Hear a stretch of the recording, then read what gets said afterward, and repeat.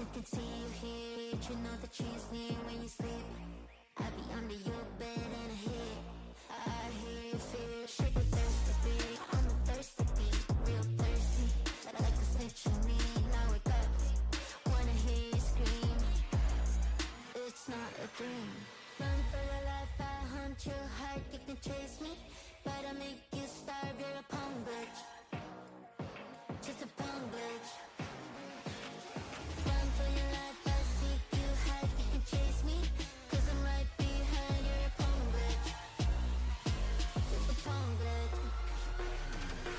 Run for your life, run for your life, run for your life, run for your life, you're a punk bitch. Just a punk bitch. Run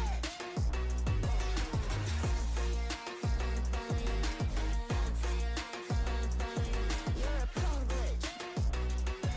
Just a punk bitch. Shoot me, you can't afford it. I am the pilot, you're just a tourist. I threw a decoy in our valley, and if we stand here a while, so don't panic. No, I better than dancing was said, but if you say to get into heaven, just be yourself and you end up in hell. Do as I say and I might break the spell. Run for your life, I hunt your heart, you can chase me, but I make you starve, you're a punk bitch. Just a punk bitch. Run for your life, I'll seek you hide, you can chase me, cause I'm right behind, you're a punk bitch. Just a punk bitch. Run for your life, run for your life, run for your life, run for your life, you're a punk bitch. Just a punk bitch. Run for your life, run for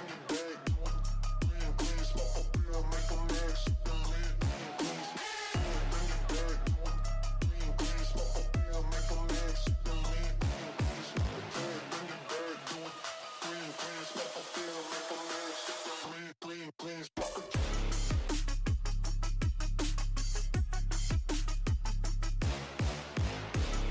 life,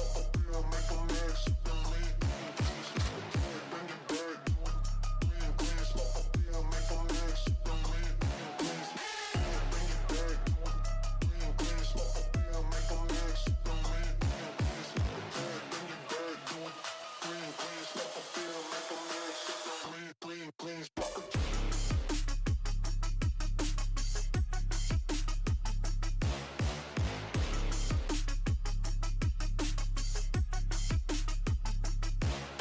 life, you're a punk bitch. Just a punk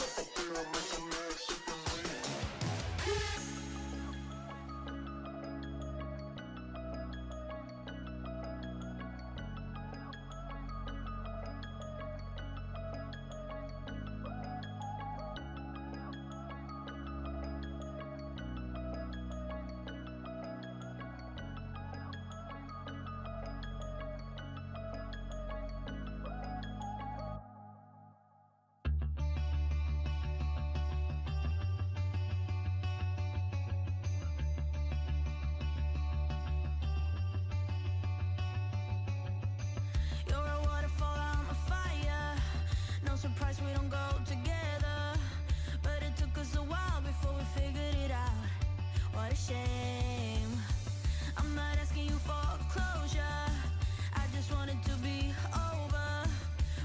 to break up if we were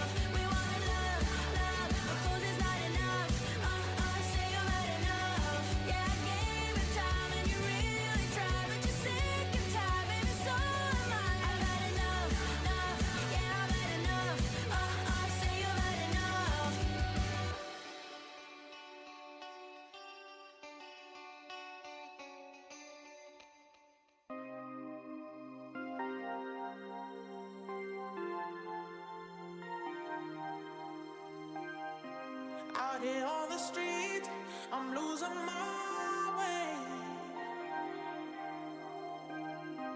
You've gotten to me, and that's my mistake. Some might say I can't get too far without seeing your face. Oh, you gave me your heart and took it away. I'm going underground, going underground. Till your loving comes around, loving comes around. Going underground, going underground. 'Cause your love is not around anymore. Going underground, underground, underground, underground, underground, yeah. Going underground, underground, underground, underground, yeah.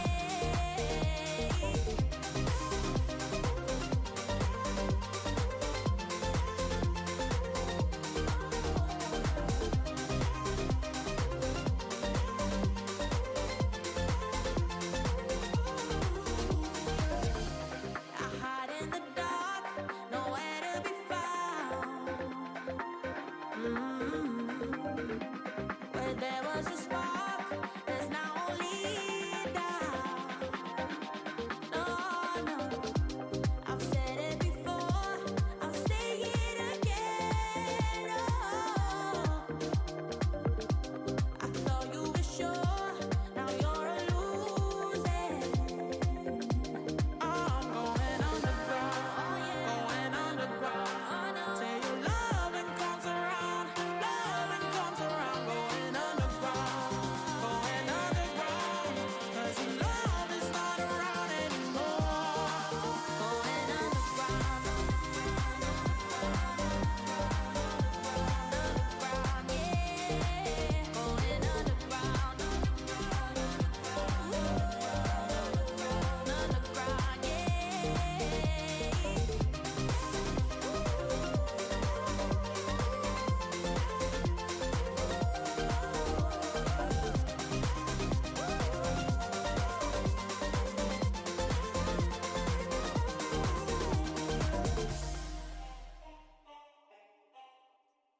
Hot like 100. Hello, hello, hello, hello. Loading, loading, straight with the lyrics like I'm bowling, bowling. Keep pushing on, keep rolling, rolling. Didn't wanna listen, but I told him one more time. Your favorite MCs, bronze or silver. These raps here are golden, golden. Cards on the table, there's no folding. Spit bars at the club, zoning, zoning. TikTok come to London, get ripped off. Man get pissed off when I start lift off. Sweet like flavors, cookie and biscuit. Front here, yeah, the bars I get ripped off. Picked up my song, yo, every time I tripped up. Little petty turned the big rock. Me and my G's do everything mix up. Full circle, that everybody linked up. That's irrelevant, memory like an elephant. Keep it hard, but you know that it's elegant. Get mad, but always benevolent. Always moving up, just leveling. Constantly telling them rhyming, riddling. Cycle through these streets, I'm pedaling. Hibernating and boom, she's back again. Oh, cause a little fire on the track again. Turn the music up, vibe like an icon. Icon, icon, yeah. If you want buff, we can go psycho. Psycho, psycho. Head to head, bout to bout, turn a mic on. Mic on, mic on. Turn the music up, vibe like an icon. Icon, icon.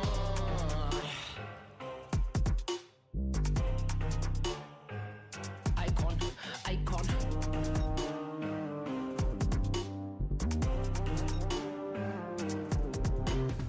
Yeah, it's clear, it's evident. Yeah, I don't mind, I'll do it for the hell of it. Yeah, elevate bars, I regulate. Yeah, UK wheel up the tune, just meditate. If it didn't get it by 9, then it kinda late. Man thinks he's a bad man, but it's kinda bait. Live every day like it's my last. Celebrate, mind on the task, we calibrate.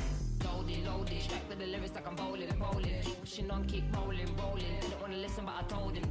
One more time, your favorite MCs, bronze or silver. Too bad these vibes here are golden. Cards on the table, there's no folding. Spit bars at the club, zoning, zoning. That's irrelevant, memory like an elephant. Keep it hard, but you know that it's elegant. Get mad, but always benevolent. Always moving up, just leveling. Constantly telling them rhyming, riddling. Cycle through these streets, I'm pedaling. Hibernating them, boom, she's back again. Oh, cause the little fire in the track again. Turn the music on, vibe like an icon.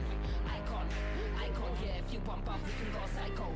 Psycho, psycho. Head to head, bar to bar, turn the mic on. Mic on, mic on. Turn the music up, vibe like an icon.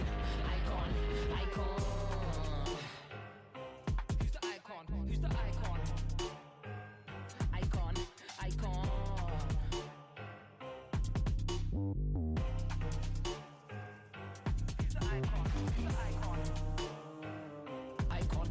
icon.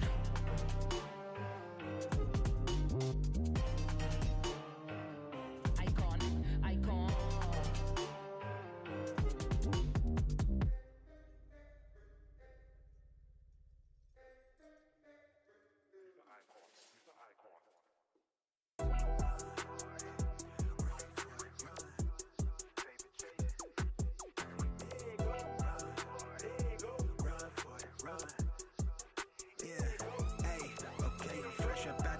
Sign my deal, I pay my dues, affiliated to this paper. I need freedom from my family line. Draw my life design up like fine art. I'm jumping off just an unfamiliar coordinate. Topped off the porch like I can touch the sky. Red is not one trillip. The ism talk the water out your faucet. Look at me flossing, I'm so wavy I can change the tide. My intuition sense the hatred in your ways. You imitated, forging lines, claim meaning means that's just to justify. Yeah, right. West side, born maritime. Creole baby, my bloodline. My love's clouded, my thoughts crowded. Say all I see is these dollar signs. Finna make a play and that sign delay. On mamas, I testify. Run for it, run for it, run. I'm out here paper chasing, looking for the funds. Run for it, run for it, run. I'm out here paper chasing, looking for the funds. Run for it, run for it, run. I'm out here paper chasing, looking for the funds. Run for it, run for it, run. I'm out here paper chasing, looking for the funds. Game recognized game. I'm from the Bay, okay, I'm versatile and my slang was different. I'm lane switching with the same people that I came up in this thing with. My head swivel, I'm homebound. Got a target back on my backside. The cat peeling with the cast iron. Better run for it, run before I catch you. Pick it out, ball it, block it. Trying to stop my blessing. Gamble with your life. Don't bet it, don't bet it. They can't stop my blessing. You do best not to test it. Yeah, you right. Real all in my blood supply. Take it ball up top finna make a play. I cast a lob like I'm Jalen, baby. No co-signer, no co-pilot. They pen pals, my flow designer. My brain signal out of range with it. My palm mission is a dollar sign. If I say it twice, then I meant it right. My brain signal out of range with it. My palm mission is a dollar sign. You know, co-signer, no co-pilot. They pen pals, my flow designer. My brain signal out of range with it. My palm mission is a dollar sign. Run for it, run for it, run. I'm out here paper chasing, looking for the funds. Run for it, run for it, run. I'm out here paper chasing, looking for the funds. Run for it, run for it, run. I'm out here paper chasing, looking for the funds. Run for it, run for it, run. I'm out here paper chasing, looking for the funds.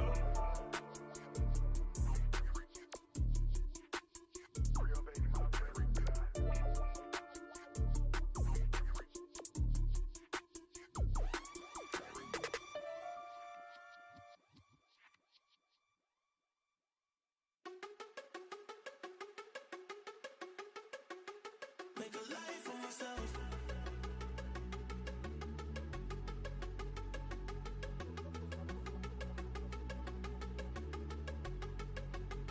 Make a life for myself.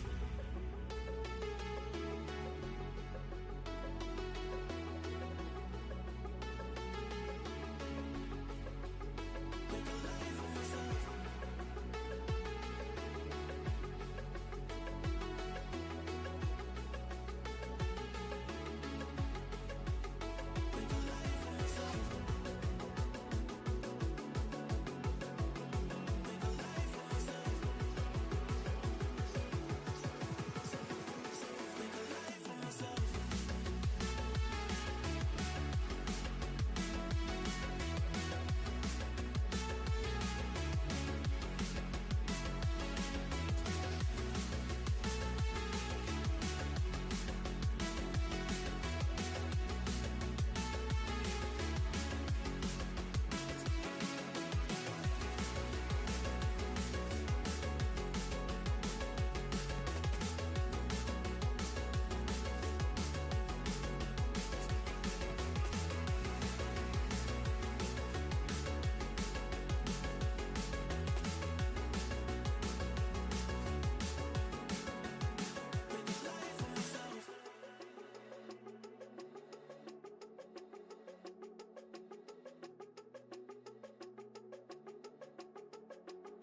Make a life for myself.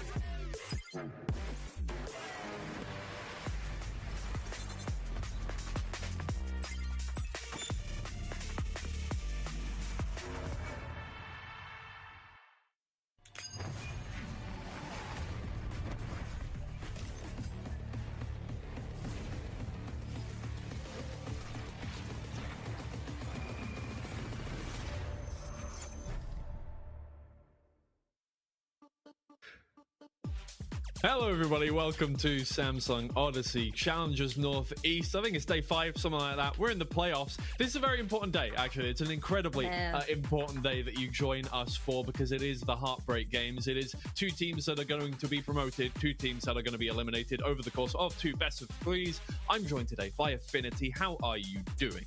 I'm doing good. Thanks, last minute step in for me here. But I'm super excited and lovely to finally be on the mic with you. I spoke to Echo a little bit and they said, you know, oh, they're great. They like to have a little bit more of a joke than me. And I was like, oh, we are in for a wild time today.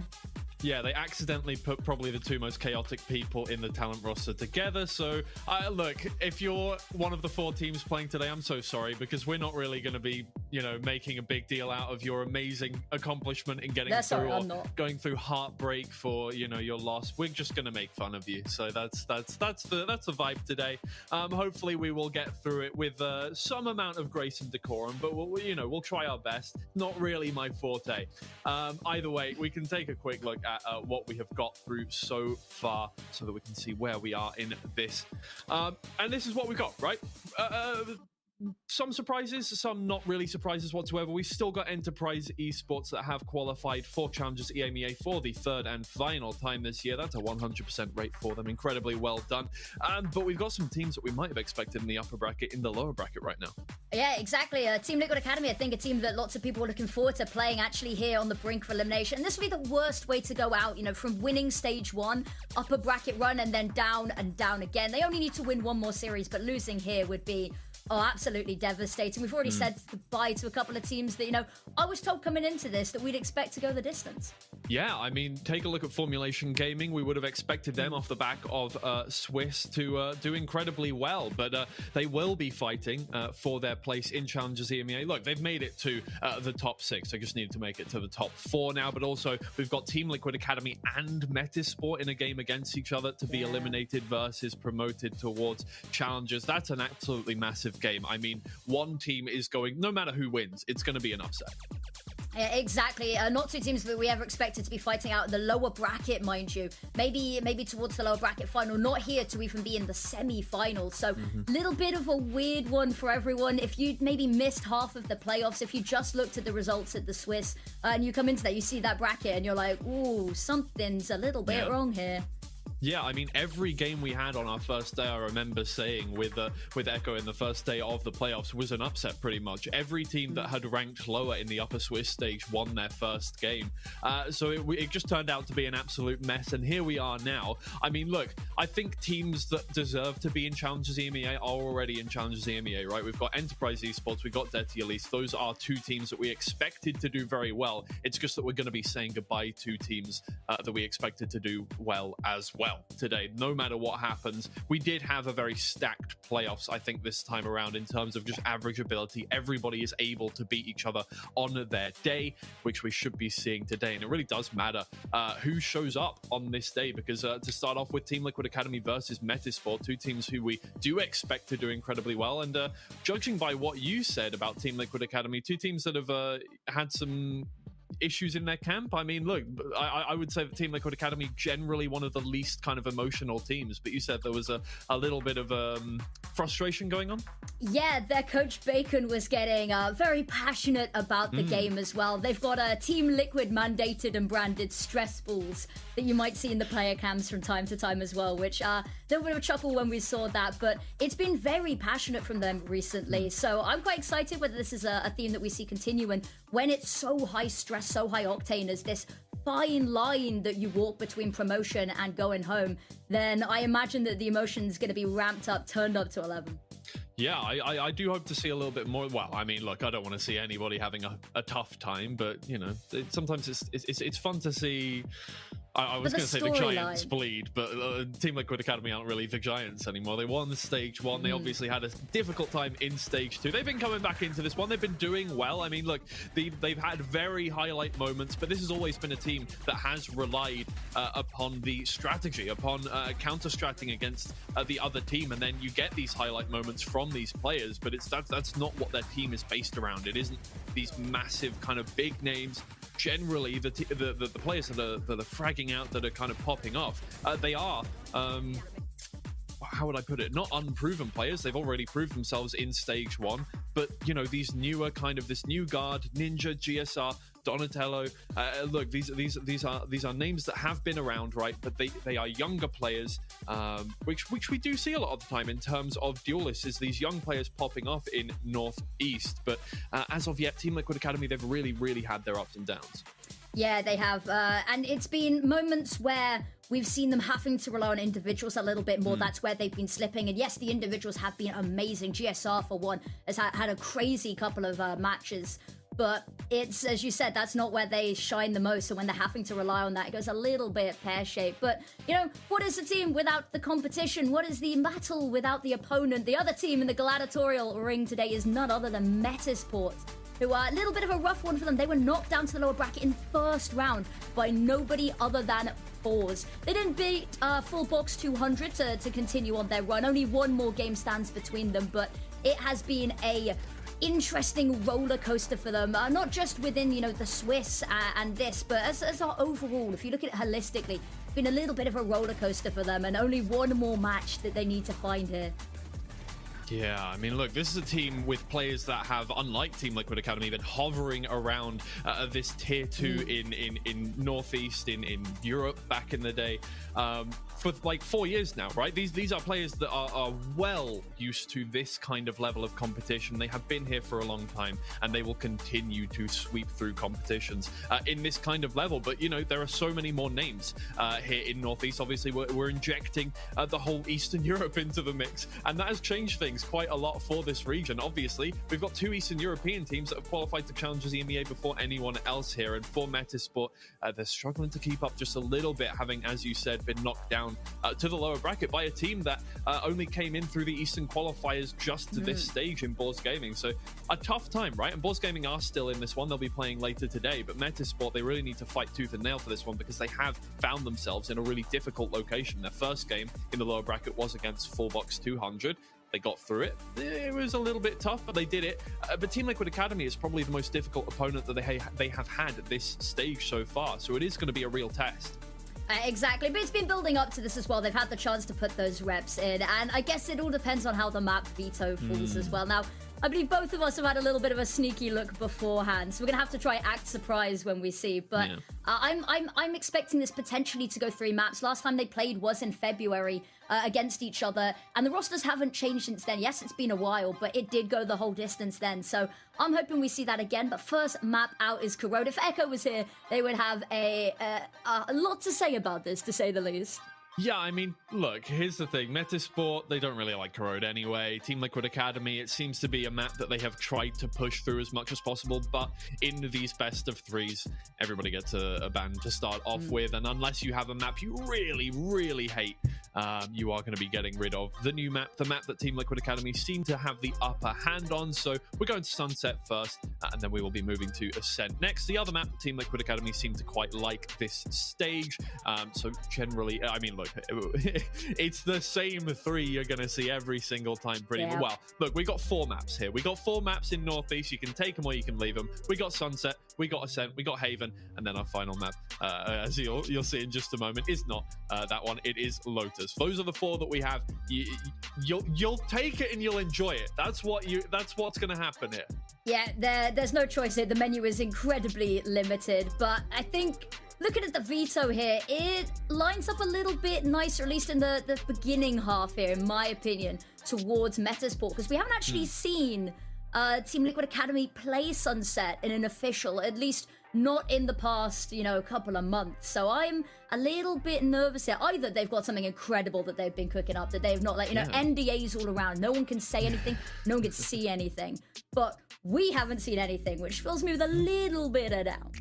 Yeah, I mean, look, Team Liquid Academy are a team that, that they're well drilled. They obviously scrim quite a lot, and they have played every map pretty much at least once this stage, apart from, as you say, Sunset. So I would assume that they have something prepared for it. They seem to for every map. But yeah, Metasport, probably the favorites going into that one. Who would have guessed? They picked the map, they're the favorites going into it. But yeah, I do think very likely that we do go to 3 maps on this one. So I do hope that everything stays as chill as possible in the Team Team Liquid Academy camp. Obviously, it was a pretty excruciating loss versus Enterprise Esports. These are two teams that have been contending against each other the whole year in terms of looking for Challengers EMEA slots, and losing that closely, 3 rounds to 2 rounds in the second map is really, really tough. You're not going to be happy going through that one. You would have liked to have taken it to 3 maps, but even so, it would have been a slog. It would have been difficult to get through.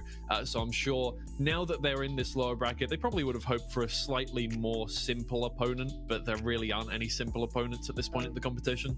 No, that whole playoffs bracket has been a nightmare. You get knocked down to the lower bracket, like, maybe a little bit of an easier run. We had a bit of an upset loss against us. But no, there has been no reprise for either of these teams the whole time. Enterprise, of course, going forward, the darlings I've been told of this region. So a loss to them, it's upsetting. It's not the end of the world. But, if you're Metasport, maybe you're quite happy about this. Team Liquid Academy, from everyone we've spoken to, seems to be the team that everybody wants to play. Not that they're scared about playing them. They just like, we want to play them. And I think it's because they want to beat them. But it's Metasport have been the lucky ones to be able to win the matchup lottery here, I guess. Yeah, I think, look, here's what we see so far is the Team Liquid Academy are, that's a little bit different from them, from the last time we saw them play. Obviously, it was a long time ago. Obviously, they're going to have changes coming on through with new metas and all of that. But that's a cooked comp. We got Vice and we got Waylay in there. So that'll be interesting, at the very least, to watch. But yes, Team Liquid Academy, they're a team with, obviously, the trophy, right? They have won Stage 1, and yet they look a little bit weak. So they're not scary to come up against in the same way that Enterprise Esports would be scary to come up against, the incumbent champions of the whole of EMEA Tier 2. They are a team that, is definitely a rung on the ladder that you want to get done, and yet they're a little bit weakened. So this is the right time to play them if you want to play them and if you want to get that win under your belt. So Metasport, this is prime time to prove that they are better than one of the teams that came through in the earliest stages of 2025. But Team Liquid Academy, they're not going to go down without a fight. So I hope you are ready for a brilliant matchup here. I wouldn't be surprised if it goes to 3 maps. For some reason, I also wouldn't be surprised if it went to 2 maps for either team, really. I think Metasport, in my mind, they need to win out Sunset to take this to 3, given their track record on Ascent and given the track record we've seen from the side of Team Liquid Academy on Ascent. If they can win out Sunset, I think absolutely going 3 maps. If Team Liquid can win this out, I'm going to err on the side of caution, maybe say they can get it done in 2, but we've not seen them. They're running a very similar comp to what we see on Ascent, so it's not too unfamiliar, but have a look and see what they can bring to this new unknown map to them. Yeah, I would say comfort comp, but comfort isn't really Team Liquid Academy's thing. They don't tend to just stick to certain agents, right? They have a very deep pool. They try to, they built this team, right? Cupid and Bacon around players that could do what they wanted, right? These are 2 analysts from Tier 1 that have built a team around them.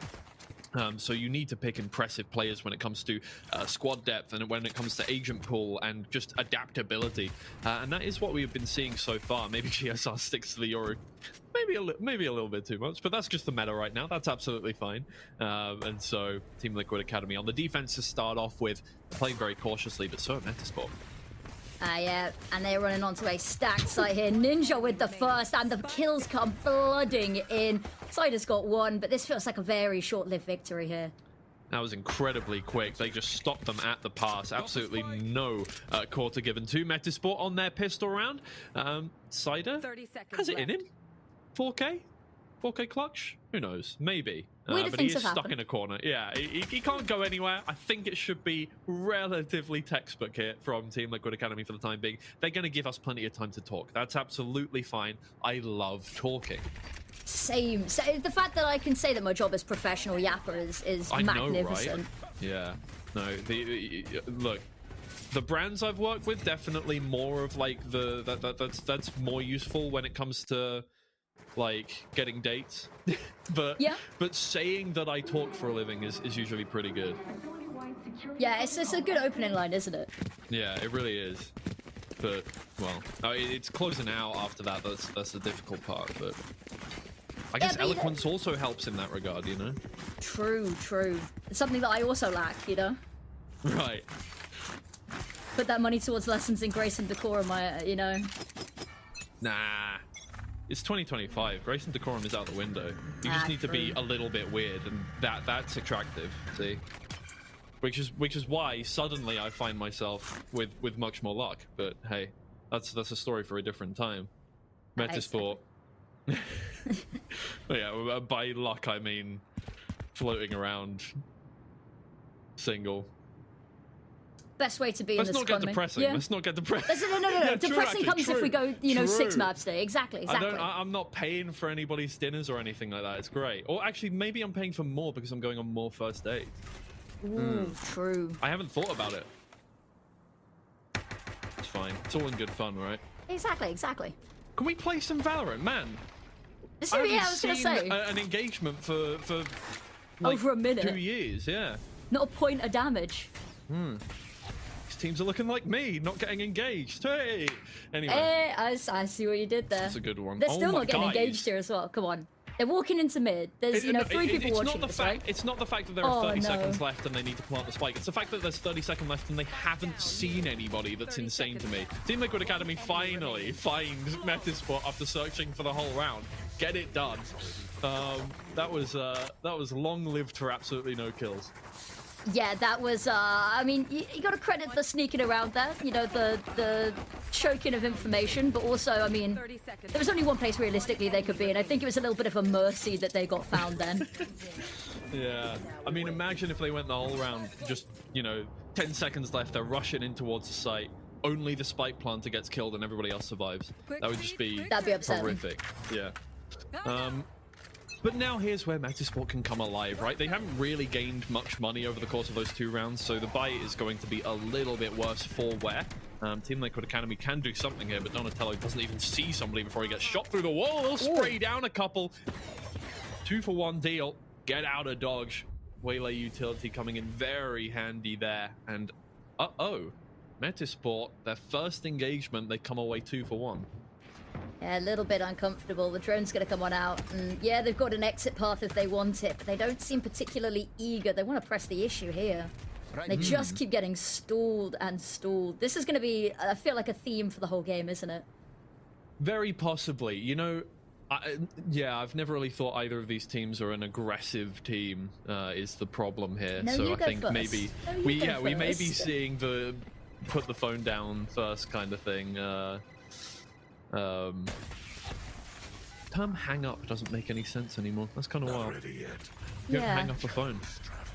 And then another smoke goes out. Surely they've just got to push this one at some point. You just got to go for it at some point, guys. You have the better guns. Go for... Oh, no. The amount of damage done by Ninja without seeing anybody. Oh, that is not a good round for Metasport. Only 2 kills comes of that. Angrist only finds that kill as well because out of utility, out of bullets and having to reload there when he finds the pick. Bacon does not look happy today. He doesn't want to be in the lower bracket. Like that's textbook. He should be very happy about winning 3 rounds in a row in such dominant fashion. He's just like, yeah, okay. Saving the energy for later in the series. Saving the energy for when he needs to shout at his team, apparently. Bacon, I thought better of you. I'm liking the Bucky coming out from Juicer here. Bucky's on Neons are a match made in heaven. Oh, go on. Yes! It's immaculate. It's so perfect. My lord. Barrel in the face. Keeper holding it down now. Pretty much on his lonesome. Do they know, however, that Donatello is lying in wait deep inside of elbow here? No, they do not. He'll take down 1. Oh no, Keeper actually took that kill. Donatello does not get the ult point for that one. And brings it to a 3v4. Metasport finding their form on an eco round.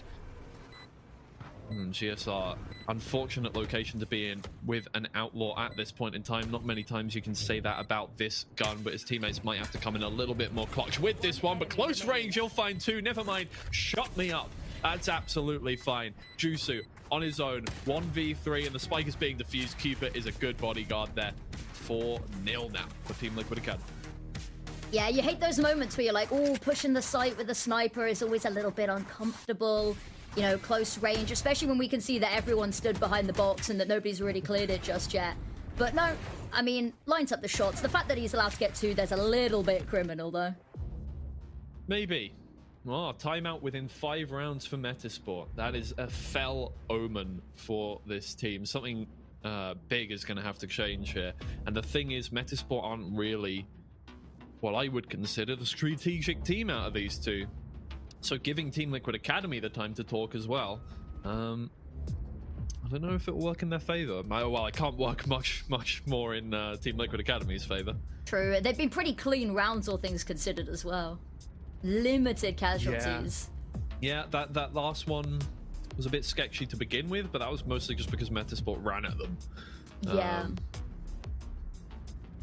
I think I like the idea of trying to take a timeout early. Because, you know, you said you don't see them as the strategic team, but I think even if it's just, all right, okay, we've got to figure something out just to break this little bit of a rut that we're in. And they've got a couple of ults almost online here. You know, just a little bit of a mental boom to get the momentum rolling. Should help. Ults coming up. Full rifles to go. It seems like they've had more luck with Sheriffs and Buckies for the time being. GSR's got the op out, though. That's a little bit scary. Yeah, he is going to be holding down angles of that one, and knowing GSR, he will change angle every single round. So while he is at B main this time around and won't find anything, that will probably change if he manages to keep a hold of that operator. Donatello this time is pretty stuck here, but yeah, that gap could really help him out from his teammate. GSR moves in. I mean, look, getting information. I don't think he was ever going to do anything with the operator at that range there. Maybe with the Outlaw, maybe not with the operator. Donatello gets taken out, and it is just Ninja left. The spike is with him, but he has to defuse it. That's the problem now. Players on all sides, and Anguis comes around from behind. Metasport, their timeout manages to get them their first round. And why is Anguis horizontal? That's a very good question. I think that only he will be able to answer there. Yeah. But I like it. I'd like the getting onto site a little bit pacier, because we've seen them, a lot of the rounds we've seen them just procrastinate on taking any engagement. Juice on this map, usually on the defense side, has got this amazing just ability to be aggressive at the start of the round and pull back very quickly, and yields them so many opening picks. Struggles a little bit more on this attacker side, but I'm liking the, you know, run in, just find an opening pick, don't leave it to chance, and try psych them out when realistically it's a bit of a double-edged sword on that one. But oh, come on, the op this time, surely we see some action. That might be all the action we see, as GSR is found out, uses one of his shots to take that one out, and you're not going to re-peek after taking out the cam there. All 5 Metasport players line up like a SWAT to move in towards site here. Team Liquid Academy playing it very safe. Rexton is just looking around the corner, trying to gain information, and the owl drone there, that's 2 players that you know, Sova and Cypher, but that'll definitely confirm the push. Oh, the Vice wall goes up and it cuts Jusu off from the rest of the team. Now is the time to get this one done if you can, but he's moved in towards Market. He's not letting himself get taken down. He's going to try and find something here with the knife out. What are you doing, Ninja? Gets taken out, but GSR and Donatello are able to bring things back in their favor. They haven't yet got the spike down. They're going to have to fight tooth and nail for every single centimeter of this site. Anguis with the first, and the ult comes out to try and find out where these players are. Trades are good for Anguis. Metasport find their next. It was a tough fight, but they got it done. I got a little bit worried there when that single Vice wall shut down seemingly the whole execute. You know, the Rolling Thunder goes out and they can't really follow in through it and behind it. But no, they just come on through. We talked about just sometimes you need to take those gunfights, and Anguis is going absolutely ham at the moment. Having a good time of it. This is generally, I think, the way things shake out when your duelists are getting shut down, is that you know, you lose a couple of players at the start of the round, and your Sentinel has to come in clutch at the end, just as Anguis did that.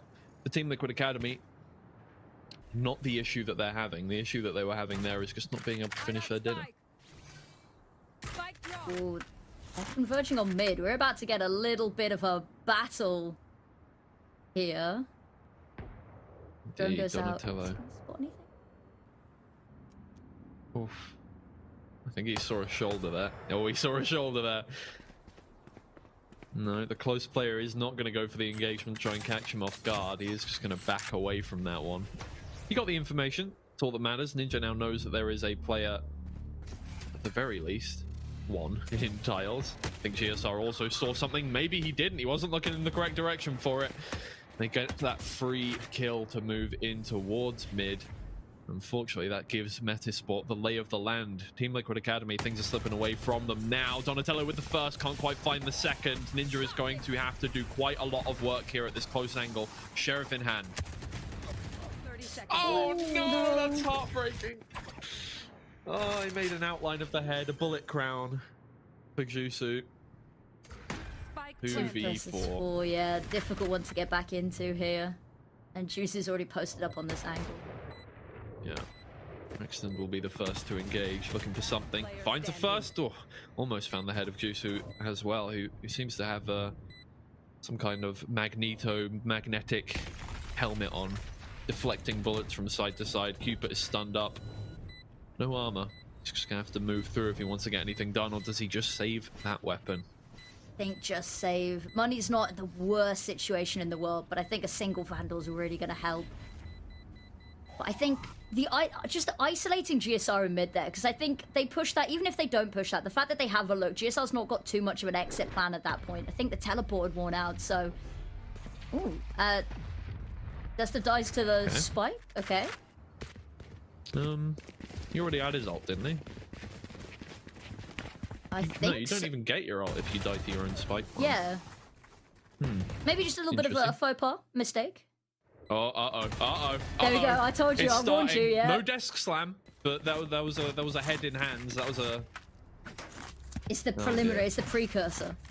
Yeah, it is the precursor. Team Liquid, wrangle your man. I see you there.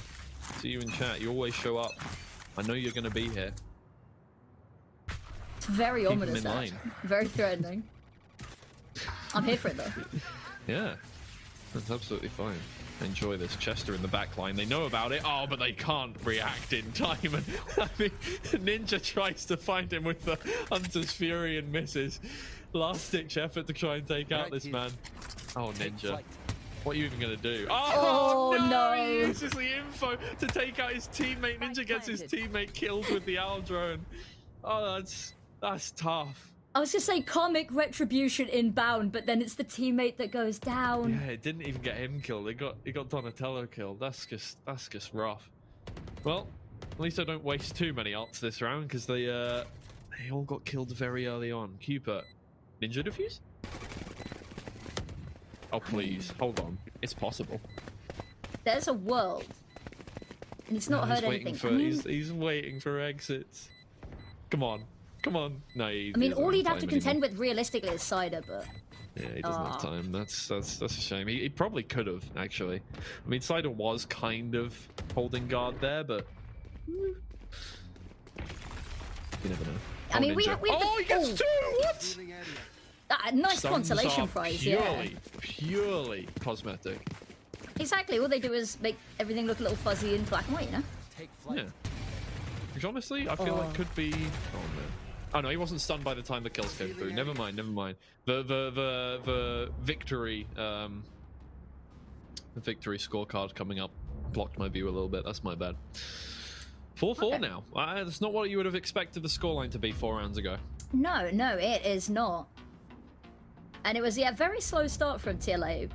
Sorry, very good start from TLA. It's slowed down a lot now.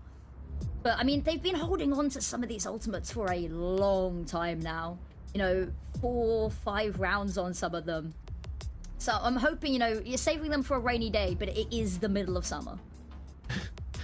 Yeah. Well, to be fair, yesterday, or no, it was the day before last, it was. Whoa. It was a thunderstorm and everything. So you never know. You never know. Today, I don't know about everyone else on the production team, but on the sunny south coast of England, it is absolutely not looking like rain. I'm in the Midlands and it's sunshine, but I mean, it's overcast as always. The whole place is just grey. Yeah, well, that is the Midlands for you. Same old, yeah. Yeah. Whereas I've got the it's the place where it least snows in the UK. Ah. Average of half a day per year of snow in Southampton. Half a day? How do they calculate half a day? Is it rounded up? I think it's 1 day every 2 years, but you want to, keep it nice and Nice and round. 1 day every 2 years doesn't quite sound as smooth as half a day a year. No, no. Okay. And who measures stuff in 2 years? I can't think that far ahead. No, I can't think 2 days ahead. What happened 2 rounds ago? That's the real question. Oh wow. No, I got nothing for you. Wow. Oh, we've got our letters in the bottom. We've got Count just northeast in the bottom there. Ooh. Those would be incredibly weird keybinds to have as the players, I think. Yeah. Kind of all over the keyboard, but hey. Oh my lord. That's a fight. Ninja will find one through the smoke. They're just going to flash their way out, try and get more. Yeah, that's good. Team Liquid Academy back in the driver's seat. All it took was a little cool down time out there. A little warning word from Bacon. Wonder what the punishment is for losing this game and getting knocked out before getting into Chun to CMEA. Yeah, I think that round, a little bit of a switch up from TLA. They actually chose to be a bit more, you know, aggressive and proactive on hunting for information. The wall had been triggered, so they go, we might as well have a look, because we know at least somebody's hanging around here, and they have to at least get that equalizing kill. So yeah, we like that, taking the fight to them. Good way to deal with Metasport sort of hanging around a lot, choosing to try to be pacifists in a shooting game. Maybe not the best idea, but hey. Metasport have built up the bank, so they're not too worried about that loss, but they would like to right the ship a little bit. You don't want an 8-4 half at the very least. No. Very cautious once again. We had a couple of exciting rounds, and then we're back to this. They're toying with us, aren't they? You know, we've had, you know, really round streaks. It's very consistent, isn't it? It really is. Usu manages to get a stun there, but Donatello is bodyguarding GSR there, making sure nothing too wrong happens. The ult won't come to anything in the end, but Ninja now having to hold down Market by himself. There's one. He doesn't see Chester up top, but that recon dart will definitely do the work. Find out there are more players. Steel Garden levels the playing field. I think we're stuck on site. Nobody's even peeking him. Chinook just desperately wants to fight, and no one's going to give it, because they're all just hanging on to this site. I mean, GSR's heard absolutely nothing. You've had Donatello having a look in mid, so they know it's got to be right here and right now. Yeah, just don't let them plant the spike. That's really the crux of the matter here, and they did not. All that matters, 6-4 now. Team Liquid Academy have managed to get themselves to that 6 line after a few tough rounds, but they've really expended quite a few ults, and Metasport have 3, very close to 4 now. Aesthetically, I really think Metasport needs to win the next 2, so we've had 4-4-2-2. Yeah, I Make like the that. timeline look even. I do like an aesthetic timeline. That's a good idea, to be fair. Do it for the plot. Do it for the aesthetic. Go on. Go on. It's not like you're, you know. Chances EMEA is on the line, you know, nothing serious. Yeah, probably for Team Liquid Academy, you know, roster shuffles after the end of the year. Yeah, I won't curse it. I like some of those players. I don't really want them to get dropped. Everyone is here, but and these rosters haven't changed in a while. Maybe shouldn't be preying on their downfall like that. It's all good. He's stuck in a corner. He's going to get taken out. Just about gets traded out in the end. Donatello and Cupid, another 2 left standing. Cupid not really tending to be a clutch player. Usually a mid-rounder. He gets taken out. Donatello gets taken out. Metasport are back in things. It took them a second to warm up, but they're definitely on level pegging with Team Liquid Academy now. We might just get that 4-4-2-2. We might. Which, considering we've not seen, you know, Team Liquid Academy on this map, you know, all things considered, it's looked pretty good for a team that hasn't had the opportunity to have the same level of reps and officials. And they've got a lot of ultimates online here. Like the Hunter's Fury last time from Ninja was a little bit frantic, a little bit wild. So this time I'm hoping steady the hand a bit first. Name of the game. Oh my lord, where is GSR going? He's on a journey. He's gathered so much information. I mean, they know it's on the A side, but Metasport going on a nice scenic tour back through their own spawn to try and make that information worthless. But at the very least, they know that towards their spawn side. I mean, really, nothing gained from that ult, unfortunately, in the end. Yeah, it's all very outdated information now. They've just not really cared too much for mid either. They've just let Metasport have a little bit of a party in mid this map. Mid party, when your party just isn't really very good. Every game I've ever played. Nice. You know what? If that's every game, maybe you should look inwards a bit. Yeah, there's a common denominator in this. Yeah. I have self-reflected.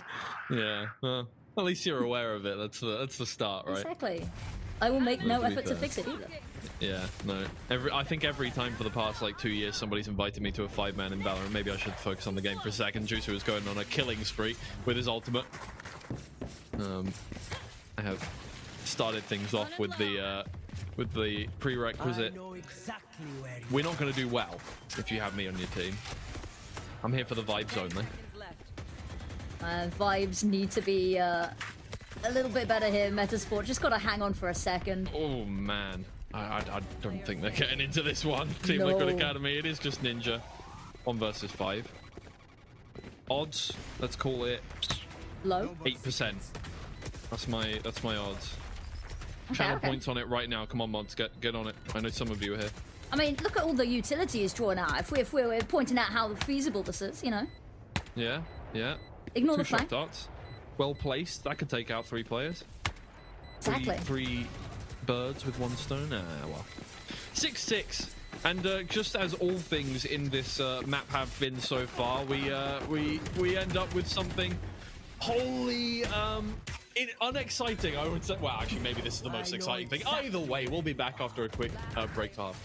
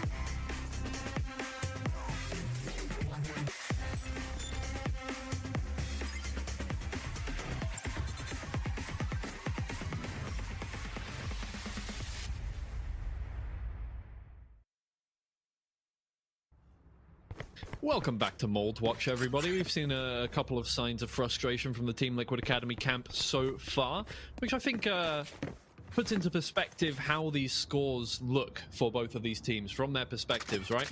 6 rounds for Team Liquid Academy, and they seem upset about that. Metasport seem okay with having 6 rounds, so I would say that Team Liquid Academy consider themselves the favorites here. It hasn't shaken out that way so far. No, it hasn't. A pistol round would be the nice little bit of a difference maker, but they've been playing a game of cat and mouse with the momentum this whole time. One way comes up. Anguis isn't going to find anything with it, and Chester will put up his own smoke to try and make things a little more difficult. They're going to move through. I mean, I don't know what Chester is looking at there. I cannot lie. 1,000-yard stare in the middle of the round, but Jusu is taken out. Maybe connection issues. I have no idea what happened there, or if he was just he thought he was further in the smoke than he was. Yeah. Oh no, well, okay, you know what? He wasn't standing there the whole time. That's just a silhouette. That's the silhouette. That's my bad. He's got golf clubs. He's a golf player. I've recently started taking golf lessons. Very Tory Okay. of me, I know. I'm sorry. No, it's okay. I mean, I'm a crazy golf enjoyer. Not so much the regular Fair golf, enough. but crazy golf. No, I show up to the golf course in my like trans flag colored laces shoes with my, you know. Do you just go for the buggies? I would go golfing just for the buggies. I think, yeah, because you need to get like good enough to the point where a club will let you have them. So I think, yeah, if I get to a certain level, then yeah, that is the main goal, is to blow up and then act like I don't know nobody. Arr, arr, arr, arr, arr. Oh, I'm so glad I'm with somebody that understands these references. Rest in peace, Wine. Man, we'll miss you. I mean, honestly, actually, okay, hot take. TikTok's better. It's better than I think it's it ever got was. better variety. Yeah, look, we've cultivated a completely different environment on it, but I enjoy it, right? We've got less of that, less of the millennial humor, more of the Zoomer humor, and that's my bag. That's my bag. Exactly. Oh, Donatello. He has the high ground. It's over. I hate you! Shouts Juicy. You are my Fortunately, brother. he has not lost his legs. He is not going to be forced into a like weird mask that makes him breathe like he's. I saw something about that the other day. So you know how there's no wind in space, right? Sure. That means that whenever Darth Vader arrives and his cape's billowing in the wind, he's doing that manually. Yeah, he's pushing for it the vibe. backwards himself. He's aura farming. That's fine. Before aura farming was ever a thing. Now this round will go the way that you expect it to. Don't worry, you're not missing anything. We're making jokes. It's fine. Team Liquid Academy win their round. Metasport do not manage to get what they want out of it, but that's absolutely fine. They will manage to buy up into this one. Now they need to get it done. Although, hey, look, I said that about the third round in the first half, and they still managed to make it 6-6 in the end. So maybe it doesn't matter. Exactly. Maybe, you know, this is a lesson in free will versus predetermination of everything in the universe, you know? The illusion of free will. No more charges. It is. Well, I don't know what my opinion on that is, honestly. It's gonna go 13-13 and 14-14, and we're gonna be here forever. Well, yeah, but that's just the script writers of Northeast. That's they'll have their True. field day. They love that. They love a little bit of that. Well, Keeks goes up, but Team Liquid are already on site, so that doesn't really come to anything. Anguis gets well round the corner. You're gonna give them the site. Okay, rating their retakes then. Spike planted. Okay, 5 versus 5, you know, backup actors, backup dancers, you know, that's good. 1 True. versus 1 for the opening jewel, you know, keeping it even, keeping the stakes high. Brilliant stun from Juicy. He'll get that kill. 3 versus 4, and all of the Team Liquid Academy players are in the same postcode at this point, but Ninja finds the first with the Guardian. He's very low on health, though. He's going to get taken out in the end. They're really whittling down the time here at the very least, Team Liquid Academy, but it does not come to anything. He just had to hold on for another 10 seconds and it would have been fine, but Metasport get it done in time. Team A. Solid, you know what, solid retake, I'll give it 7 out of 10. 7 out of Could have 10. been a little closer for the drama, Yeah. but you know, they lasted with 3 players left alive. Sets up for a sequel. Are you a letterboxed person? I am not. Well, there you go. That's back to Bacon's usual kind of reactions to things. I was like, yeah, nothing aggressive there. Does he know we're scrutinizing his every like facial expression at this point? I believe the compilation of player cam Yeah. replay clips was sent to Well, there you go. him. You've opened yourself up to it. That's what we say. You signed up for the competition. That means You that gotta we have a get good personality. to say what we want about you. Obviously, that's how it works. I mean, yeah. Kind of is. I'm not Yeah, going it to is say actually, anything yeah. bad about him. I like him, so. Not that I would say anything bad about somebody I didn't like on, but whatever. It's fine. It's whatever. Right, Team Liquid Academy on site once again. Waylay out. We'll find some good space. GSR gets the first kill, and once again Metasport line up for the retake. Yeah, they're not being given any room to set up beyond the site, though, so they are just going to have to stick here and bunker down and fight. Bit scrappy. Chinook, mate, unfortunately, holding and waiting the angle is only going to work if you're defending something. You've got to take back this space. Really hopeful with that small sliver. I don't think Team Liquid Academy want to move at all, but GSR is going to be forced out of the corner. That is a weird interaction with all of the stuns. Yeah. We got a box there. Oh my god, Donatello. He's holding down that corner like his life depends on it. It does. Cider has to leave. Yeah, you back away. You've just watched your whole team be melted in front of you. You don't want to test that. No. Oh, but Donatello is on the hunt. He's already done the hard work. Will he get his fourth? No. No. Well. They got the round. You know what? Well earned. Cider's definitely earned keeping that Vandal. Yeah. You know what? I'm trying to force through an in-between a stroke. Cider with a meal or something like that. But Cider with the carvery. Nah. I'm not going to find it. Maybe tomorrow. It'll come to you the moment the series is over. Yeah, We'll go to the break and you'll be like, does. I had it. Yeah. Need the lull farms, the keck farms. I'm just not on it today, apparently. I had one the other day, a player called Gollum, and I was like, I just can't find the joke. I can't find it. Yeah, it hurts sometimes because you know the problem is you can't just make a low effort one because you know everybody under the sun's already done that. So you need to come up with something novel, which is very difficult. Exactly. With such low hanging fruit. I had one a while ago, and I was really upset that it fell so flat because I genuinely think it was my greatest work, and I peaked and I can't go back. Yeah. And it was a team called Monty, and they got a 3K with a grenade over on CS2. Free card, yeah, okay. And I called it the Monty Python Holy Hand Grenade because it was a grenade that killed 3 people, and nobody got it. And I was like, I'm wasted. I'm wasted. I think 3-card Monty would have gone better there, but you know, True, that's actually. just me. That's just me. 3-kill Monty. 3-kill Monty. Oof. And we know that the CS players probably love their card games. True. Considering the sponsors. Anyway, Oh. plants from Team Liquid Academy. Once again, they have got full control of site. They're very happy about things. Maybe the attacking side is just more their game here on this map. We didn't know what Sunset would look like for them.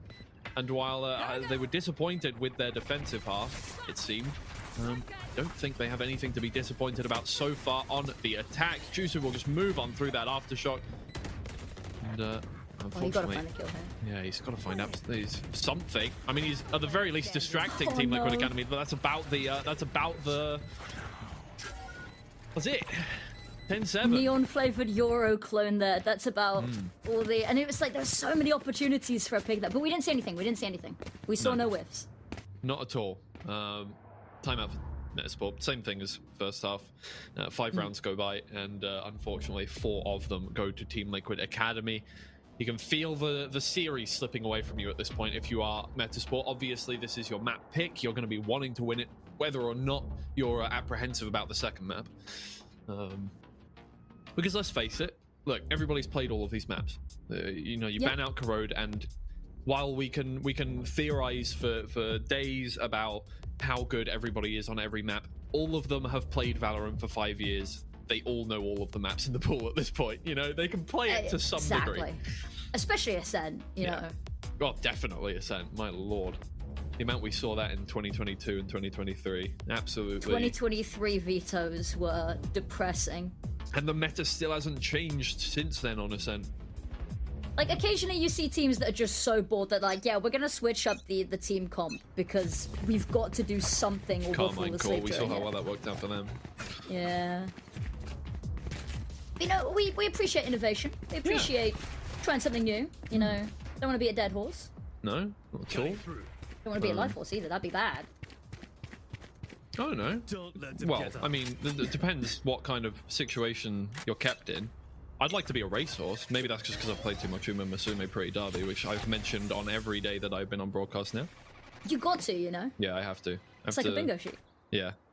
I have to. Look, here's the thing.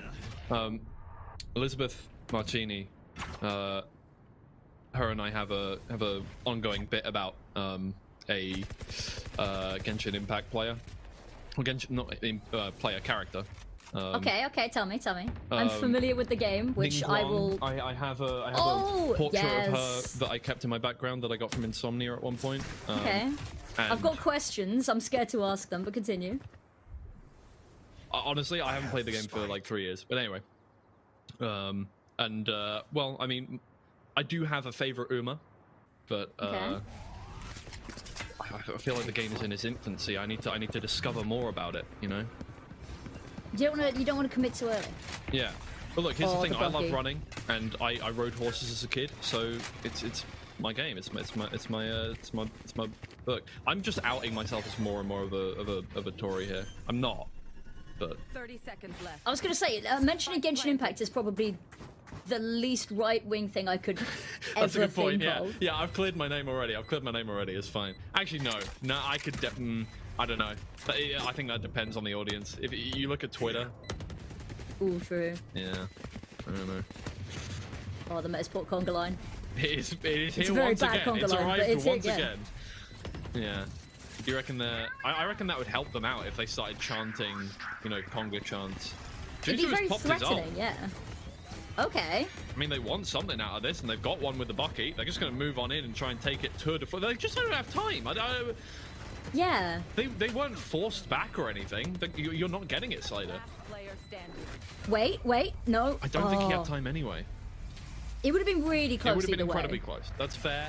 Look, man, I just think that was a misplay by Metasport. Jutsu pops his ult there. I was going to say, Like, I get they that had it the is Bucky it's and an nothing eco else. support ult, but still. Yeah, it was. They were still trying to execute very late. Very late. There Bacon we go, thought that there was we getting go. diffused. He thought that was getting diffused. He saw a world Yeah, and he didn't like it. yeah. Doctor Strange. He just looked through all of the. You know what? Actually, he looks a little bit like Benedict Cumberbatch, a tiny bit. He A could tiny bit, be I can see in it. the Valorant universe. He could be Doctor Strange. If anyone was smart. going to be. Yeah, I think it makes sense. Spike I know. down mid. What? Okay, in this lobby, who would be each? I don't even watch Marvel movies. I don't know why I'm. I haven't watched a lot of Marvel movies, but I played a bit of Marvel Rivals, which Okay, well makes that me would help. Yeah. not qualified, but I'm going to pretend. I don't know. But then, you know, it's do you base it off of looks or do you base it off of personality? Yeah. Play style, that kind of thing. Don't know. I know I'd have to take a good look at everybody's faces before I could. To make a proper judgment. That's not Yeah. something you can do lightly, you know? No, exactly. I don't want to. I don't want to give anyone the title of Black Widow and then, you know, boost their ego like that. You know, it's not. If Juicer wins this out... Oh, he you know- does as well. He does as well. Ah, you tempted fate. I did. That's a good round. I'll take that. They Yeah. needed it. With the shorty, mind you. Yeah. I've been saying this, shotgun supremacy. I believe that the Judge is the best weapon in the game. Wow. Judge. Judge is out of meta right now as well. Everybody's using the bucket. It's never out of meta in my heart. That's true. That's true. If you just force it through, it'll work. Exactly. You know, if I say it enough times, someone will believe me, you know? Mm-hmm. Ooh. On the plus side, they're not being passive this time. Give them credit there. No, they are not. That is difficult. Different, sorry. Different word, what I was looking for there. Spike down Uh-oh, A. spike down in a... Oh no. That's not the spike GSR, mate. He dropped it. He fake flashed them. The smoke fading was a paid actor as well. Oh no. He fake flashed in Valorant. I've never seen that before. Oh man. Dropped his Sometimes sheriff on the the ground. genius is almost Yeah, beyond baffling. It's almost comprehension. perfect. Yeah. Oh, Rexton, what can you do? I mean, look, Steel Garden here we go kind of hard. I'm not gonna lie. Run it. Run it. It would be crazy. I mean, you potentially only got, you know... Finding. Oh! Ooh. Shot. Alright. Spike gained. Pick up that operator, win 1v2 with the operator. Ah. Cider manages to get it done. You could see a world where Rexton got that one. But there's been a severe lack of clutches today. Yeah, which is quite upsetting, you know. Both of these teams, we've seen some amazing clutches, and today... What is that? I can read his lips. What is that? I wonder what he was referring to when he said that there. Surely the spike, fake flash. Yeah, I think it might be Jump. the fake flash, yeah. We'll have to get confirmation from Prod on when they grabbed that from, but I would assume that was the play from GSR. Oh dear. When you're hearing what is that from your coach? Oof. It was the play from GSR. We've had it confirmed. Yeah. Okay. Thank you very much. Ouch. Maybe it's best if GSR doesn't know that Bacon said what is that to his play. Maybe he knows exactly what everybody is going to be saying to that. Yeah, outsmart yourself. It happens to the best of us, you know. Yeah. Oh, Team Liquid Academy for the first time really has been sent packing. They've had a really nice start to the half, and it's just kind of once again dwindled, right? Like it did in the first half. Yeah, it's lost a little bit of steam. Yeah.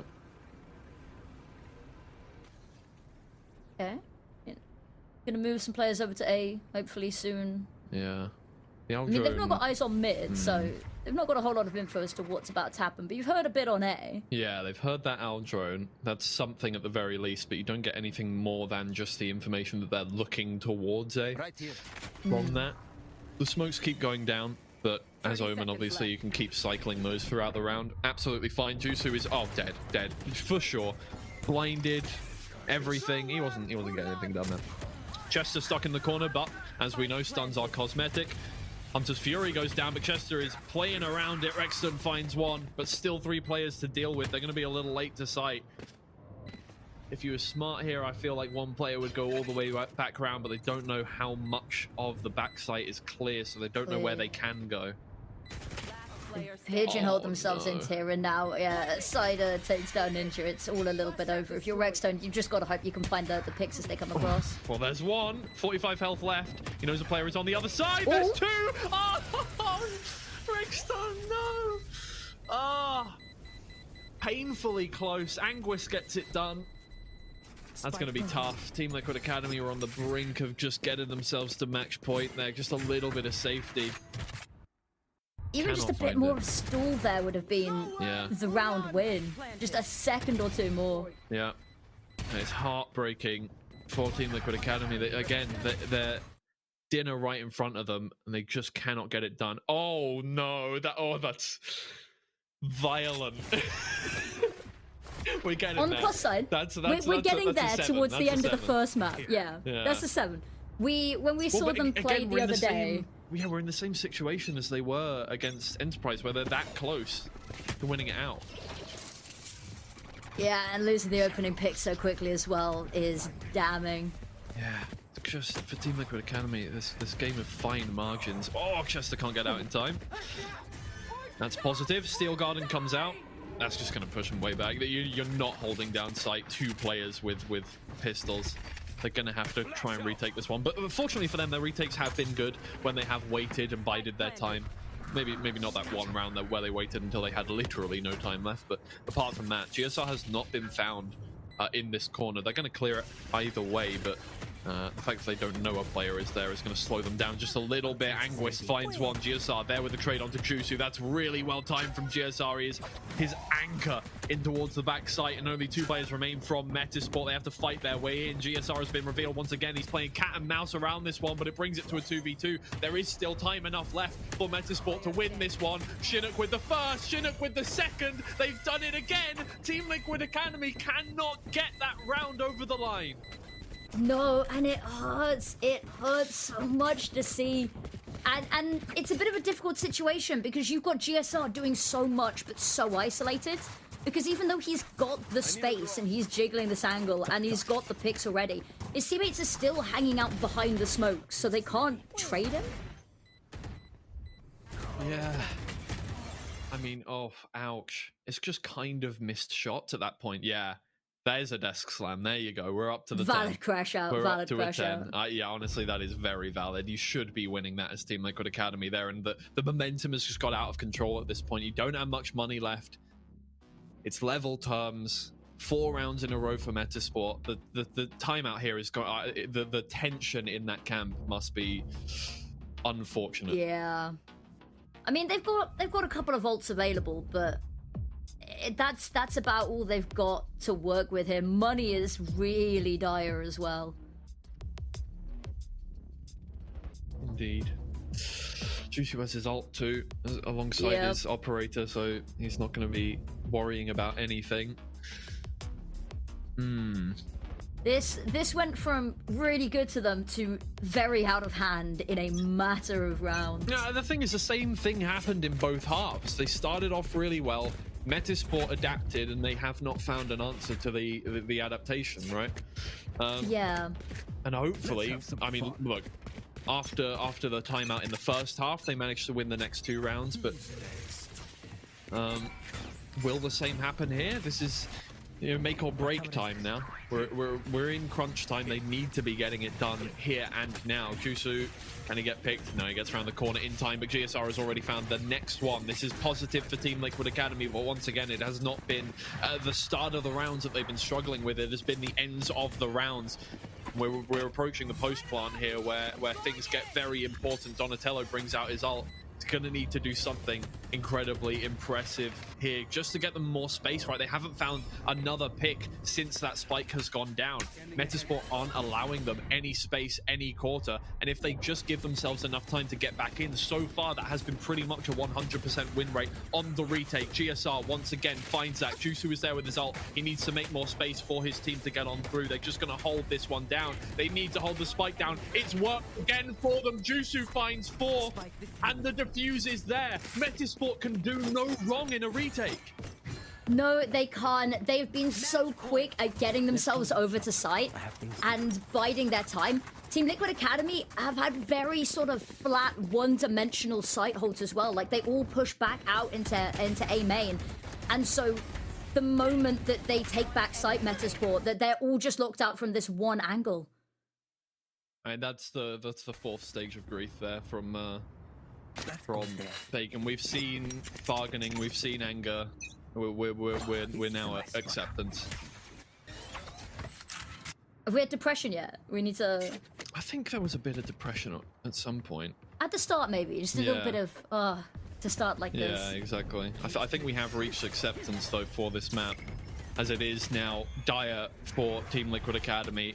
A Bucky is all that Cupid can afford in this round.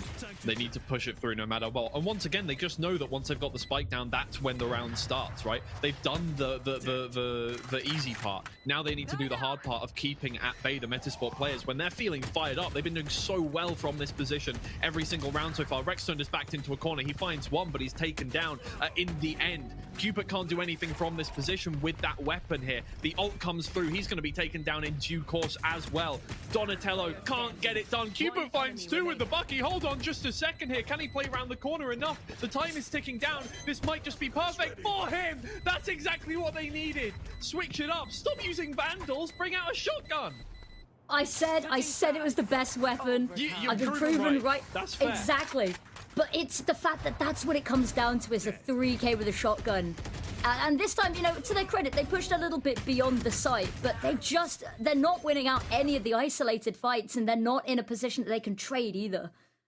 Vindication. Vindication. Yep. It's exactly what they needed. Bacon knows it. Team Liquid Academy, they know it. 3 players over a 20k here, and they still are in this position, right?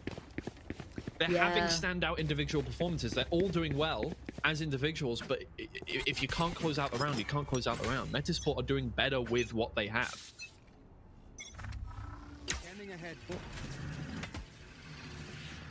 Okay. There's Port going mid. Not too surprising there.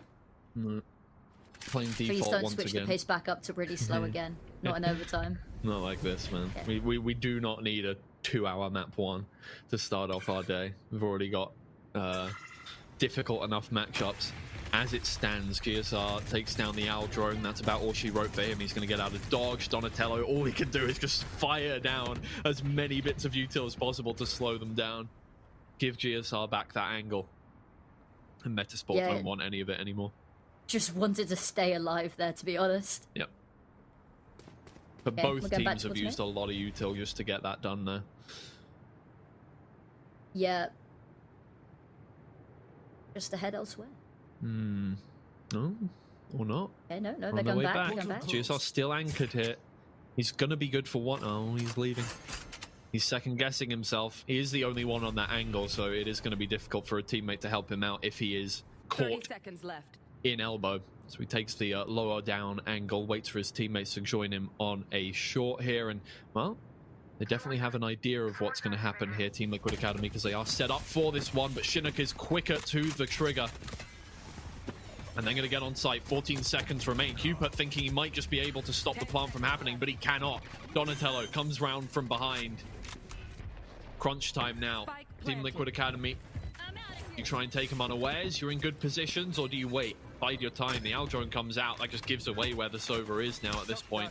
Two players coming around from behind, and this is good positioning from Metasport. They've boxed themselves into elbow in a position where they really needed to that. Wexstone can't find his shot. Team Liquid Academy is still falling apart from you. You got yourself to overtime, but you still need to get the rounds. And Ninja, last one here. This spike is planted so heavily in enemy territory.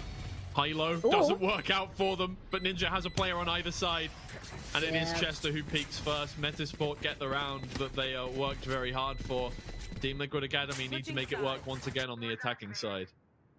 Yeah, and the issue is there that you don't have anybody with smokes to cover that elbow position, right? If you can smoke that off, then they're in a little bit of trouble here, but no, just beautiful setup from them.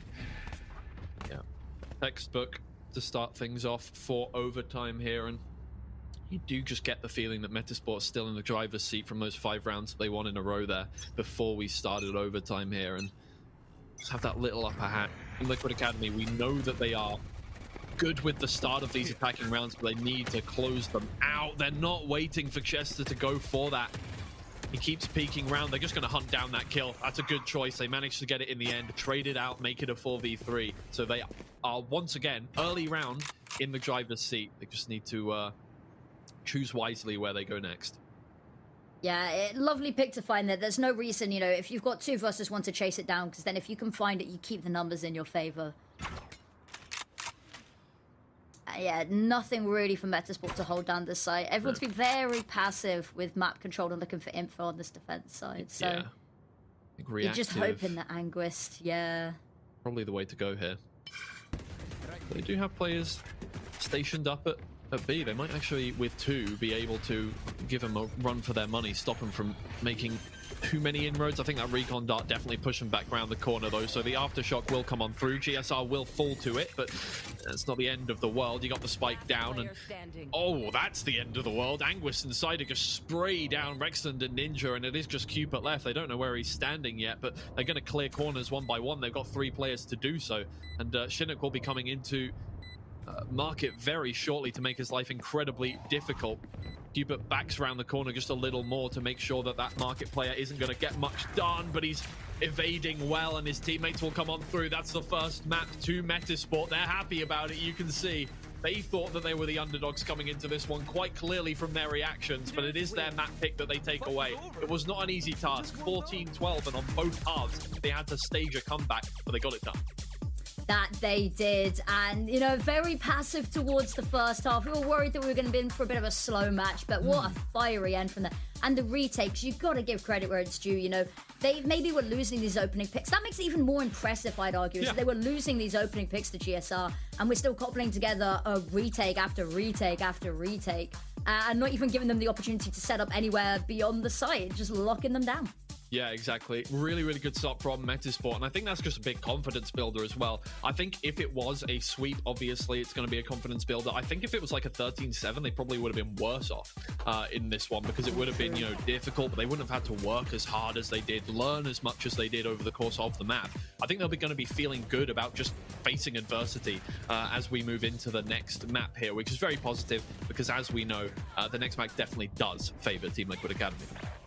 Yeah, it does. We said that it was likely to be on a 3rd map the whole time. And to be honest, whilst it's a loss, I'm quite pleasantly surprised from our first time seeing Team Liquid Academy on Sunset. When you have a team that you don't really know a whole lot about coming into this, it can be quite difficult. We didn't even really know what team comp that they were going to sort of roll with here. But the fact that, yeah, it's a loss, but it's very close. You take it to that overtime. It is more than good enough. And here we are. GSR, look at those opening kill stats.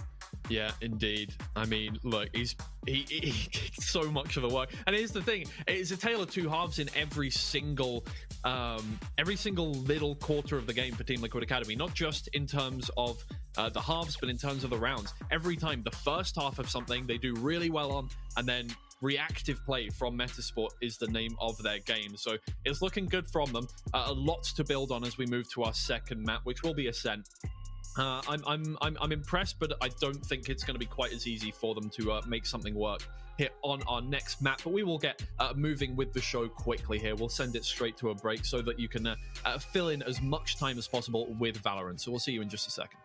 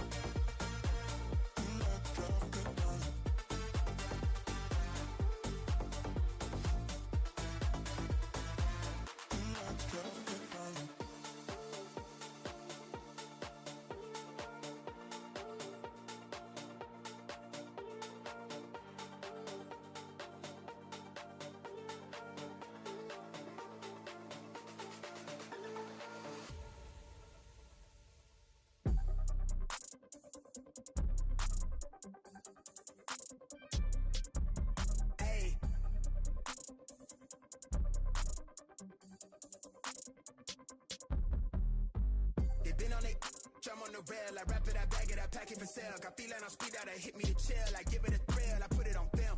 If I get applaud, that ain't real. Come to my section and flex, we can tell. I got a show and she dipping them nails. I'm flipping my L's, I know they can tell. Hello everybody, welcome back to Samsung Odyssey Challengers Northeast Day 5. We are once again getting started with the final elimination games and the final Challengers EMEA induction games, right? And Team Liquid Academy, we thought they had it in the bag after six brilliant rounds to start off with on Sunset, and the same thing happened in both halves. They started off incredibly well, and then Metasport just went, okay, we get it, we understand how you play now, let's bring it back. And they did, and that's heartbreaking for Team Liquid Academy because they had the hope and it got crushed. They were in fact familiar with Team Liquid Academy's game. Yeah. And but that was Sunset and a map that was Metasport's pick. So, you know, silver linings, you know, swings and roundabouts, we've got to weigh everything up. We're going on to Team Liquid Academy's pick, where they've got a little bit of a better track record, a little bit more of a track record for us to look at as well. So, you know, we said that this was likely to go 3 from the start, but if Metasport can continue just playing the game by vibes and feels alone and just being able to make those small micro adjustments to stay on top, then maybe we don't. Maybe we never get to see Lotus. It is possible. I mean, look, we've only seen this once during the playoffs from Team Liquid Academy because it was banned out immediately by Formulation Gaming. They were forced onto Corrode, which they played incredibly well on, but this time around, Corrode is the one banned out by Metasport. We saw Ascent from Team Liquid Academy last game. They played against Enterprise Esports, but they lost that one 13-10 as well. So no wins on this map during the playoffs from Team Liquid Academy. They'll be hoping to change that right here, right now. Metasport definitely going to put up a fight, though. Again, as you say, Metasport not the most comfortable on this map compared to Team Liquid Academy historically, but you never know. There might have been some adaptation. We do see a lot of adaptations during playoff stages from these teams here. I mean, I believe it was Enterprise Esports that after their game against Pixel Lumina just went, we're not playing well. We're just going to have to change some things up. In fact, they hinted that they would change a complete comp on one of the maps that they played. I can't remember exactly which one it was. I think it was Lotus in the end. They just went, we're going to change our comp. And fair enough. Maybe we're seeing the same thing here. Doesn't seem that way. Metasport going with the Ascent comp. Exactly. Team Liquid Academy sticking with what we saw last map and their usual go-to comp for this as well. They did actually switch it up fairly recently, within the past month. They were playing with Raze, Viper, and Vice. Actually, that's a lie. They switched out the Breach. They were playing with Breach instead of Vice for a little bit recently. Right. So they switched that back. So it's a bit, you know, all over the show. A little bit, you know, dabble. And, you know, if you've got that fluidity that you never know what you're going to go up against in your opponent's team comp for certain, can be a bit harder to prep for. Indeed. Both teams weaker on the attack side, it looks like, than the defensive side. So Team Liquid Academy, at the very least, are going to have a chance if they go down in this half to bring things back on their defense. And look, I mean, we know that this is a well-principled team. Generally are going to do better on a defense half where they have, you know, more opportunity to come up with retake strats and things like this. And obviously, as playing the defenders, you're able to stop people with utility a lot more often, and they've got the interesting utility to play with, right? Metasport have got, you know, the basics to get through, right? Flashes to set up the jet, everything like that. But apart from that, gonna have to force their way into this one with some fire. Pistol round not going so well to begin with, as Rexstone takes down 2 whilst being suppressed. Exactly, all of that early info, and they're still not quite ready for it. Poor Chester. Yeah. He's gonna get chased down here. Oh, he can't find the kill. Not quite in the end. Oh, GSR's coming around from behind as well. They're cooking already. This is what they needed, is just a bit of confidence starting things off. I mean, look, they started things off very similarly on the last map, so I will not I'll reserve judgment until we get later into the half here. But that's a good start, right? Not just seeing good gunplay in the pistol round, which is generally what wins you it, but a little bit of interesting strategy as GSR takes a flank position. Yeah, and unfortunately there for Chinook at the end, there's no winning that when you get spotted. The whole site's overrun, you're hiding in the smoke. There's only so many, you know, millimeters that you could be stood on. Okay. Well, how do we adapt now? Metasport starting to download the strats of Team Liquid Academy, I'm sure, as they did in the last map. Starting to figure out what the game plan is from this team. Well-timed shot from Cupid there, blinded up completely, takes the head off of Chester. And that's a bad player to lose on the defensive half on a pistol round. Those smokes will be very, very useful, especially how much they regenerate over the course of the round. So, I mean, look, you're going to have to get in close quarters. You don't want to be playing retake with 4 pistols here, so Metasport going to have to throw everything at the wall, see what sticks.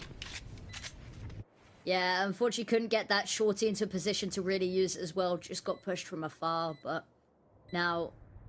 Ooh, there's a little bit of a tussle mid. Jusu does realistically need to find this kill, but even then, going to be a little bit late to the battle. He has the element of surprise. And so much time to line up his shot. He misses the first. It's okay. That's absolutely fine. Gets it done in the end.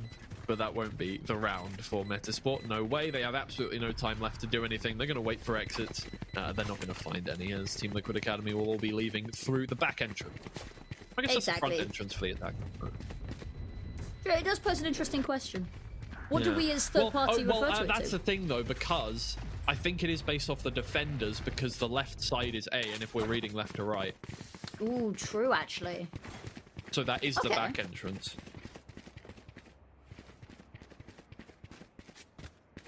It feels like it's not, because the map is more heavily weighted towards the attackers, right? Like, more of the map is on the attackers' side, but... Yeah. But then it would determine, you know, how much map control you have if we're going by how much is... Because that's only at the start of the round. That's true. How much is theirs. I just meant by So percentage of like square footage of the floor, right? Obviously, the sites themselves belong to the defenders. That's why they're defending it. Spike down A. Cannot use that. Okay. I mean, They really are just trying to punish Chester here, aren't they? it really is, yeah. Oh no. They want to take that down. Anguis is going to be lying in wait in tree. They don't clear Chester whatsoever. They'll get the trade in the end. That's good enough. But Anguis takes down GSR for getting into an awkward position to do so. That's going to be a good shot dart. Oh, yes. Oh, yes. Good stuff, Ninja. Almost said a bad word there. I'm with you. In moments like that, and unfortunately going down means that Juicy has to work alone here, and with Market Door shut, you know... Ooh. Good shot. One tap. Well, for Team Liquid Academy, it's the exact same start to the... And keeping the retake. No, they kept the retake off this time, you know? They swatted off the retake. True, it was a little more convincing this time than the start to last map, but still... Their next round, again, is predestined by the 4-0 that they started with last time, but... Yeah. The difficulty comes after the inevitable timeout from Metasport after this round. Who knows? Maybe they'll win the eco. Exactly. You know, Chester likes to go aggressive. Maybe you find the early pick, but it looks unlikely. Yeah, and being spotted out like that, you are stuck between a rock and a hard place. Back in a flash. Indeed. Good double peek. Start that off. They're taking things a lot more cautiously, I feel like, than they were on the last map, which is an adaptation from just being punished repeatedly by the opposition team. They've been drilled a little bit, I think, by Bacon after that last map. Just playing a little more respectfully of Metasport. Yeah, you can also see that Anguist's having a little bit of a look into B main just to make sure that there's nothing funny going on there, so everybody can sit pretty over on A. Get ready for the inevitable. There it is. GSR starts things off. That seems inevitable on every single round, an entry kill. He's holding on. He is inevitable. But unfortunately, all things are not equal in this server. Donatello finishes it off, and it is one-sided towards Team Liquid Academy once again. Yeah, I mean, it's against the ecos, but I'm never one of the people that harp on, you know, eco farming. I think a kill is a kill. You know, eco aces, people are like, oh, they're not real aces. No, an ace is an ace. An eco round is an eco round, you know? Yeah, I'm sorry, but if you're going to hype up all of the sheriff kills, I mean, we've seen the amount of rounds that have been ecoed. Like, you take a look at any Game Changers game, you win more eco rounds. So, like, so obviously, you're still playing on an eco round. There's still just as much risk to the team with the full arsenal. Now, if we've learned anything from this series, what happens now is a 4-round Metasport lead. Yeah. Sorry, 4-round Metasport comeback. Yeah. To even up the scoreboard. Yeah. And then then we get after the timeout that, from Team Liquid Academy Team Liquid, after those 4. Then they get We're not 2. beating the script allegations, are we? No, we're really not. They were not inventive today. Nobody showed up to work. We got ChatGPT on that. It was like, pull a file, pick anyone out, you know, from the backlog of scripts. Yeah. Oh dear. Can't help but feel like, despite how really good this is for Team Liquid Academy, based off last map, it's a little scary. But objectively it is not. Let's not get laser focused on what happened last map here, as I'm sure Team Liquid Academy have blocked it out of their memory already. Exactly. Wipe the slate clean. Go again. You would hope Follow so. the drone through. They're gonna clear Juicy. Nope. Ooh, don't think it was looking the right way. It was not, but Donatello is ready. Juicy got a little antsy there. Ooh, Pushed on awesome through. flash. Yeah, they don't manage to find a kill off the back of it though, unfortunately. Chester is backed up all the way into lane, gets taken out, and Team Liquid Academy not looking to stop at 4 here. Rexton takes down one more. It's looking like a flawless round for them. On their side, they can spray one through the box. Will get taken down in due course here, but Chinook and Anguis, the final 2 remaining players. Money is okay for them to give this one an attempt in a 2v4, but it's going to be a difficult position to do so. Spike planted. Yeah, they've got to fight through these 2 choke points. With everybody on site, there's only 2 directions they can head in. Vice trap set up as well. Not going to be an easy time. Chinook lying in wait, and Ninja turns around the corner with his bow out. So that's 1 kill. 3 more to go. They're being methodical about it. They know they've got a good amount of time. They have seemed to be very aware of the time that they have, leaving things until the last second, both on the attacking and the defending rounds. And that's good from Anguis. Flushes out the competition. There's 2, and it is just a 1v1 to bring things back here. Can Wrexham finish this off? Obviously, the spike needs to be defused.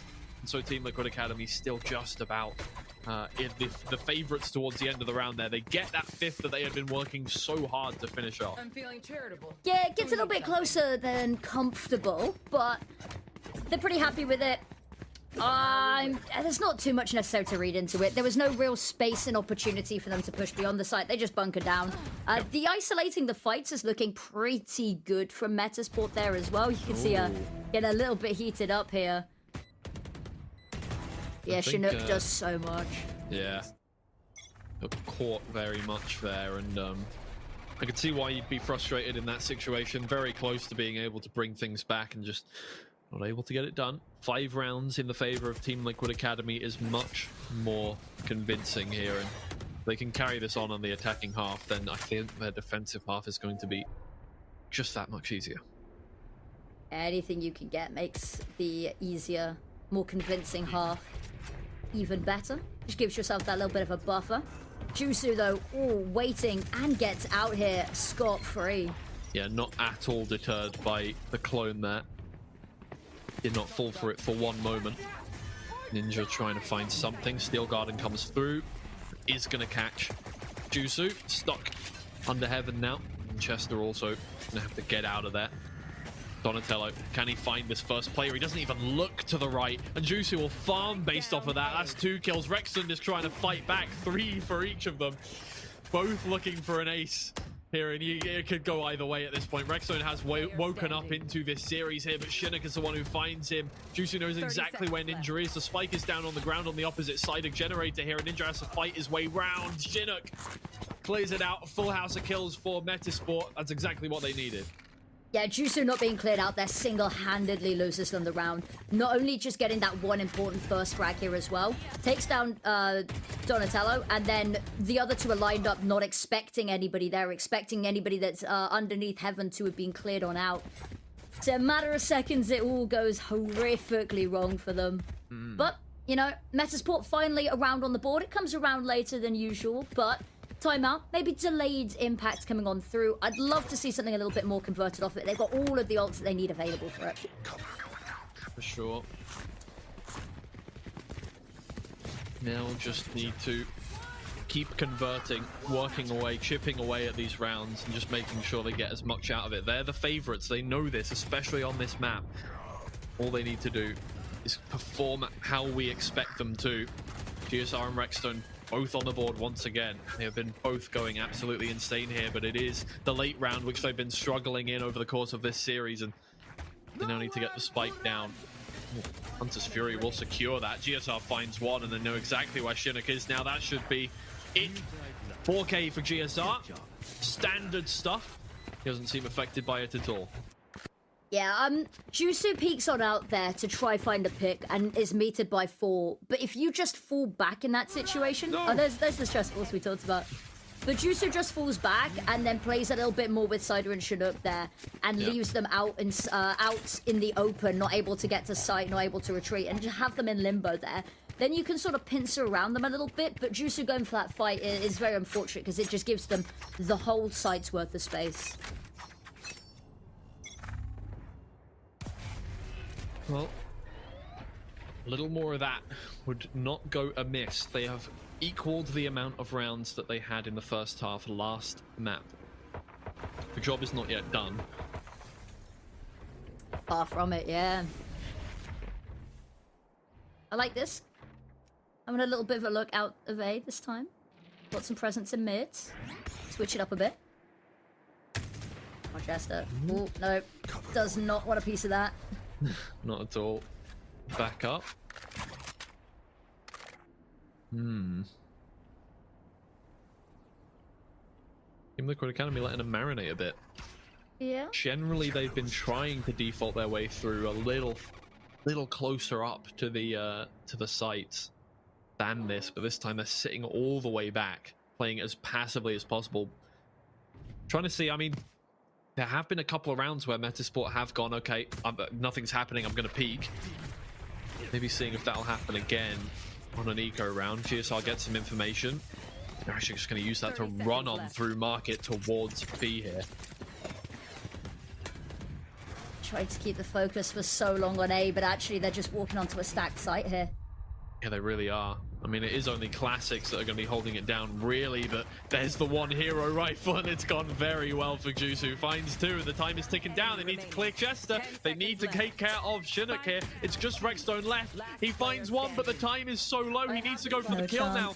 Oh, and that's Millis. Yeah, he knows. He needs to find that kill, and so close through the wall as well. Cider gets the kill. Salt in the wound. We've talked a lot. There's been a couple of rounds that we've seen teams that lose the time there, and usually it's been Metasport, but that one hurts a little bit. And it's, as you said, it's just that one hero vandal on the right player causes devastation. They lose the first player on site. That's also a retrievable weapon. Is the issue is that everyone on Team Liquid was dying in places their weapons were just instantly being scooped back up.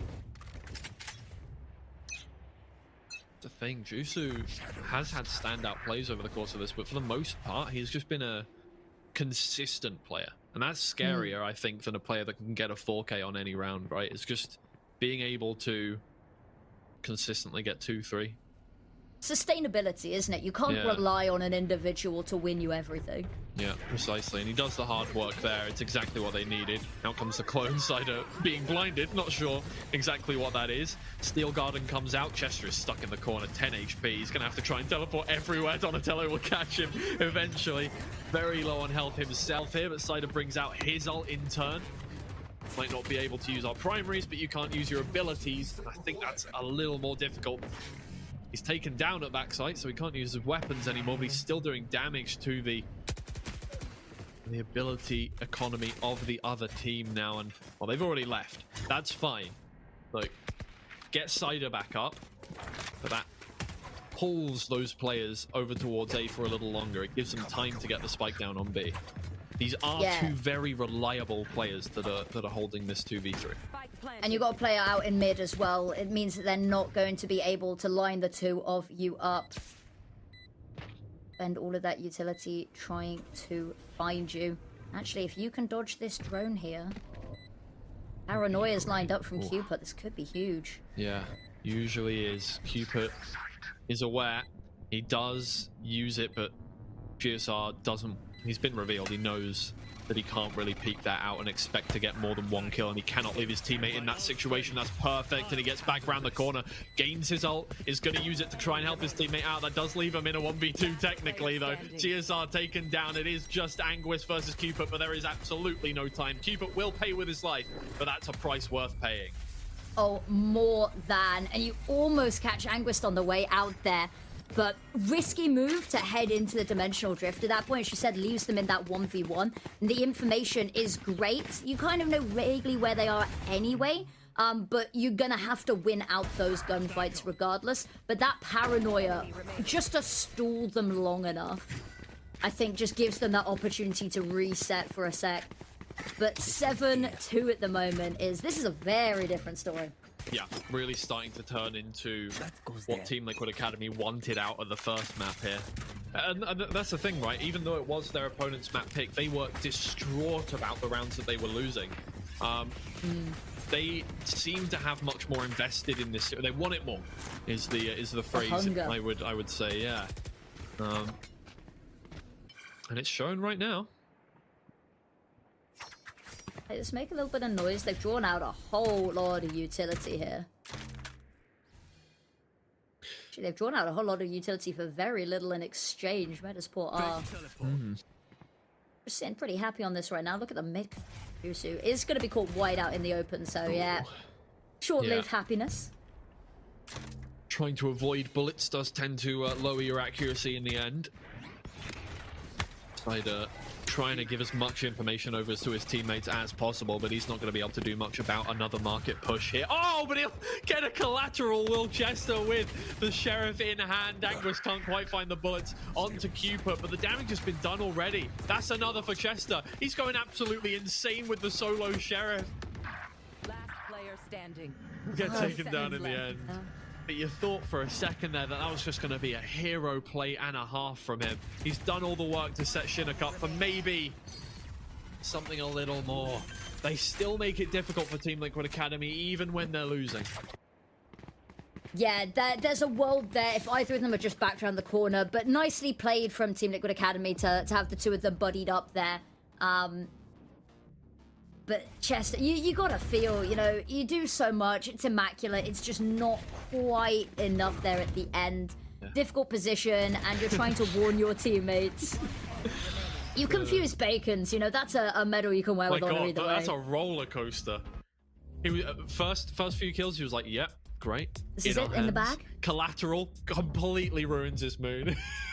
The third kill as well, you could just see the despair settle in. You're like, not this way, please. No. But that has been what it's like, I feel like, from the perspective of Team Liquid Academy over the course of this whole series. It's just been like, how are we losing these rounds, man?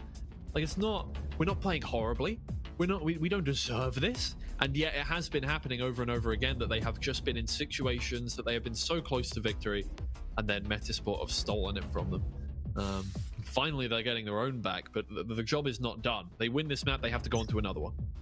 Yeah, whilst we're here, have a look at Rextone's KDA there. Woof. Spicy. Yeah. Really is. 15 and 5. Do the maths yourselves, guys. I think that's 3. Spell it out for you. You think? I'm trying to do more maths on stream to you know, exposure therapy. I've been told that you should never do maths on stream, and usually, you know, I'd agree. But I've got to work on it, you know? Yeah.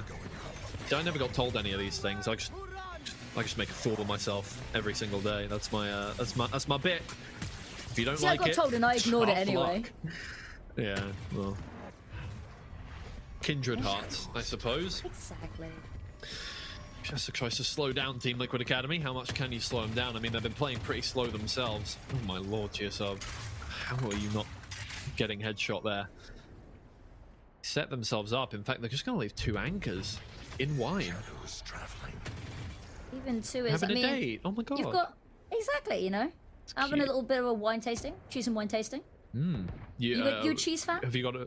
I'm not actually. I pretend that I am lactose intolerant to avoid cheese. Honestly, that's fair enough. Yeah. I'm not. My I am a actually I would say I'm a milk drinker, but I'm really not either. It's a good thing that we kept this a secret and haven't told hundreds of people watching. Yeah, no, that's great. Well, none of those people are going to be serving me food, so.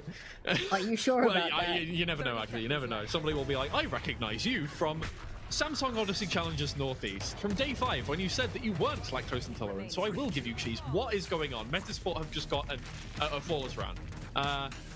That's what I get for talking candidly for 2 seconds. My bad, guys. My bad. Next time I'll keep it to myself. Nobody wants to know anything about my personal life. You were going to ask me a question and I completely cut you off there.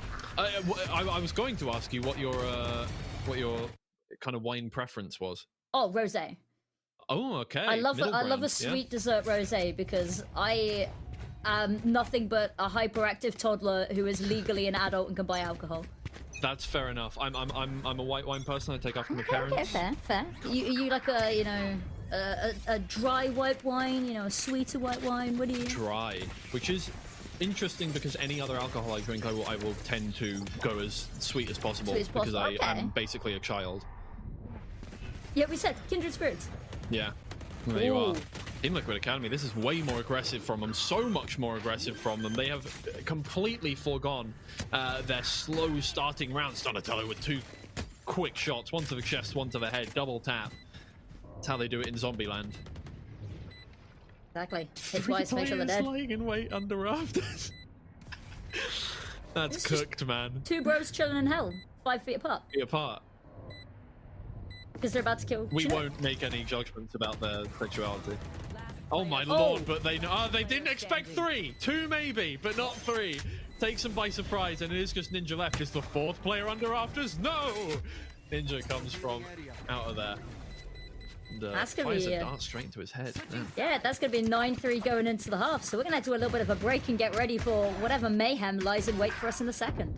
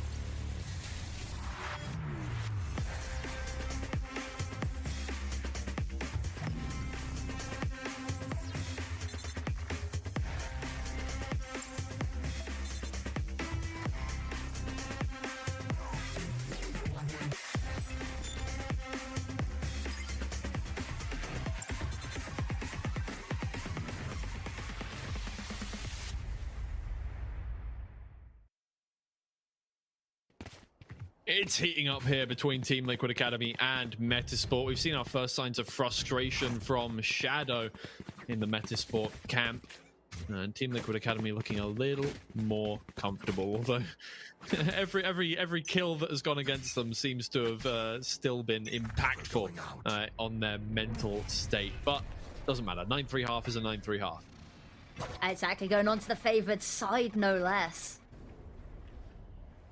Very slow start over on this. We've seen the patience going out for Team Liquid Academy before, so they're just going to sit and wait, gather their forces. Dash on through from Juicer is huge. It's going to be suppressed out on sight blind. Has ducked into hell, I say that. She won't be able to. Spider running them down. Spike down A. Trades back and forth. 3v2 now. Chinook and Anguist trying to hold it down, but Cupid is there with the classic in hand. 4K to start things off. He looks pretty happy with himself. You would be putting yourself on a 10th double digits as well. And you'll have the much far superior buy going into this. That gives you hopefully the 11th, unless we see something particularly mischievous coming on out. Bacon looking pretty happy here. It's been a bit of a stressful day in the office. Yeah, you could call it that. I would say. Although I think most of the playoffs has been a little bit stressful for Bacon so far. Lots of expectations on the shoulders of Team Liquid Academy, despite the fact that they did not get anywhere in Stage 2. The curse of winning Stage 1, unfortunately, is keeping up with them even till right now. Look at all this mid presence, though, from Team Liquid Academy. They I was going to say, they're crunching down on mid. They pull back a little bit, but they've got eyes on it. Just waiting. Metasport tried to get a little more aggressive than we know them for there in the pistol round, but thought better of it. On their second, on their eco, playing slowly. Anguist has made a nuisance of himself, and that's the job done. He can back up now, and the rest of the team can head in. There's Jusu with the first kill, just a little peck on the cheek for Cupid, and a little more than that as well. Traded out, though. Team Liquid Academy won't be entirely unhappy with that start to the round, but definitely didn't want to be in a retake position. No, and you've got Chinook either side here. That's going to be a very difficult angle for them to get through now, and really hoping GSR can find something to alleviate that pressure. Finds the first. Might have spotted the second, though. Yeah, lots of trades once again, and ones that you don't want to be happening because, well, now weapons are being picked up by Metasport. They've got a Stinger in hand. That's good from close range. What's even better from close range? That Sheriff right there. Anguist finds one more. It's just Donatello left. He's made himself known with a drop down. He knows where both players are. He's just trying to hold down both angles at the same time. He finds one head. He knows where the last player is. He's just going to have to clear the corner slowly. I don't know if he has enough time for the defuse, though, and he's going to get out of dodge. No, heartbreak as well. When you've done so much, you isolate the fights perfectly, but all that they needed to do there was just hang on, buy themselves that little bit of time. You go 1-for-1 on the opening picks, which is always going to favor you on that attacker side, especially when you're going into a retake like that. But difficult times, heartbreak, and that's going to put them in a little bit of an economic problem. Oh, I feel bad for Bacon. Our prod is really going in on him right now. Every reaction he has is getting caught on camera. Poor guy. One rifle will be in the hands of Team Liquid Academy, and it's a Bulldog for Donatello. And he's not going to be able to use it. Back out of there. Yeah, we've seen them do incredible work as is. Takes down the drone, but unfortunately a spray through the smoke. Unfortunate. Yeah, it is picked up by Cupid at the very least, but they are boxed in on the other side of Generator here, and Jusu is just trying to find a good position to take him out. Overhead of Ninja finds the first. Cupid stuck under L, but that's good. It's exactly what you want out of the Bulldog. Finds two before he's taken out. Oh, Rexstone with the classic from long range is massive. He'll be able to pick up a Phantom off the back of that and try and really give his all to this 1 versus 2, but the ult was gained by Cider off of the plant. Yeah, unfortunate situation to be put into as well. Just a second or two earlier when you had some teammates alive, but now just has to crawl on up. So much to clear through here. Taking it from heaven instead of going through door there is interesting. That means that you have to turn all the way around on under rafters. He gets himself on top of Generator, but now it means he has players on either side. He doesn't win the first fight, so he was definitely not winning the second. Metasport convert their buy round there, and Team Liquid Academy starting to feel the pressure that they did in last map. Yeah, I like the idea of it, but when you're making so much sound as well, when you don't have any idea where these players are, walk directly into the snare that had been set up. And they now need to double their rounds, but they've bought themselves a little bit of a foothold to keep climbing with here as well. They've started to get those ultimates actually fairly far along towards being online as well, just to keep this momentum rolling. What can they do? Team Liquid Academy have historically been better on the defensive half than the attacking half on this map, but so far it seems to be quite the opposite for them. And in moves Cider with his ult. Looking strike some fear into the hearts of GSR and Ninja, holding down the site by their lonesome. Their teammates are going to come in from an oblique angle to try and help them out, but they're going to be a little too late. Ninja and GSR are going to have to do the work themselves. There's the first. They're backed on into the corner. Ninja is still there, stalwart holding it down. Finds 3 indeed. Anguist is there with the trade, but it's too late. Team Liquid Academy have done the damage. They're back in charge. I got a little worried for a second. They seem to have been backed so far off. I mean, the space-taking capabilities of some of these ultimates, especially the KO ult, is huge, but they fall back. Teammates come across, they're smoked off, but actually disrespecting this smoke pays off in buckets for them, because they can get this little bit of a drop. They can find these picks as well, and stop the retake really before it even needs to happen. That gets them back on the board here as well. It keeps them in good standings. It builds a little bit of money up in the back pocket as well, because they did it relatively without too much damage being taken, not many casualties sustained. And Nettersport once again out through B main. But all of these eyes on mids, giving them a bit of a hint, and the pro activity towards A, they can just start moving people directly over towards this B site. He's just going to spray down into that one, and he finds one. Obviously, much safer with the Phantom than with the Bulldog, he'll find out. It's a good start to the round. Just, actually has a lot of backup here. I'm glad chose not to be a little bit aggressive with that. Finds the first and can immediately get out. Yeah. Here. Making good use of the Yoru utility. And Jusu still thinks he's there for the time being. Needs to clear that corner. Gives his gun over to Chester. Having the blade storm out now. He's got 4 knives left, so he needs to make them count. And Team Liquid Academy have actually displaced themselves off of the site. Going for a pincer maneuver here by backing themselves up into main. If GSR can spray them all down, it doesn't matter though. 12 rounds for Team Liquid Academy.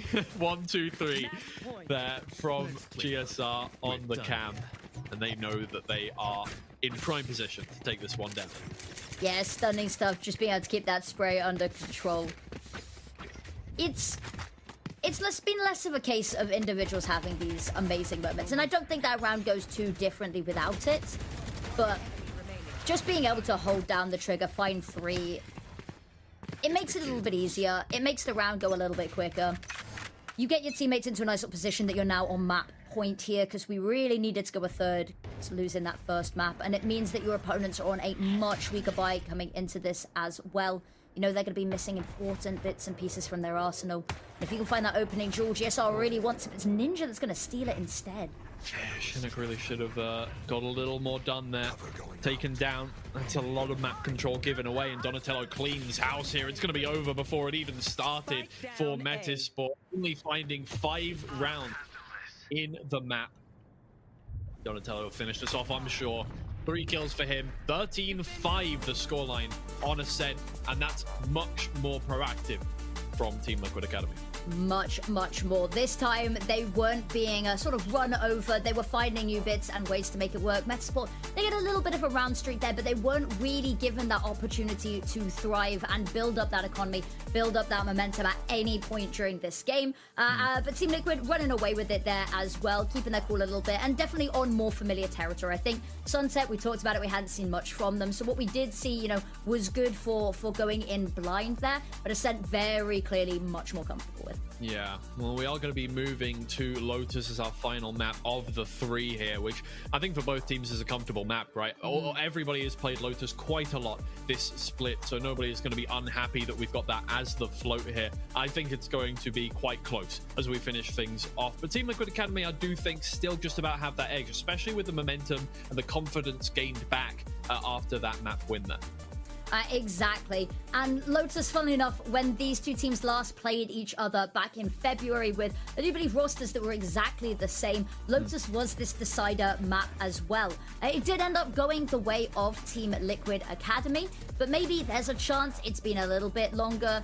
Yes, we've had both teams have to have the chance to wipe the slate clean after a map that didn't go the way they wanted it to. It definitely a little bit more one-sided here on Ascent, but for both teams, a map that they were fighting pretty hard for. So Lotus being the final map and the final resting place of this series, I could think of no better location. Yeah, not at all. Look, here is where Team Liquid Academy have staged some of their most amazing performances. Cast your mind back to Split 1 there. Best of 5 reverse sweep victory against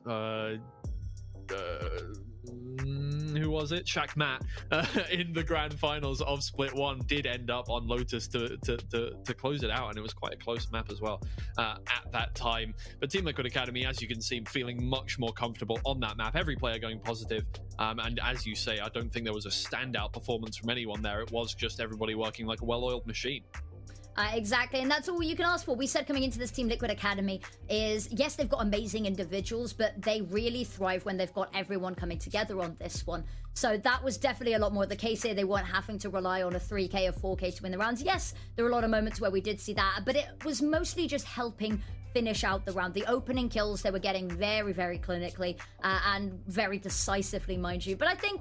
now that's about it. There's our parting words for Ascent. We've got Lotus coming up soon, so we're going to have a short little bit of break. Get that map ready just for you guys. We'll see you very soon.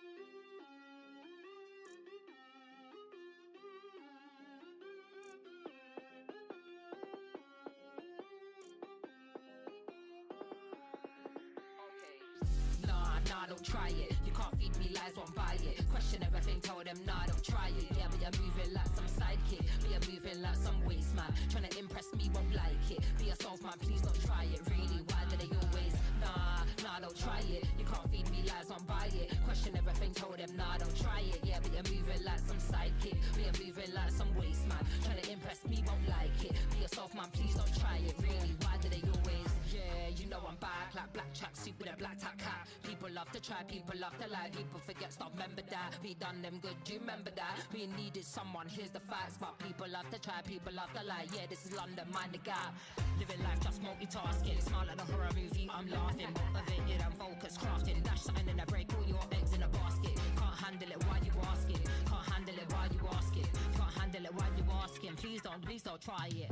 Nah, don't try it. You can't feed me lies, won't buy it. Question everything, told them, nah, don't try it. Yeah, but you're moving like some sidekick. But you're moving like some waste man. Trying to impress me, won't like it. Be yourself, man, please don't try it. Really, why do they always?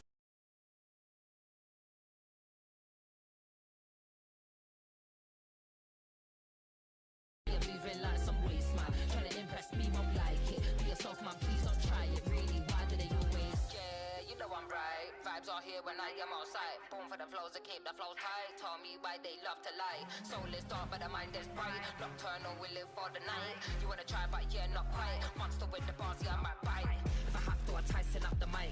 See me, I don't do it for the likes. Keep it Air Max, yeah, like my knives. Ooh, I like to plan before I strike. But what do they know? Frequency's high, it never gets low. But yeah, what do they know? You're dripping in drama from head to toe. Nah, don't try it. You can't feed me lies, won't buy it. Question everything, told them, nah, don't try it. Yeah, but you're moving like some sidekick. But you're moving like some waste man. Trying to impress me, won't like it. Be yourself, man, please don't try it. Really, why do they always? Nah, don't try it. You can't feed me lies, won't buy it. Question everything, told them, nah, don't try it. Yeah, but you're moving like some sidekick. But you're moving like some waste man. Trying to impress me, won't like it. Be yourself, man, please don't try it. Really, why do they always?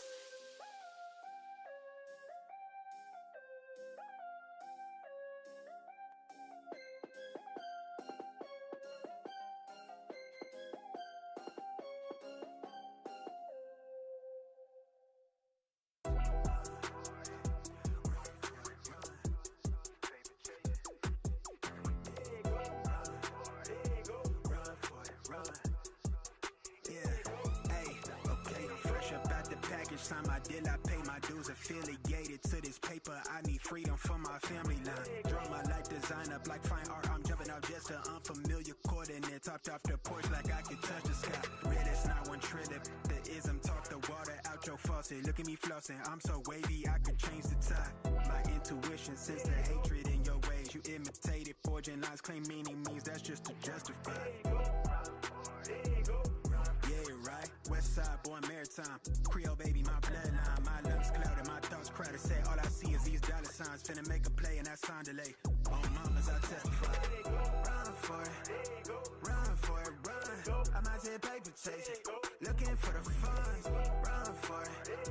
Run for it, run. I'm out here paper chasing. Looking for the funds.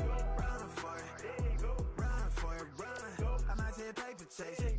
Looking for the funds. Run for it. Run for it, run. I'm out here paper chasing. Looking for the funds. You ain't recognized game. I'm from the Bay, okay, I'm versatile and my slang is different. I'm lane switching with the same people that I came up in this thing with. My head swivel, I'm homebound. Got a target back on my backside. The cat peeling with the cast iron. Better run for it. Run before I catch you. Pick it out, ball it, block it. Trying to stop my blessing. Gamble with your life. Don't bet it, don't bet it. They can't stop my blessing. You do best not to test it. Yeah, you're right. Real all in my blood supply. To get ball up top, finna make a play. I cast a lob like I'm Jalen, baby. No co-signer, no co-pilot. They pen pals, my flow designer. My brain signal out of range with it. My palm mission is a dollar sign. If I say it twice and I meant it right. My brain signal out of range with it. My palm mission is a dollar sign. You know, co-signer, no co-pilot. They pen pals, my flow designer. My brain signal out of range with it. My palm mission is a dollar sign. Run for it. Run for it, run. I'm out here paper chasing. Looking for the funds. Run for it. Run for it, run. I'm out here paper chasing. Looking for the funds. Run for it. Run for it, run. I'm out here paper chasing. Looking for the funds. Run for it. Run for it, run. I'm out here paper chasing. Looking for the funds.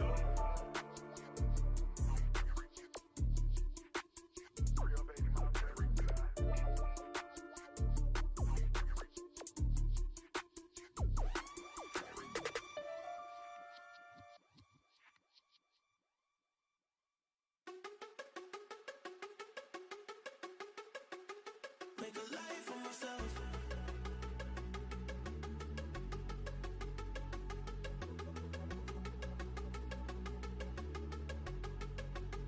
Make a life for myself.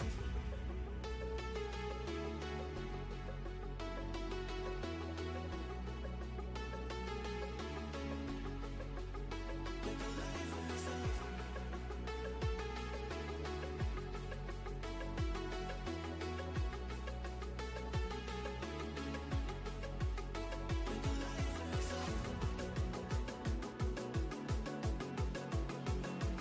Make a life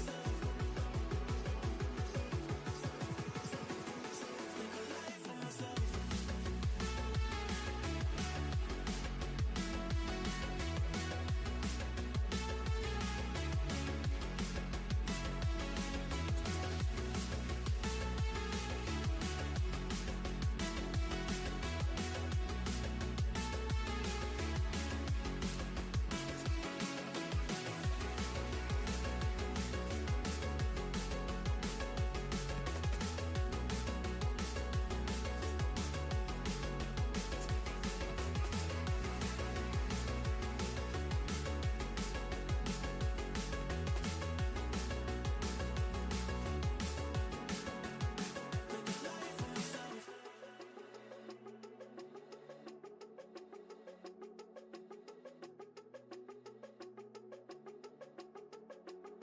Make a life for myself. Make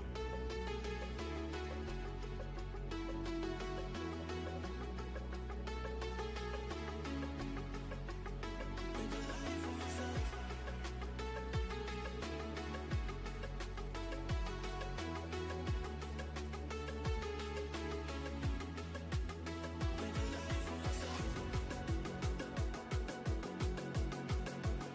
Make a life for myself.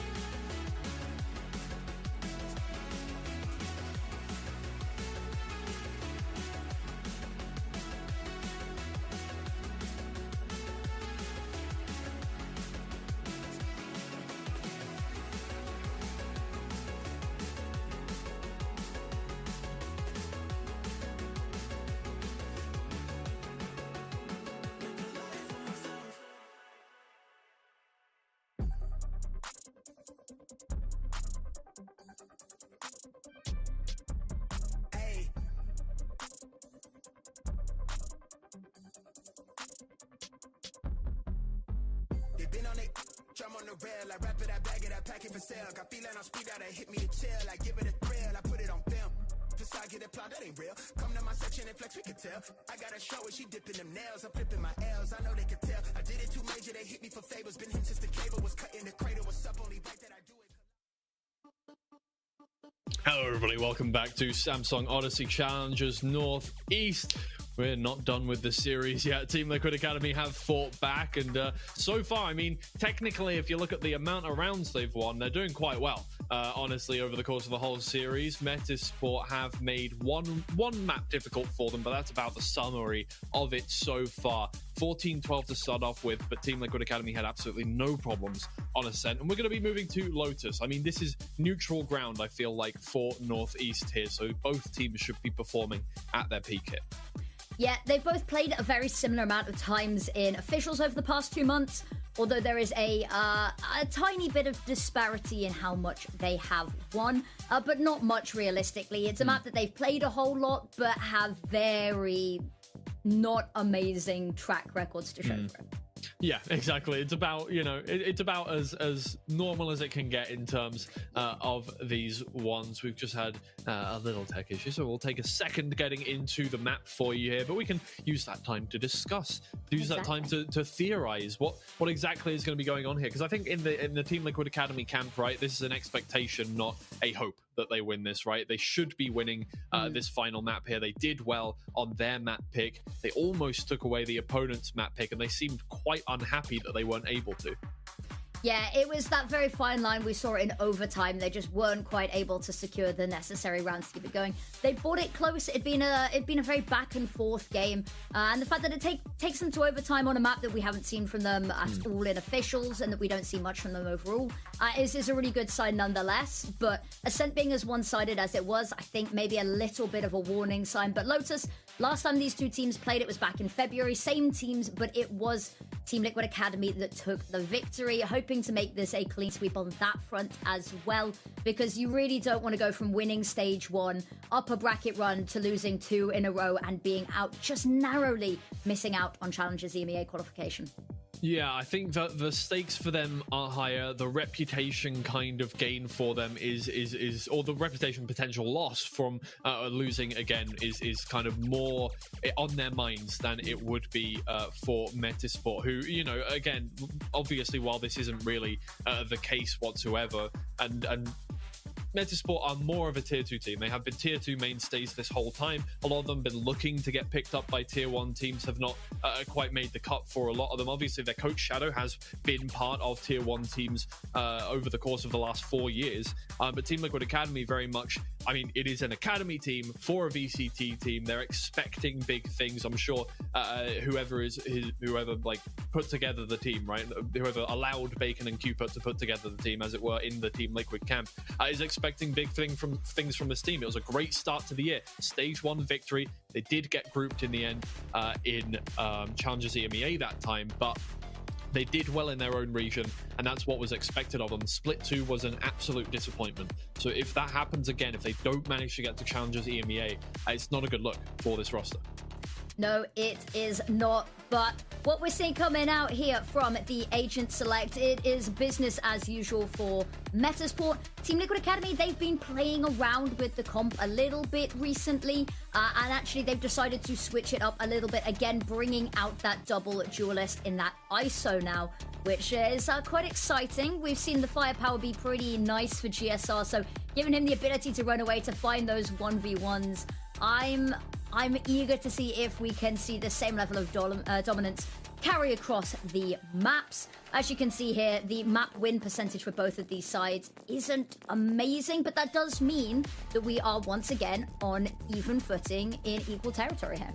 Yeah, I think so. I mean, look, I think the pick from GSR here, obviously, they'll have been cooking this one up. I think a lot of teams were unhappy with their Lotus performance overall. Over the course of this stage so far, so it's a small adaptation. It doesn't change anything strategically for the team. It just means that GSR has more of that ability, more of that opportunity to utilize his fragging potential, which, to be fair, he's warmed up quite nicely today. He has been definitely on the kill feed, especially early rounds, so maybe picking that ISO will help out on that one. I'm interested to see if he can make full use of those ults. We will find out. Opening round, it's very slow push over towards A. Haunt's gonna get broken. Yes, I'm holding this angle. Yeah. Burned my tongue on a public thing. That's great. Good job, me. Speak for a living. Anyway, Metasport moving into tree to start things off, and emphatically so. 4 players moving on through. They're just going to full util dump on towards the site. GSR is stuck with nowhere to go. Cupid is taken down. That's a very encouraging start. But Ninja, it's a firing range for him. He gets through the smoke, finds 2 before he's finally put in his place by Jusu, who has taken out every member of Team Liquid Academy so far this round. But Anguis looking to get on the board. There's one. Trade from Rexton. He's definitely more than capable of a 1 versus 2 situation here, but oh, that timing is really insanely close. He's going to turn back around. He knows they know where he is. The high-low is there. Yeah, exactly. If it had been a millisecond either way, that could have been different. You could have slipped the net, but even then, 2 of them lined up here. It's going to be difficult to find both of them. Tries to find the angle. Oh, actually... Closer he is to the corner, the more he can isolate those fights. And there it is. Oh, he almost played it perfectly. He isolated out Jusu, took his head off. Chinook was ready with the trade just about, though, so not quite good enough for Team Liquid Academy. That is the first round of the series that they've lost. True. I think it's also a little difficult because whilst you think that Rexstones knows that both are there, that Yoro being that player alive, you've always got that little bit of a doubt, you know, what if they did invest into that TP? What if they've just repositioned slightly? So you can see a bit of hesitancy, a bit of doubt, but it's only the pistol. They can be a bit of a coin toss sometimes, and Team Liquid Academy, they've got that one brought up Sheriff onto Ninja. Here they come. Oh, Anguis manages to find the one head that doesn't have a double tap on it. Unfortunately, Donatello, yeah, pays with his life. That's not a good start for Team Liquid Academy, who really were banking on getting a quick kill off the back of that, and the Marshal will find GSR as well. But really, the only significant weaponry is in the hands of Ninja for the rest of this round. Rexstone misses the jump. Did Chinook not hear that? I don't know. Maybe he's just not bothered. Yeah, he's probably just not bothered by it. It's just Ninja left. Sheriff in hand. Not much you can do 1v5 here. Spike planted. Yeah, has to jump on down. Actually manages to get through the smoke and find a little bit more space than expected. Okay. Damn, all right. Well, I mean, good shot. That's about all we can say. Shot singular, yeah. Yeah, it's a good round for them. Okay, lovely conversion. They didn't have too much to fend up against, so there'll be this bonus round that we really need to see. But look at Juicy with the showstopper already online. Yeah, that is absolutely massive from him. He's been playing diligently here. You see, most of those kills came in the first round. True. But yeah, anything they can find in here. They've actually managed to upgrade a lot more weapons, so it's not too uneven. It's a bit of a difference in the shields and a couple of those regenerative, but... Lots of util to enter their way in towards B here. There is the showstopper. He's not going to find anybody with that, no matter if, how, or when. Oh, wait, maybe. Hold on. No, okay. Everyone's giving him a wide berth there as he makes his way in through towards CT. It's going to be a full-on retake situation. Team Liquid Academy forced into that situation there. Ninja looking for the first pick, man. Tight margins. He's pushed back. Okay. Donatello, I see you. Great start. Cupid finds one as well. Juicer and Chinook have been pushed up into heaven here. That's great team play. But can they deny the... Oh, they can't deny the defuse if Rexton is waiting around the corner.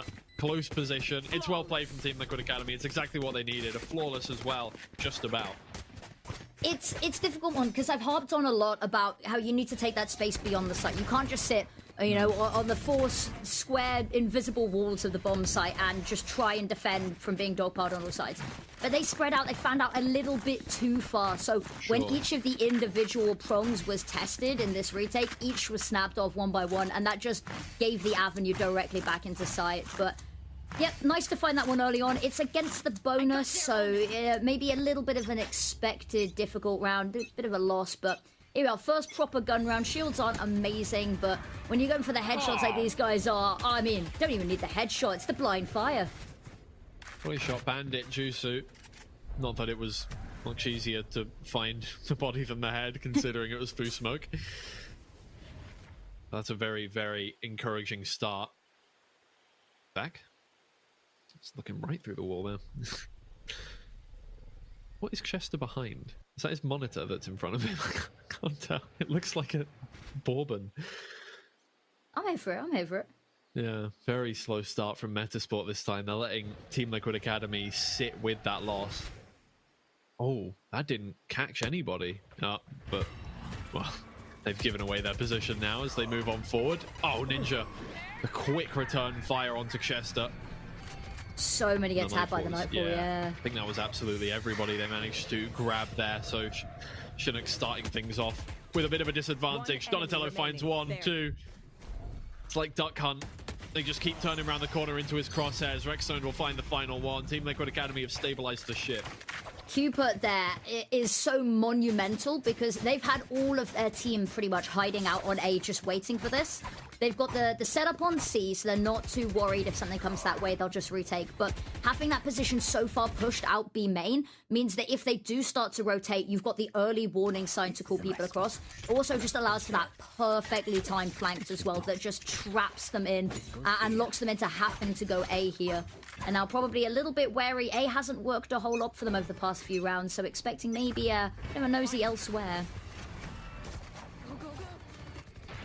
Donatello really makes that space work for him.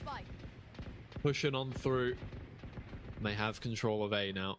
They might just leave one player anchored on rubble. Cut off that option from Metasport, who now have to rethink their approach and head either into the Cypher utility or into B, which is always a daunting prospect. Yeah, and B, they keep toying with the reinforcements, but when you're so far pushed up A and you've got that information, I mean, Donatello could very easily be caught on a bit of an island here. Escape is going to be difficult if they swing more than one by one. And location's now being given away, but the paranoia just pushes them back and gives the opportunity for Cupid to push up and assist. They never checked that corner of Donatello here. I'm sure they will eventually, but yeah, just about thinking about it by the end there. The paint grenade pushes him into an awkward position, and Jusu will find the head. Metasport now in a pretty decent way, as good of a way as they could be at the start of this round. One weapon in hand as well, but Cupid sprays down three, and Jusu takes damage as well, and that might as well just be the death toll for this team. Oh, but GSR can't find his shots. It's all good. Worked out in the end. Rexstone finds the last two. Little body stab. Little body stab. They can have it as a treat. They did well. I mean, all you need is the left click button, isn't it? W and left click. Yep. So, Is it? the ult economy I think is quite interesting here because they expended that night form, and very well done, as we said, tagged all of them. But now that they're getting sort of everybody else's ult online here, it's going to be a brutal couple of rounds if you're Metasport to go up against this. Yeah. This is going to, yeah, the cycles are coming on through now.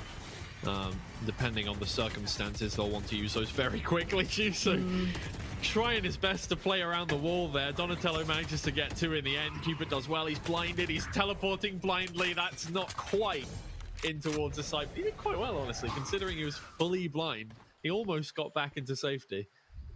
2 versus 2. Yeah. Cider and Chinook slowly making their way round, trying to take some space. And they get caught out by Rexton. Brings it to a 1v1. Still no information about GSR's whereabouts. Both of them leave C at the exact same time. I love this, though. The read's so good. Actually, though, it's going to be a little bit of a roundabout route for GSR. Has the opportunity. I don't know if the door got broken to cut this off. Oh, he's going to come from behind. Okay. Interesting move. It's going to take him a while. That's my only worry, is Yeah. it's going to give so much time for Chinook to set up here. And depending on where he sets up, he'll be coming from the same angle that that you would expect. He's seen the TP, though. Yeah.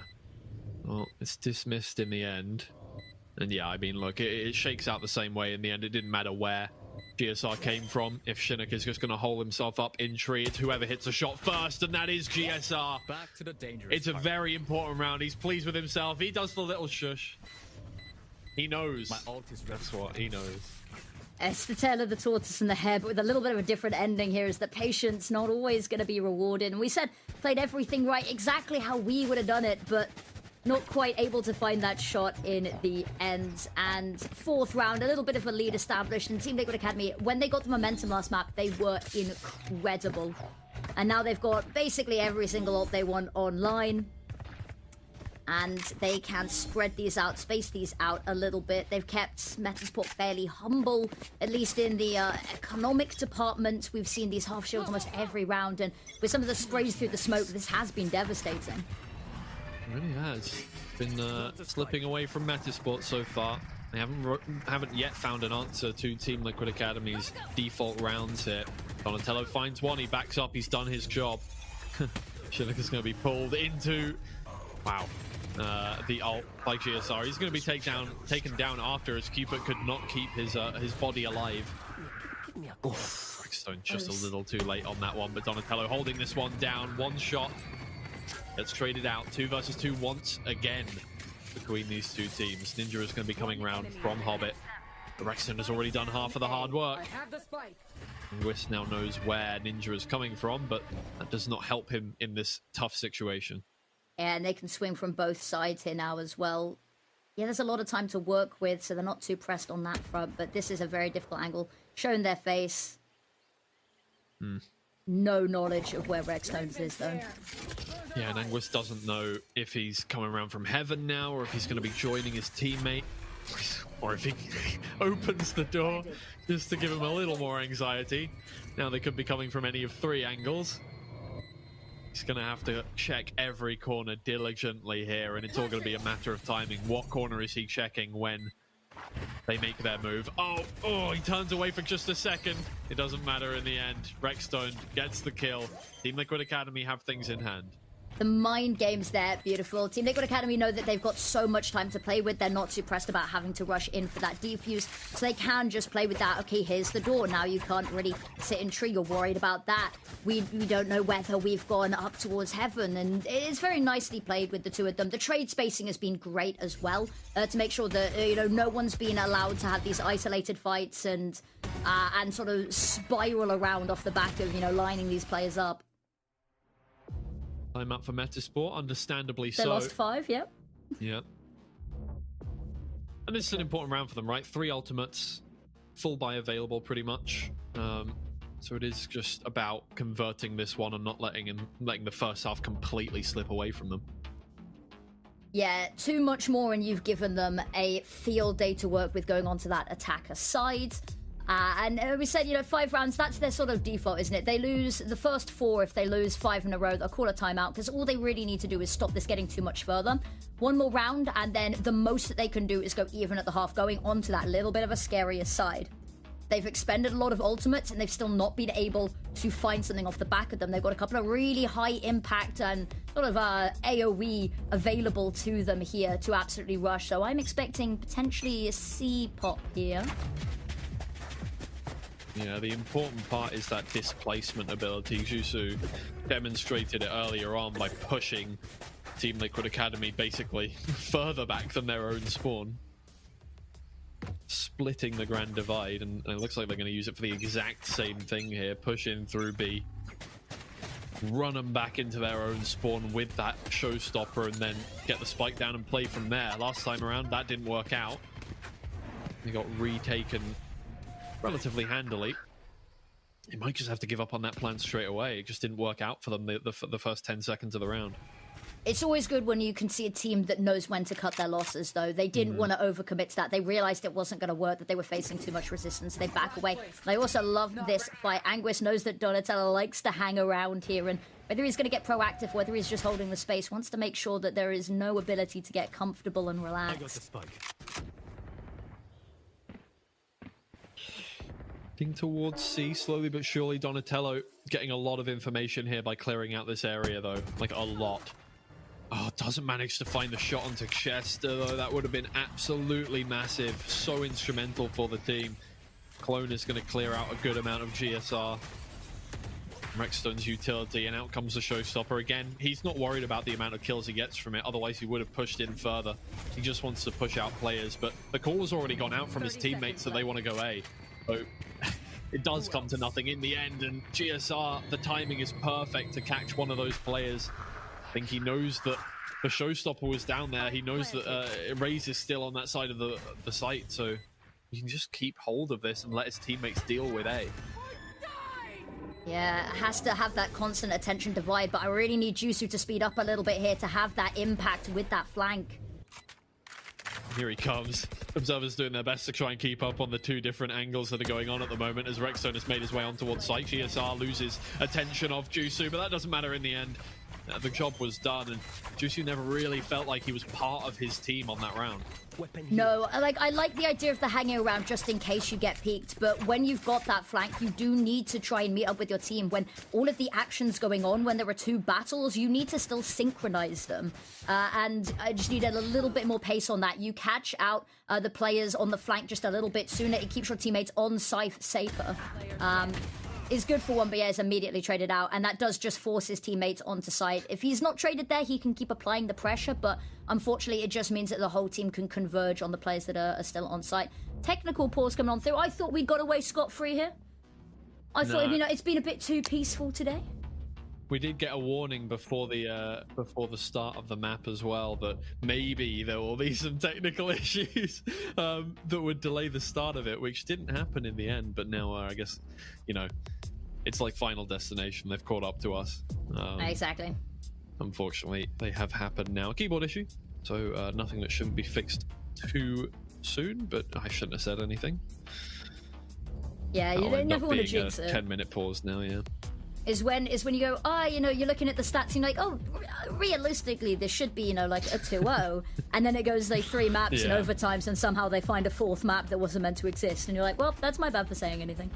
Yeah, I really... It's a difficult job because every time you say something and the opposite happens, everybody goes, oh, cast the curse. And then it's like, okay, do you want me to... Should I say nothing? I'm sure there are many people who would rather I say nothing, But when you predict something and then the chips align perfectly as you've said it, there is no better feeling in the world. Like maybe eating garlic bread is up there in similar levels of like dopamine produced. Yeah. The cast is high. It's like a runner's high, but less physical activity required. I feel like if that's a big thing actually. That's an interesting thing that's been we're seeing a lot more of in esports now. Is like actual nutritionists and like health good thing, and I think it's a good thing because at the end of the day, like they are athletes. I refuse to call them athletes. I've seen a couple of people trying to call esports pros athletes, and it makes me viscerally nauseous. But I'm quite, and sports psychologists, you know, we talked about the Team Liquid branded and mandated stress ball that we've seen a couple of times. Yeah. Well, I think, look, their mental game has dictated a lot of the time how they play, right? They look calm right now and they're winning 6-2. And maybe, you know, that's, correlation, not causation, right? It could just be that they're winning 6-2 and therefore they're calmer. But it seems like the maps that they're losing are the maps where you see Bacon visibly getting upset or visibly, you know... It's an interesting topic because I'm very much a believer of when you see people getting very, very angry or passionate and whatnot, it's about passion, isn't it? You know, if he didn't care, if this hot wasn't in this, if he was like, you know, oh, we win or we lose, and you know, that second map we were really good, come into this a little bit laissez-faire, that's when mistakes start happening. When you're passionate, you can tell someone's really invested, that they want this, and that hunger, you know, often translates into results. And when they are on the precipice here of Challengers EMEA qualification, this map decides who wins and who loses, then I mean, having your heart in it is never a bad thing. You rally the troops. Right.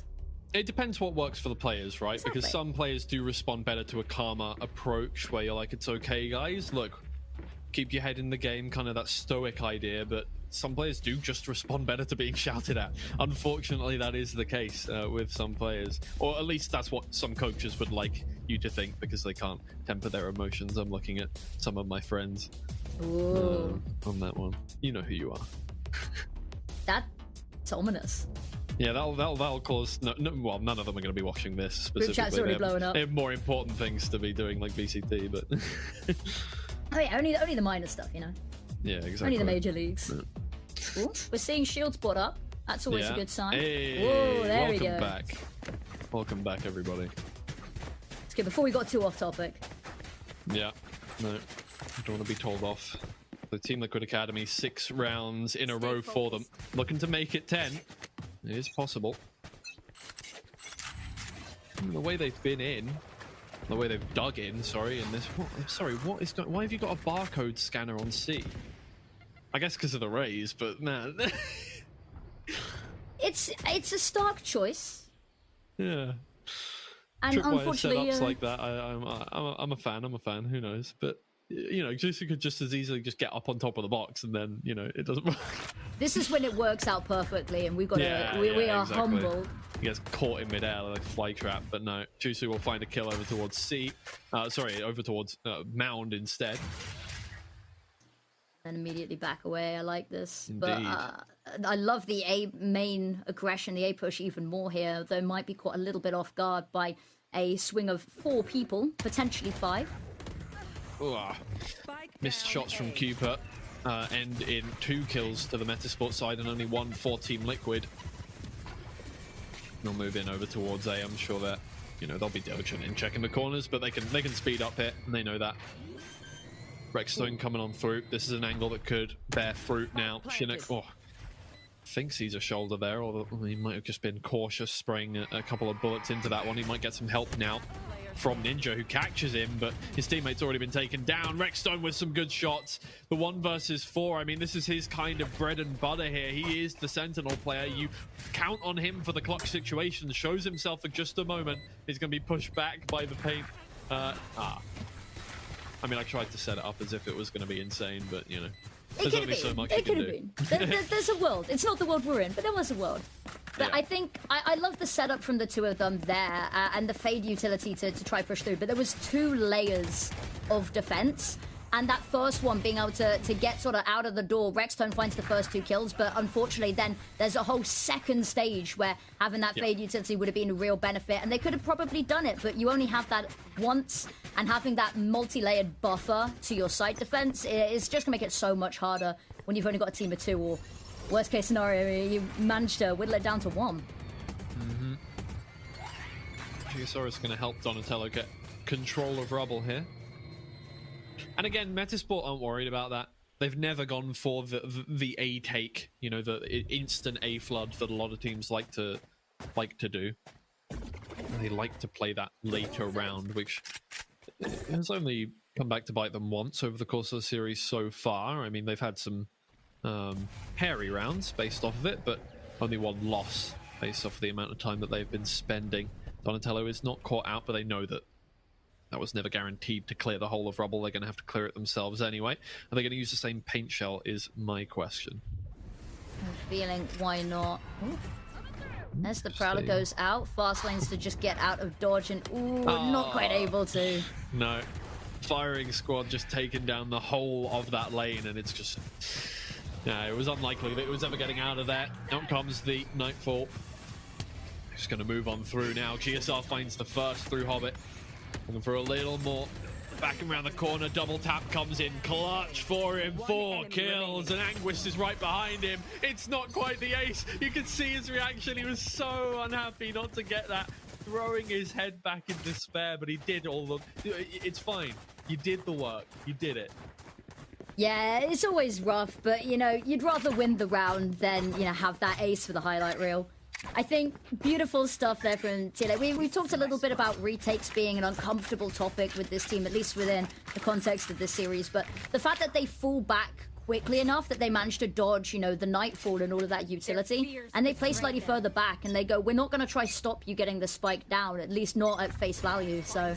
Yeah, nice to see. They have got a lot of value out of Hobbit so far, so I think they've just caught on to that and been like, okay, well, if we play that off angle, we're always going to see what we can get before they get on site. They're not going to all go tree. So, well, now trying to hold down B, and that's textbook. Chester TPing into his own smoke. I mean, it's not a misplay specifically, but it doesn't work out for them. And then they reset their sights toward see. But Team Liquid Academy are not too bothered about keeping it from them. They know they have better weaponry. They know that the retake is in their favor. Yeah, if they can just make it uncomfortable throughout that utility, psych them out before it even happens. And you can see they've successfully managed to usher them over towards B. And actually, this is a move they've already read. And Neural Theft coming out is going to ruin all of the mind games, the fog of war that we talked about being played with so beautifully. But now scrambling to find a plan with 40 seconds left. Yeah, it's going to be a testament to mid-rounding here for Metasport, depending on what plan they can formulate, because everything has fallen through so far. And again, it's not the end of the world if they lose this one. They still have one more try to get around back in this half and sneak around. It's okay, but they would like to get something out of it, even if that's just a few kills, a few more ult points. Jusu tries to move in. I mean, he's blind, he's stunned, he's just about everything, and he's caught down as Ninja and Donatello clean up house. 8-3. It could just be another 9-3 half for Team Liquid Academy. Last round. Yeah, they leave just a little bit too late there. You can see they've only got, 28 seconds left on the clock, and they're still in their spawn. Not really got a foothold onto site, so it is a very desperate attempt to get on. You can see it, Jusu just hoping that they're behind cover, that they're not going to get pushed there. And so I'd love to see them try and execute with a little bit more. We said testament to mid-rounding in that one, and Team Liquid Academy pull it off a little bit better. The reads are there. Metasport, if you're going to make a decision like that, you've got to commit a little bit sooner. Yeah, I think they always just were marred by the mental image of themselves losing that round. They're so close to so many ults, and that'll definitely help in getting there. Chinook has gained his ult from that kill onto Ninja. A trade. Cider, well, the one player on the team who wasn't near an ult, so really no harm, no foul in the end. That's a favorable trade for Metasport. Donatello is just lying in wait in this smoke. He's gonna have to get out of dodge as soon as it starts to drop, which he does. Cupid and Rexstone looking to come around from behind. Yeah, I mean, look, well, there's a Vice, but no Cypher or anything like that on the side of Metasport, so I feel like they're thinking themselves into a hole here. They're resetting their sights. I mean, it's worked out. They've taken out Cupid now, so they can find somewhere to go, but Team Liquid Academy still, in control of the sights for the time being, because Metasport just haven't picked where they want to go until just this moment. It will be a B push. Rexstone not phased by the clone, takes out one, but that's all she wrote. It's just Donatello 30 seconds left. versus the world. Launching thorns. No more Thorns coming out, gets destroyed. That's all of the information. Lovely slide out is good for one, and actually forces them over towards C. There's a chance now. Catch them off guard. Oh, he's going to play with time again. Send out the fast lane, make him think. planted. Well, that doesn't catch anybody, the Steel Garden. Which I think in their minds is going to make them think he is coming from main. I mean, they send out the smoke. They have no idea, really. They know this. Anguist watching Waterfall, and somehow they have picked the two directions that he is not currently looking towards, and this could be absolutely perfect for Donatello. First kill. He's only got 70 health remaining. Big Chester is going to have to play this right. Paranoid doesn't catch. Oh, and he just cannot avoid the bullets of Chester in the end. 8-4 half is not bad for Team Liquid Academy. They'll be quite happy with the way they played over the course of that one, but Metasport have fought tooth and nail for every round they've got on the board. They're going to be trying to make it work on the defensive half.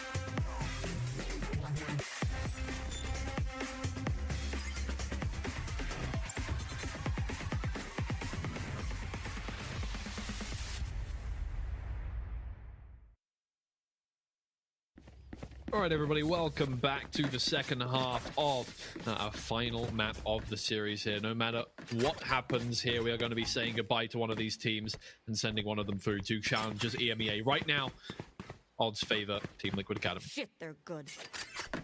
Yep. Very much. Thank you, Fade. Yeah. Summing it up perfectly for us. Yeah, pistol round here is, I don't want to say necessary, but if you don't, and then they end up on 10 with that conversion round, it gets a little bit messy. You run out of contingency, so I'd love to see a little bit of a change of pace, something pacey, something to restore our faith in Metasport here. Yeah.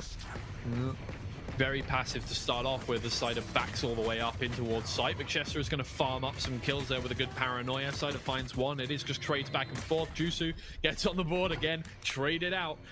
2 versus 2 now. And how many rounds have we found ourselves in this situation between these two teams on this map already? Fake plant from Cupid, draws out some shots from Chinook. At least they know the positioning there. And a headshot onto Rexton makes things a lot more difficult. Cupid, the IGL, can he come in clutch in this situation? Not the man for the job. And he's not going to find a kill in that 1 versus 2. Anguist finishes it off. Metasport start that long crawl up the mountain to get back against Team Liquid. Exactly, a little bit of a messy round for it, but it's a win nonetheless. Cider holding down diligently, but there's only so much you can do in these situations being overrun. And Cooper, I think, a little bit too hesitant to try plant that spike. Not sure, you know, feeling very ensnared here. Makes a decision, maybe not the right call, but it's just the pistol. They've got that lead, and they'll still have that lead. It'll be very small if they lose this one, but all they've got is that single sheriff to try and get it done with. Chinook hits the one person who has the armor up. DSR does not die, but his teammates are falling all around him now. Cupid and Ninja the only 2 remaining. Ninja finds the first kill for the team. And a Bulldog is picked up off the back of that. One is going to go down. So all things considered, no matter what happens for the rest of this round, it is not the end of the world whatsoever. Cupid diligently kills a clone and gets 2 with the classic, but that's all she wrote for Team Liquid Academy. A good round, all things considered, but Metasport get the point on the board. Yeah, I think even getting that far is more than we could expect and more than a good round to talk about on an eco like that. Getting the spike down alone was quite impressive. A couple of picked up weapons, not really able to fully utilize them, sadly. But bonus round, this is where it gets a little bit uncomfortable. They've not really got the money to try get much more onto the team armory than this. And this could be where they lose that little bit of momentum going on here. But expected, you're working with Stingers, you're working with Bulldogs. It's not the perfect system. Team Liquid Academy, a win here just to put them back on the board, I think is more than on the docket, more than on the cards for what they're wanting to achieve. You would hope so. It would be very unfortunate if that wasn't the case now. Chinook is trying to contend with about 50 pieces of utility at this point in time, at this junction. Team Liquid Academy get themselves onto site flawlessly. No real damage done, apart from a couple of shots onto Cupid. That's absolutely fine. He's more than happy to sit back and call some stuff, or just take some shots for his team. Everybody else left to pick up the pieces here for Metasport. So hesitant. You've got the smokes to come out, but not enough to isolate all of these angles. In they move. One tethered, but it's fine. Donatello still finds a kill. It could be a flawless round here, and it is for Team Liquid Academy. It's exactly what they needed. They will find themselves as close to double digits as you can get on this one. Getting ever closer to that victory that they have been vying for. Another chance at Challengers EMEA after such a long first half to the year. Losing out in the group stage in Challengers 1, and then not even making it in Challengers 2. Yeah, and you got to credit there the ability for them to shut down that crossfire on the site. Metasport are going to run into a little bit of a problem here. They don't have the greatest composition at stalling and holding back teams. They're going to need to take a lot of these fights face first. Towards A main, Jusu wanting to progress a little bit further just to make sure that Chester's not left on their own. I don't think they're going to help much, though. Juzu finds one. And it's taken a lot of the pressure off, actually, but it did take a showstopper to hold off that pressure. The Team Liquid Academy invest back into that, though, and manage to even things out. They have control of A if they decide to take it. They want to, and trying to get a move on before any reinforcements head over. Maybe the door's a bit of a fake out, actually. They've got that access, that path towards B, and they've got the cover as well from Rextone. Yeah, it has cleared B, and I mean, well, that's gonna make it even more like an A push, right? In the eyes of Metasport, they're like, well, I mean, Ninja is caught on the way into A. They must be A. Well, Spike planted on B now, and while I wouldn't say this favors Team Liquid Academy, they have definitely evened up the odds here. Oh, the smoke goes down, and Cupid's just trying to find any square inch of space that he can stand on. Oh my lord, playing around the smokes. I mean, how is he still not been seen? He takes down one, but he gets traded in the end. And Metasport claw back another round, and it really does feel like they're clawing for rounds at this point. Yeah, that was the most typical on-brand Omen play possible, hiding in the shadows. I don't know how you lived that long, but yeah, 1 versus 5 when confined on the very claustrophobic B site's never gonna go your way. But no credit where it's due, managing to stay alive that long. And that's got to put a little bit of paranoia in the back of Metasport's mind that, you know, they're going to have to be extra diligent clearing corners just because some of the timings that they found have been absolutely wild. Difficult stuff for both teams, I think. Obviously, the mindset now weighing on you within 4 rounds of, well, the most decisive of score lines, right? The one that sends one of you through, sends one of you out.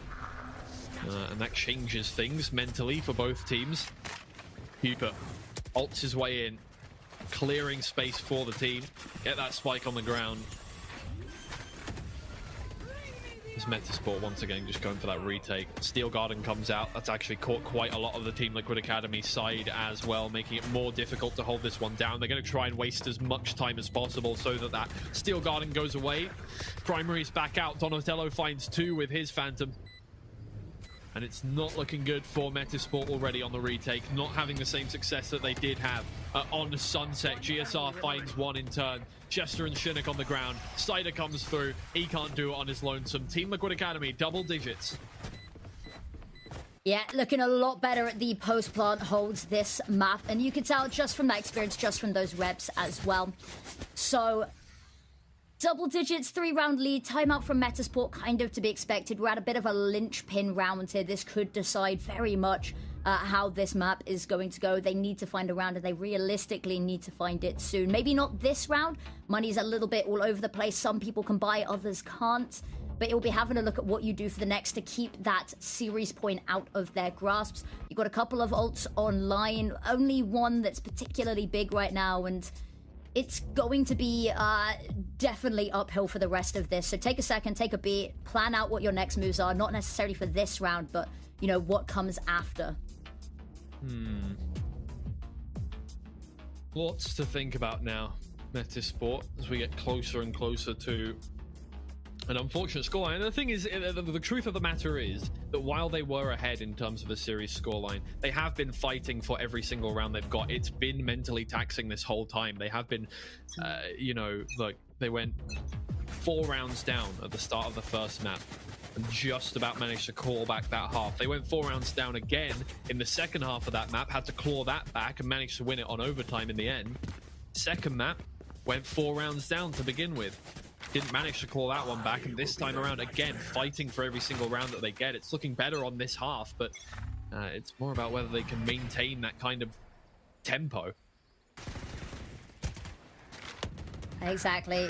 They've not really been able to find the rhythm just yet, and it is an absolute annihilation. Yes, they didn't have the best buy in the world, but to lose 3 players so quickly, it's going to be so difficult to put a round together off the back of this. And they look like they just want to hunt for a kill for something. Yeah. Tough. Really tough. Again, not a heavily invested round, but still one that you'd want to at least do some damage.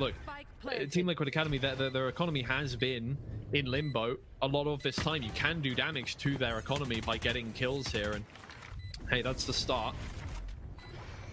But it really doesn't feel anything like Metasport are going to be taking this round, unless they keep this up. Lots of kills in their favor, but GSR and Rexstone will just spray them down, make sure they can't turn back around that corner. Again, 2 kills is fine, but it's not enough. Yeah, they had more bullets than bodies left for Metasport. And that's a little bit how we saw it going. This is going to be the really crucial round. This is probably what the timeout was looking for, is what they do here to stop that series point. Now that they've got guns in their hands, because this is one of the first proper gun rounds that we've seen both teams realistically able to pitch in with almost full utility. There isn't full shields available for Metasport, but it's the closest they're going to get, at least if they cannot win this round out. Crunch time now. 2 rounds left for Team Liquid Academy. Stabs the Prowler. That was personal. Yeah. Amazing reactions. I mean, damn. Aura. Cider waiting, and this will be a perfect nightfall, but Donatello's just run straight past it. Hasn't been caught by it whatsoever, and making space for the team. That's the job of the Neon in this composition, is just to make space. He gets kills, that's the cherry on top. They've halted towards tree. They have taken that space, but they've got a little bit of a hurdle to overcome here. They grab the ult orb and actually, I think, maybe decide to head in towards B. They've got a little bit of presence in B main that they can try work off of, but looks like everyone's wanting to dogpile this site quickly. Still slow. Team Liquid Academy are playing with their food a little bit here. GSR finds the first onto Jusu. That's a high value kill to get things started, and just making sure that Metasport don't get any trades back and forth either. Shoulder scene of Chinook. He gets sprayed down. That's all they need to do. They know as long as they stay around the corner, the hard work is on the shoulders of Metasport here. They're fighting their way back into this one, and Team Liquid Academy can just sit back and wait. See what happens. Anguish find the first. Cider with the second, and this might go very well for them if they keep it up. Rexton, though, he's been an anchor at the end of every round so far. It's just Anguish left. He gets the half, but he is not going to be able to get any more than that. Ninja with the kill, and suddenly things are looking deathly for Metasport. Yeah, 5 in a row needed to survive in this series, to drag this to overtime, and they've not been able to find that consecutive success at all, not since map 1. And yeah, it's a difficult round that you face here. You know that you have a less than ideal buy. You know that your back is very much up against the wall. We've seen some crazy eco rounds and kills coming out from them. They've been able to spiral these rounds, but they've not got the ultimates online to be able to really, truly avalanche this if they get that opening opportunity.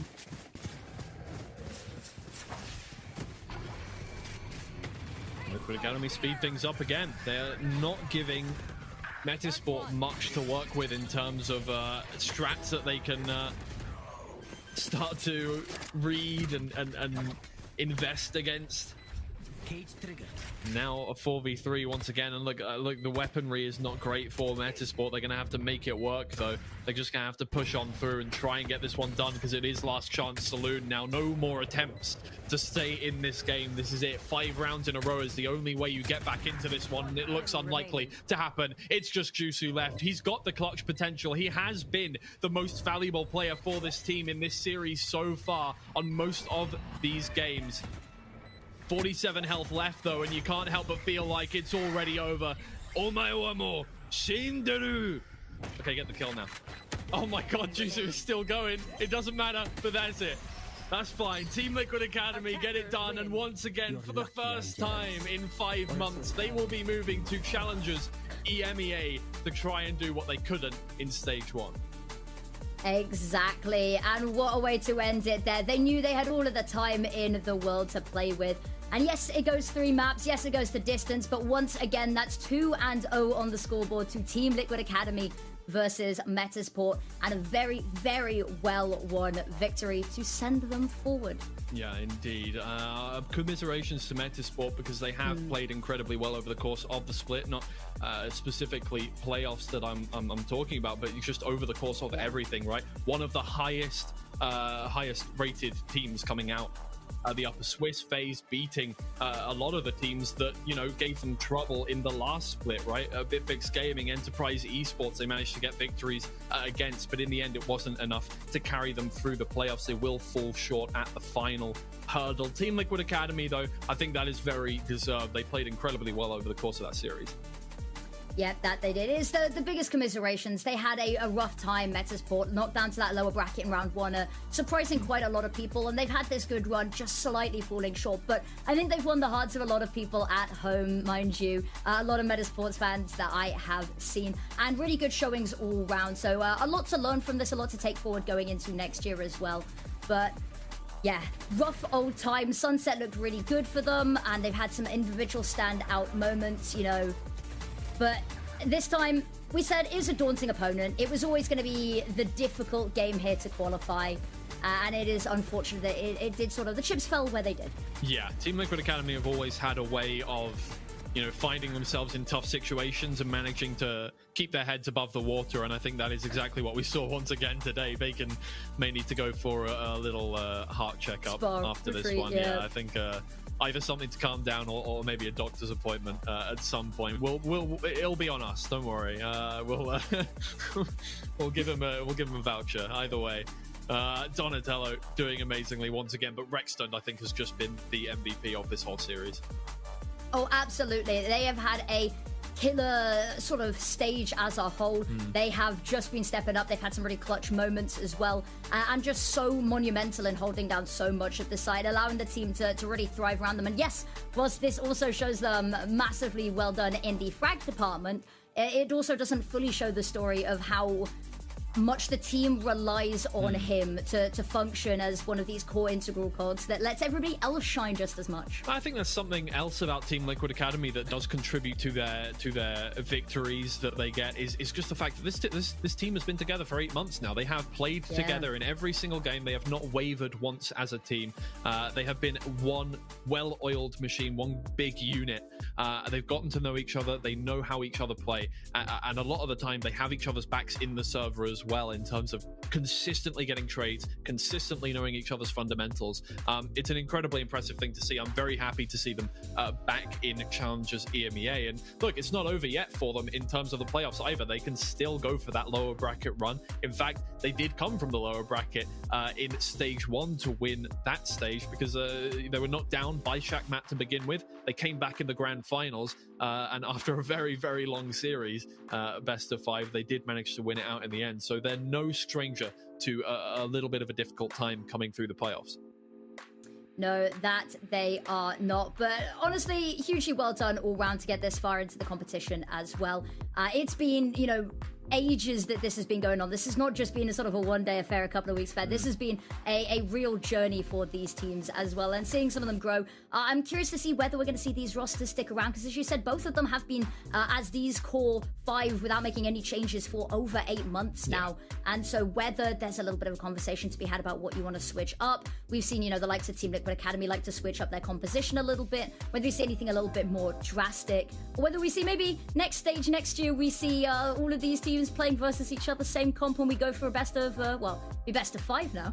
Yeah, I mean, look, it's a cutthroat environment here in Northeast. We see orgs dropping their teams a lot when they're not able to get to Challengers EMEA or not able to get ascension points that they need. We've already seen it several times during this stage, so it's difficult for players to find somewhere to call their home. And Team Liquid have had faith in this academy team this whole time, even after a disappointing split too. They managed to retain this full team and just go, okay, we're going to give you another chance. We're going to get you back into this one. And you know, you kind of thinking that maybe 2025 is the cutoff area, right? Now we think about whether we want to bring these players up towards the main roster as subs, or whether we want to drop the team entirely, which would be a difficult conversation to have, but it is one that these players do have to be thinking about all the time, especially for academy teams, especially for organization rosters, right? We've got some great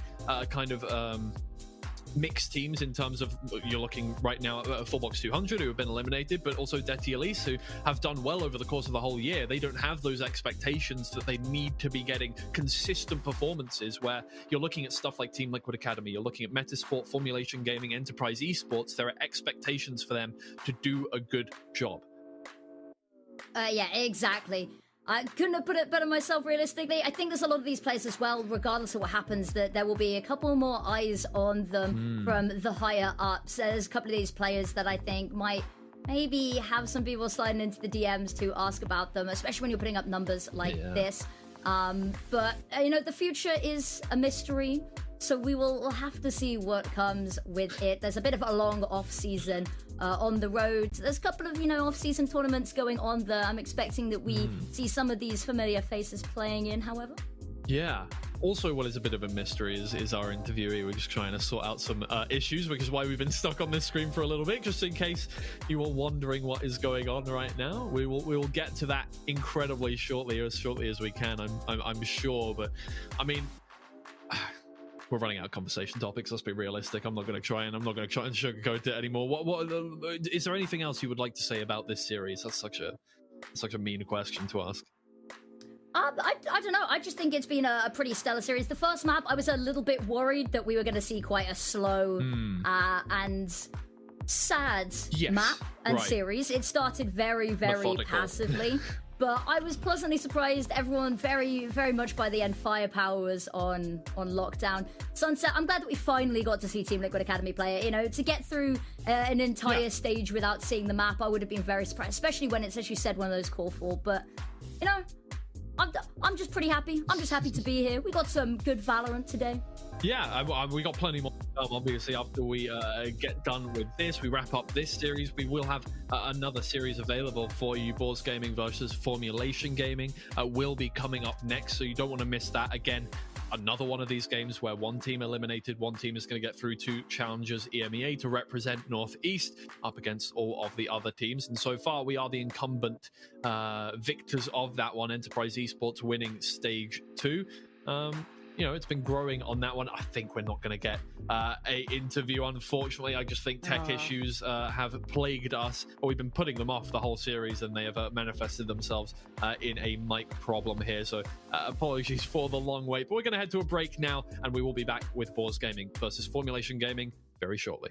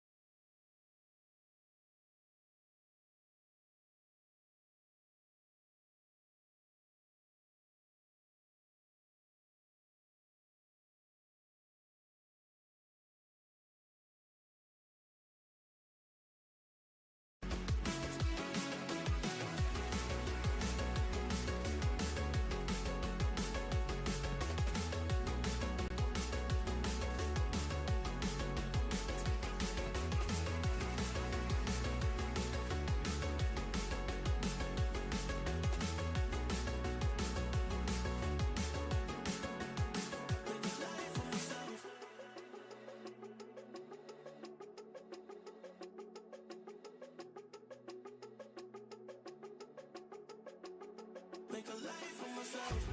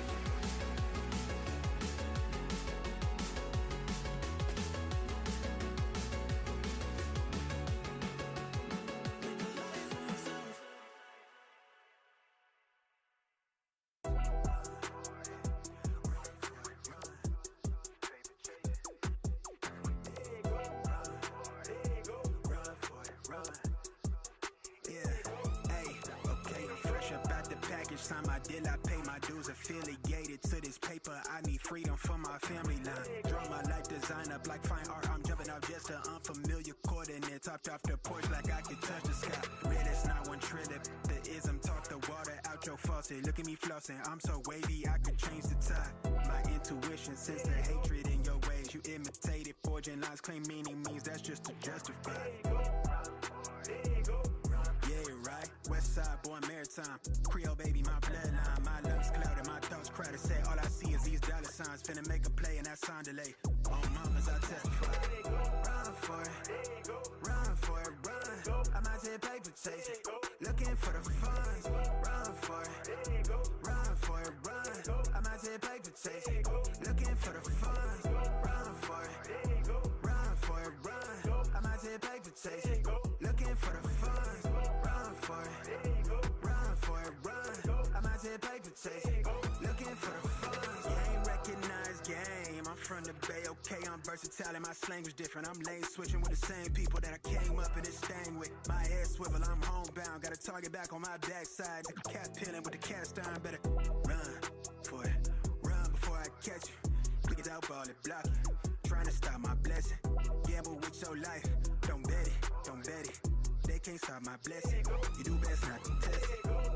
Yeah, you right. Real all in my blood supply. Take it ball up top, finna make a play. I cast a lob like I'm Jalen, baby. No co-signer, no co-pilot. They pen pals, my flow designer. My brain signal out of range with it. My palm mission is a dollar sign.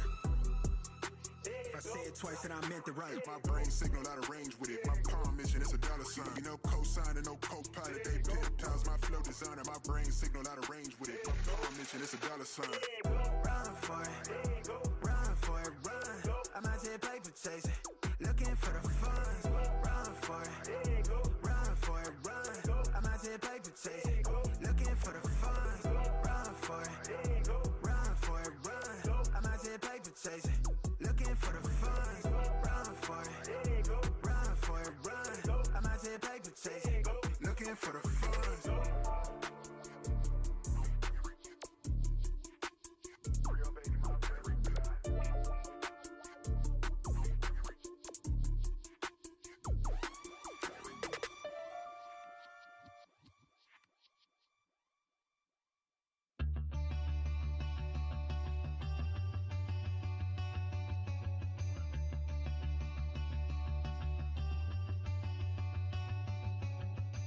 You're a waterfall, I'm a fire. No surprise we don't go together. But it took us a while before we figured it out. What a shame.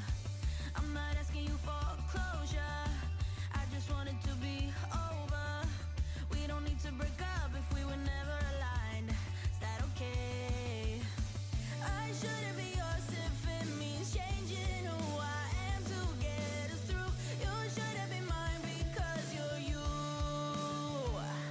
I've had enough, enough, yeah, I've had enough. Say you've had enough. We wanna love, love,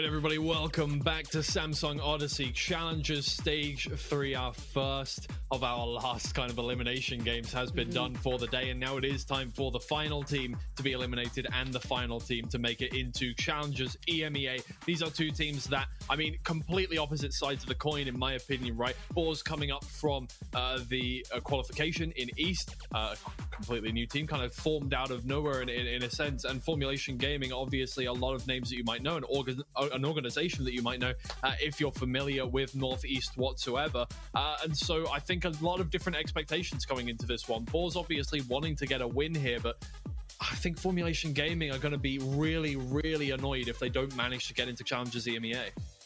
Yeah, no, this is a match that they have got their eyes set on here. Of course, Boars knocked down by Detty Elise in a match that I think a lot of people considered kind of an upset. So it's been unfortunate. Again, you don't want to see teams knocked down and then straight back out. This is the line they are towing between Challengers EMEA qualification and unfortunately being eliminated. And this would be the worst way to go through that upper bracket run. But FMG, they've had a really good stage so far. Unfortunate to be in the lower bracket, but otherwise a pretty flawless run for them. Yeah, it really has been. Obviously, the highest seed coming out of Upper Swiss were Formulation Gaming. 3 wins, 1 against Boars Gaming, their first one on Sunset, and then a win against Team Liquid Academy to get them that 2-0, and then a 2-1 victory rounded out their first few games in the Upper Swiss, and that started them out with the top seed, right? They came up against Team Liquid Academy, who had a very tough Upper Swiss phase, coming out 7th in that one after a 3-2 scoreline. And unfortunately, Team Liquid Academy, they awake during playoffs, it seems like, as they've had a pretty good time of it. Obviously, only losing to Enterprise Esports so far, the Challengers EMEA winners. So Formulation Gaming, I'm sure, not happy that they're in this stage, but at the very least now they can stage a pretty amazing looking lower bracket run, and all they need to do now, get one more win, they're through to Challengers EMEA. Exactly, and they've been on pretty good form. Neffy, for instance, has been my player to recommend you all keep an eye on for this game. Has had an absolute storm of a couple of series in a row here. Hasn't always been the result that they have wanted, but still looking pretty good. And a team that I think a lot of people are maybe expecting to take the win here, coming in as the favorites, if you can even say that. In a lower bracket this stacked, you know, who even really is the favorites? But that is only one side of the coin. Let us take a little bit of a look at their opponents for today.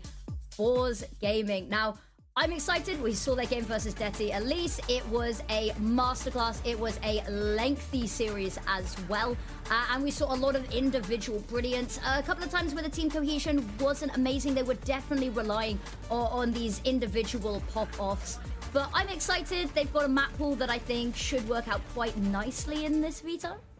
Yeah, I mean, look, they dispatched of Metasport in relatively simple fashion in the first game that they played, a 2-1 series where their 2 wins were 13-5 and 13-2. So absolutely, there are things that we can expect from this team that are amazing. And I do think on their day, and just in the server, if they're feeling it, they will play really well. But you know, there's always that kind of that thing creeping in where it's like, okay, but they do need to perform really well, otherwise a more a more experienced team, a more well-drilled team is going to take advantage of that. And I do think Formulation Gaming is definitely one of those teams that can do that. So Boars here have the opportunity to win. They just need to try and not let it slip away from them.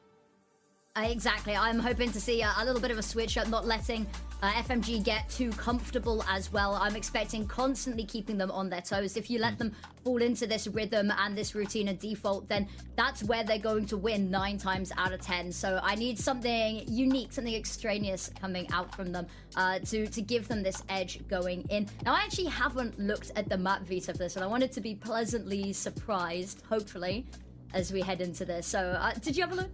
Twiggy? I literally just opened it up now. So if you wanted to start making some guesses, no, there's too much pressure. No, God, no. You don't even want to try. No, because I know is Lotus in there? Lotus is in there. Okay, that's it. I'm done. I'm happy. Okay, we're done. Okay, we'll leave it up to 100%. Yeah. You know, we'll let if I guess anything further, it's all done. And to be fair, look, I will tell you now, that's all I saw on that one. You Okay, said okay. the word Lotus. I searched for the word Lotus. That was it. That's all I've seen on the map veto. So the rest of it will be a surprise to me as well. Blind in the background. I'm assuming we're not going to see that. We've rarely seen that this stage whatsoever. Everybody has dropped it like it's an unloved child on this one, because we used to love that map here in Northeast, and it's kind of gone now. Okay, Ascent gone. Getting something a little bit. This is when it's Sunset, Lotus, Haven. Yeah, well, Lotus, okay, I mean, yeah, makes sense. Lotus is a start, yeah, and as you say, right, Sunset, Haven, those have been the other two maps that we've seen a lot of this stage. They are the ones that everybody seems to enjoy. So There's Haven, Haven okay. up next, okay. Three Please site map don't. to three site Please map. Don't do it again. Please, not another Sunset decider. Well, I guess Okay. Sunset hasn't usually been the decider. Teams have generally picked Sunset, but it could definitely be a float here. Icebox gone. No surprises there, and Corrode, I kind of doubt either of them want to play it. I mean, it would be Yeah. It would It's be just it one would of be a those. stark choice, and I think it would be a very much scorched earth, wouldn't it? Like, if I can't Yeah. have this, you can't either. But there we go. Our northeast staples, the set Yeah, menu. indeed. Yeah, hey, look, nothing wrong with that. It just means everybody's going to be getting even better at these maps. I am a little bit worried for the best of fives, though, because it does seem like Team Liquid Academy are the only team that has actually practiced Yeah. all of the maps. And we saw them on Sunset today, which was the only map that we hadn't really seen them on. So the fact that they're even fairly comfortable. It wasn't a win, but they took it to overtime. Means that in the best of fives, that's going to be where they really shine. Is that they just have so much more opportunity, so much more to work with there, and they've put the reps in for more variety of maps, which means they're going a little bit more polished than the rest of the teams. But that's a laterist problem. That's a laterist problem. True. Today we've got to That's for, focus on this. Yeah, it's for next week that we're waiting for the, or not next week, the week after next, technically, that we're waiting for the best of fives to come on through. Obviously, we've still got two more games after this one is done. Those will be tomorrow, Death the Elite versus Enterprise Esports, and then whoever wins this versus Team Liquid Academy. So exciting stuff to come up. But again, this is the one right now, because somebody is going to be eliminated here, and I think.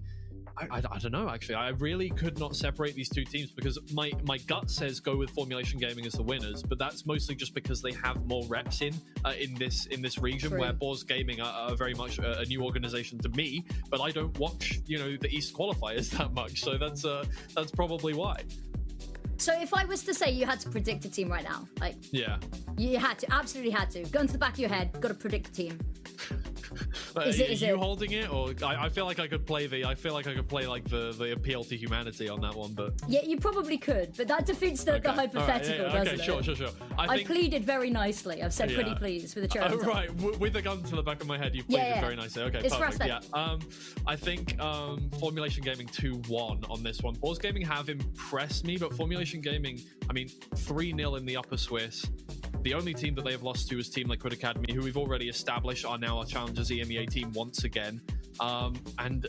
Look, Boars Gaming did win against Metasport, but they had a tough time against Dirty Elise as well in a lot of those maps. The only map that they won was an 18. Sorry, no, that was the other way around. The only map that they won was the first one, 13-6 on Sunset here. So it really does depend who starts this off and who shows us what they're like in the server, right? Because I think that's what we've seen a lot, is that our full first 2 days were upset, and then Enterprise Esports and Pixel Lumina were seeded exactly the same going into the playoffs, so it didn't matter who won on that one. It was still going to be technically an upset either way.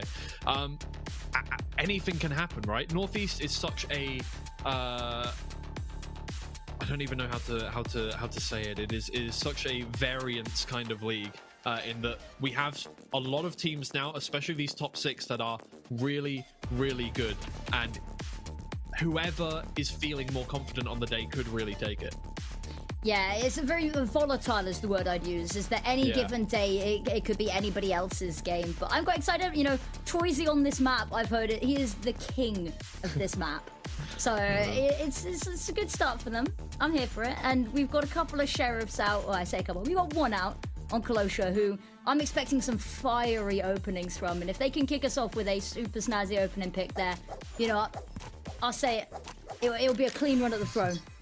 Yeah, well, They didn't have a clean run on this map last time. They played at 18-16 was the scoreline against Dirty Elise, and they lost it in the end on that final overtime. So, I mean, they've just got to get started on this one, right? It's Formulation's map pick. If they can get a lot of work done, not even necessarily a victory on this map, but a lot of work done, they set themselves up really nicely for their map. And that's what they're going to be looking for. But if they can get a victory here, all the better. That's a good start from Troisy. Takes down the first, but oh dear, Javelin is not inside that smoke. He'll get taken down. Camille could turn back around the corner, but he does not. Going to get taken out. Spike will go down in the end. Yeah, not clearing the whole of the site's a little bit of a mistake there. It's just a temporary setback, and it's not exactly like 1-0's being quiet. And now they've got so little to do this. Neffy, not even allowed to have a look at the retake. Oh, well, that's a good start from Boars. It's exactly what they want. You can see there are laughs going on in that camp. There's positive energy. That's exactly what you need, I think, coming up against a team where, you know, not only are the stakes incredibly high for this game, but you're playing against one of the highest rated teams in the whole league, which you are unfortunate enough to be facing in the lower bracket at this stage. And so, look, they've afforded themselves enough space by getting their first win against Metasport that they had that one unfortunate series against Dirty Elise, but they've had a relatively simple run of things so far comparatively to a lot of these other teams. So this is really the biggest test that they've had. Yeah, the biggest test. And if they can pass it, if they can succeed here, it will be more than a prize to qualify to Challengers EMEA, but it's not going to be given easily. I love how hot on the heels FMG are here. Yeah, they're really, really boxing them in to this side of the map here, trying to get something out of this round. Troisy sprays him down. 1-0 is able to close it out in the end, but the trade comes back in Boars' favor. And only 2 players remain from Formulation Gaming to try and take this one back. The expectations very low on this round, but hopefully they can get one more kill. That would be very nice. I mean, look, with the rifles, you're gonna have to get more than one if you really want to impact Boars in any meaningful way, but one would be good enough. Actually, with that sniper backed off a little bit, you have the opportunity to push on forward, but unfortunately, now you're stepping onto that really dangerous, oversaturated site, so even that's not sure. Maybe you can get close enough for a right click, and everyone's actually just vacating out of sight, but this is where it gets dangerous, and yeah, triple peek comes through.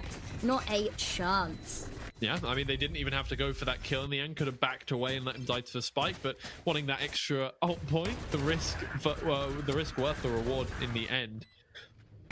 Or the reward worth the risk, I guess. Technically, that's the way around it would be. But Boars, yeah, they'll very happily start things off. And they've set themselves up really well, honestly, for this bonus round here. They have 3 rifles. Well, I mean, they have 4 rifles, but I'm calling the Bulldog more of a rifle than the Guardian, which...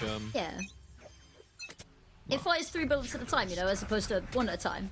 Precisely, exactly. Little higher DPS, technically. But yeah, as long as you can hit the shots. Yes. I love the well, that's a big part, isn't it? Odin coming out round 3, though. Yeah, I mean, I guess, yeah, if you're going to play around a tree, not a bad choice whatsoever, and it's working out quite well for 1-0 right now.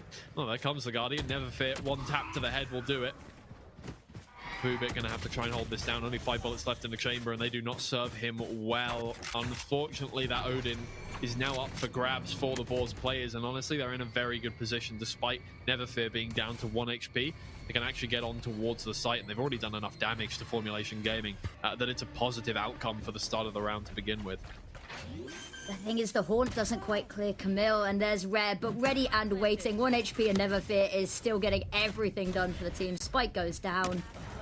Oh, yeah, good double peek as well. It's just Neffy left. He's had some clutch moments over the course of the playoffs so far, some aces. But you can't help but feel like this one might be slightly out of reach. There's one, but the peak is there in turn. Boars Gaming are fired up and ready to go with a 3-0 to start things off. Exactly. It is a good start. Winning out that bonus as well means that they can just keep building that bankroll. It's not been too expensive for them as well, which is, it's all little bits that are adding up to it. The fact that Neverfear stays alive, even on 1 HP, it's the pressure that adds against FMGs, just knowing that there's that extra person still hanging around, still kicking around.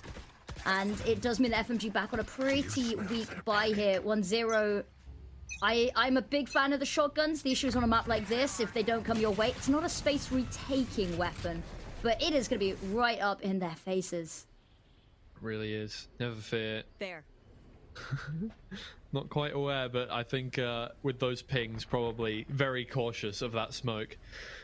Usually when that smoke is put down anywhere around that, you need to be careful of the A pressure from the defender's side. And you know they've had enough reps on this map that they know their way around it. It may be Formulation Gaming's pick, but that doesn't mean anybody else's spring chickens here on Lotus. And you know that there's a very real chance the weapon's going to be up close, so just swing it a little bit wider, send the Prowler out first. 1-0 knows has to jump, it's now or never, and it turns out it was never. But the sprint over towards A, yeah, never, exactly. It was in the name. Got one shot off. It's a good amount of damage. It'll help out his teammates with the sheriffs in hand, obviously, but it's not the start to the round they would have wanted. Poopit's just watching guns peek around the corner. Can't do anything about it, really. He has to just stand at the back of sight and wait for them to come to him. Kalosha takes down 2, and unfortunately for Formulation Gaming, it seems like a bit of a non-starter here on their map pick. And you can actually really already see this going way more to Borz's favor. 2 headshots come out from the sheriffs, of course, and Neffy, but one trade is there. It's a 1v3 left. They have no reason to push this, but they may just do it for the fun of the game. And might as well, you know that Corsa is well and truly trapped here. There's no ability to escape, so all you got to do is shoot the fish in the barrel. Exactly how it is. And how many 4-0s have we seen today? God. Do we see a timeout now, though? Well, do you think it's just in the strat book for every single team? It's like timeout if they win 4 rounds in a row. That's Oh! I'm so good at this. Yeah, I assume it was a bit of a sure thing for them. Obviously, they need to formulate a plan now that they have some weaponry in their hands. Very close to all of their ults, right? They need to choose which ones they want to prioritize in terms of orbs or in terms of getting advanced positions to get kills. And really, they just haven't had a round at all. They've really not got stuck in whatsoever. 2 kills for the highest for Neffy and 1-0. And that's it. Yeah, it's an unfortunate one. 1-0 on a couple of the maps that we've seen this series, and it's always that balance with the Neon player, is knowing when too far, when wherever you are is too far, and when to pull back.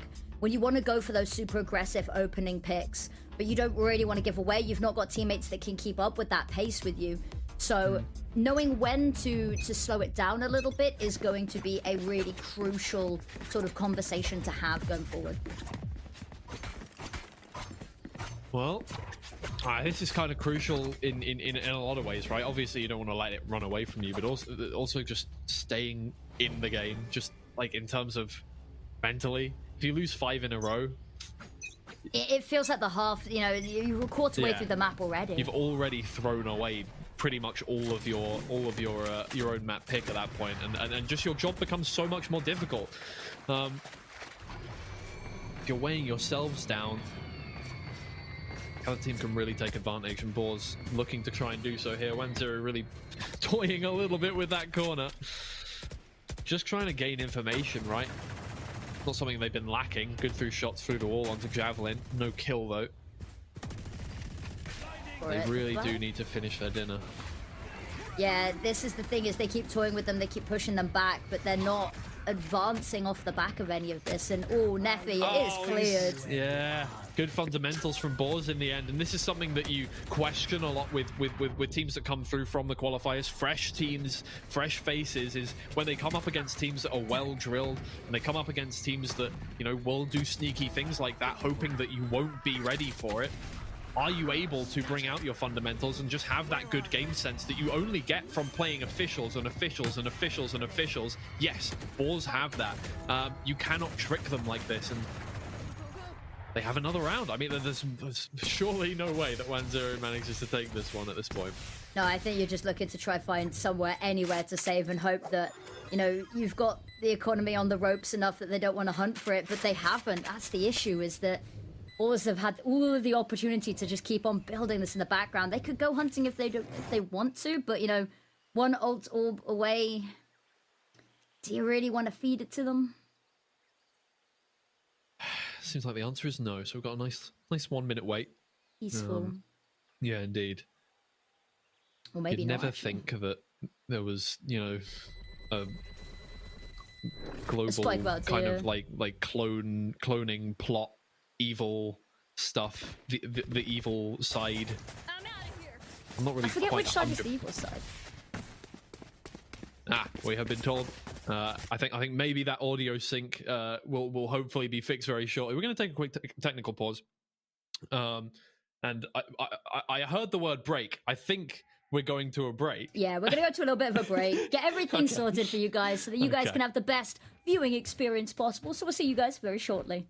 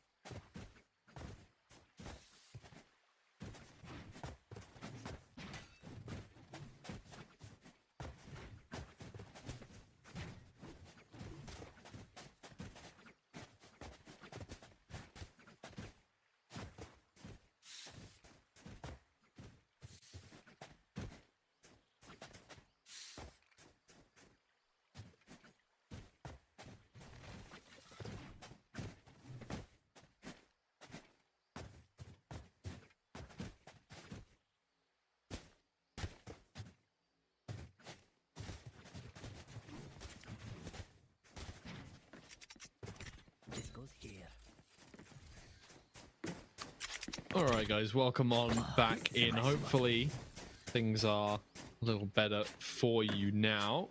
A little better audio sync. Production did come in and talk about the issues, and as somebody who has studied sound, studied technical sound design for the last like 6 years of my life, I don't understand why it's not working either. So that's a fun one. We'll see if it helps out, because I do sympathize with them on this. It's esports. Sometimes things just break for no conceivable reason. Just to make our lives a little difficult. Either way, For fun. it's not about us, it's about the teams who have now had to wait because of a problem that they really don't care about in any way. They just want to play the game, man. And 5 rounds, I mean, well, I'm sure Formulation Gaming are grateful for the opportunity to just cool down a little bit after that, but it's not like they will have been allowed to talk amongst themselves during that timeout, so no new strategies will be coming out of them, just that little bit of time to chill. Yeah, relax, have a bit of a mental reset, because that's what they're going to need to come back into this with ferocity.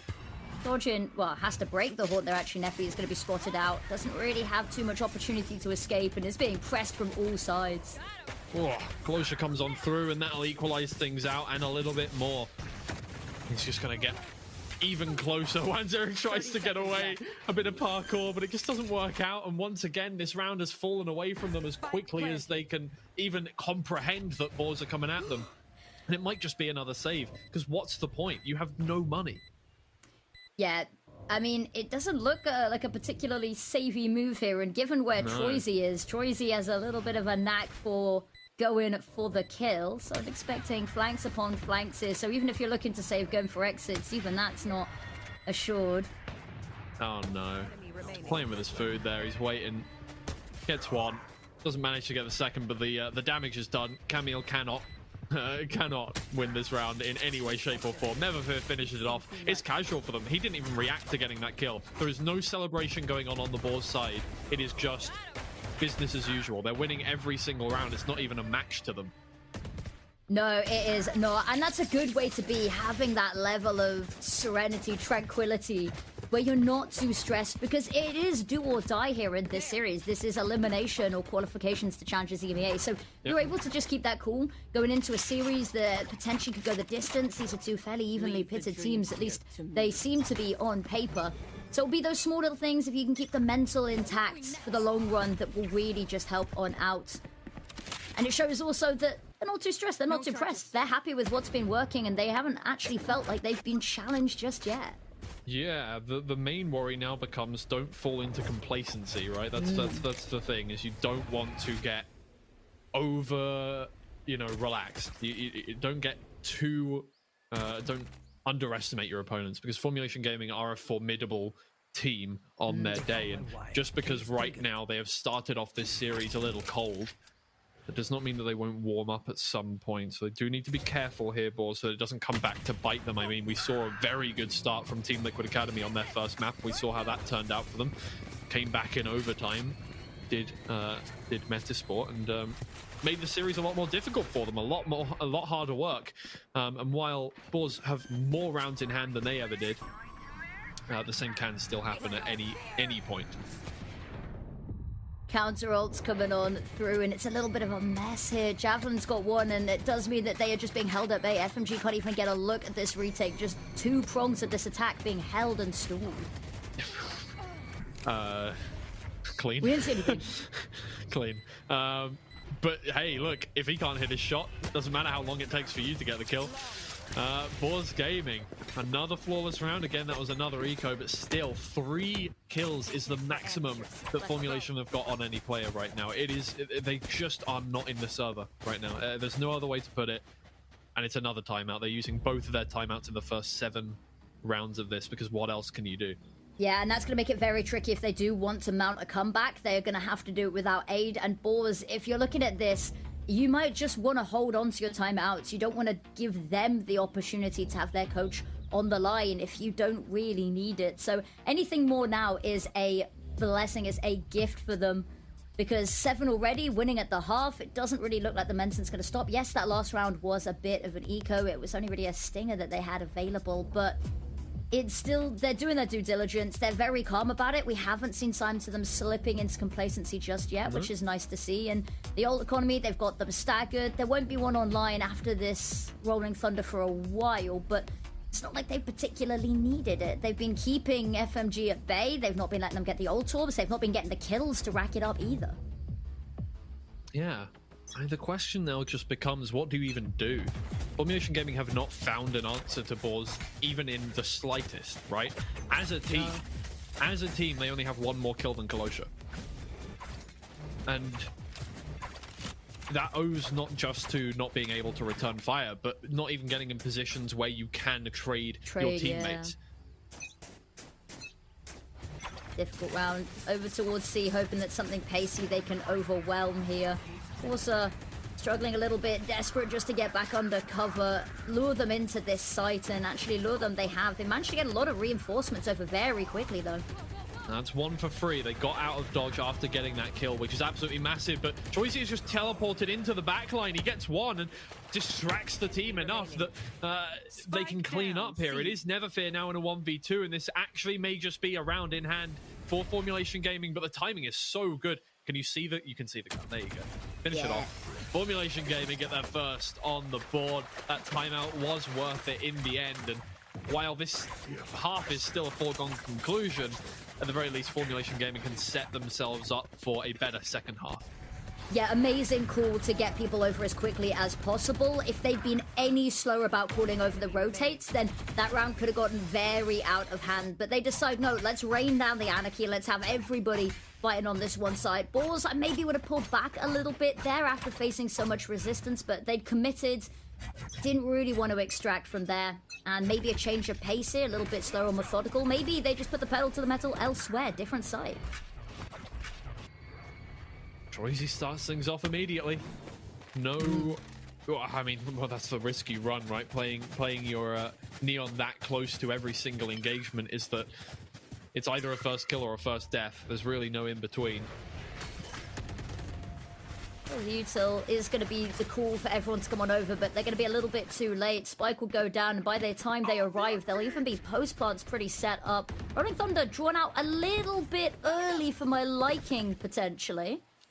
Yeah, I mean, well, they have no idea that absolutely nobody is anywhere near for whatever reason. Formulation Gaming slowing things down to a snail's pace, and maybe that works for them, right? Go for the full-on retake. Don't even give them a chance to lower your numbers. Closer, well, I mean, it seems to have driven out some questionable decisions from the Boars Gaming side. Maybe that... I don't even know what to call it. Javelin moves in, finds one, but the damage was already done. I mean, Boars Gaming, there may have been complacency there. They rushed in to try and take space where none was really needed. Yeah, I think there's also another important fight to isolate there is the Troisy is trying to deal desperately with Corsa. And, you know, the tripwire gets broken. He's trying to play off the back of it. He can't find the kill. And unfortunately, so tied up and doesn't win out the engagement either. Means that doors is completely open, which leaves Mound completely open. Required to get that kill, or at the very least to be able to turn back and deal with Mound. Him there solo is left with so much space to try hold individually. And unfortunately, is just too divided. But a chance FMG, very good, sees the weakness, capitalizes. That's exactly what we want to have come out a little bit more here. Very early contact taken, a Colo shot. Oh, devastating. You feel that in your chest. Yeah, it's gone back the other way this time. It seems to just be a flip-flop between these two as Formulation Gaming have started to get themselves back into the swing of things. Boars, we thought for a moment we're just going to sweep them off their feet completely. But Chivalry is not dead. Formulation Gaming are an independent team. They break the barrier and then they head in towards B. Barrier which might have kept them a little bit safe for the time being. Good start there on the opening in towards B, evening out the numbers. Camille doing a lot to hold it down. It is traded out in the end, 2v2 now, as Troisy is being an absolute linchpin for this team now. Never Fear gets around the corner just in time not to be spotted by Vubit. They now know that they're going towards C, but there's nothing they can do about it. It's just going to have to be a retake. Yeah. Oh, okay, I thought for a second that they were going to send it elsewhere, but Troisy is just on the lookout. 30 seconds left. Oh, this could be beautiful. Yeah. Ah, wonderful play. Again, that is just good fundamentals.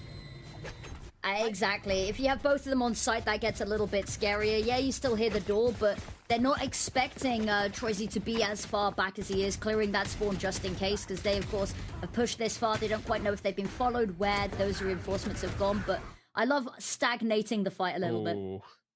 Yeah, that's an understandable reaction to how quickly this game has slipped away from you, right?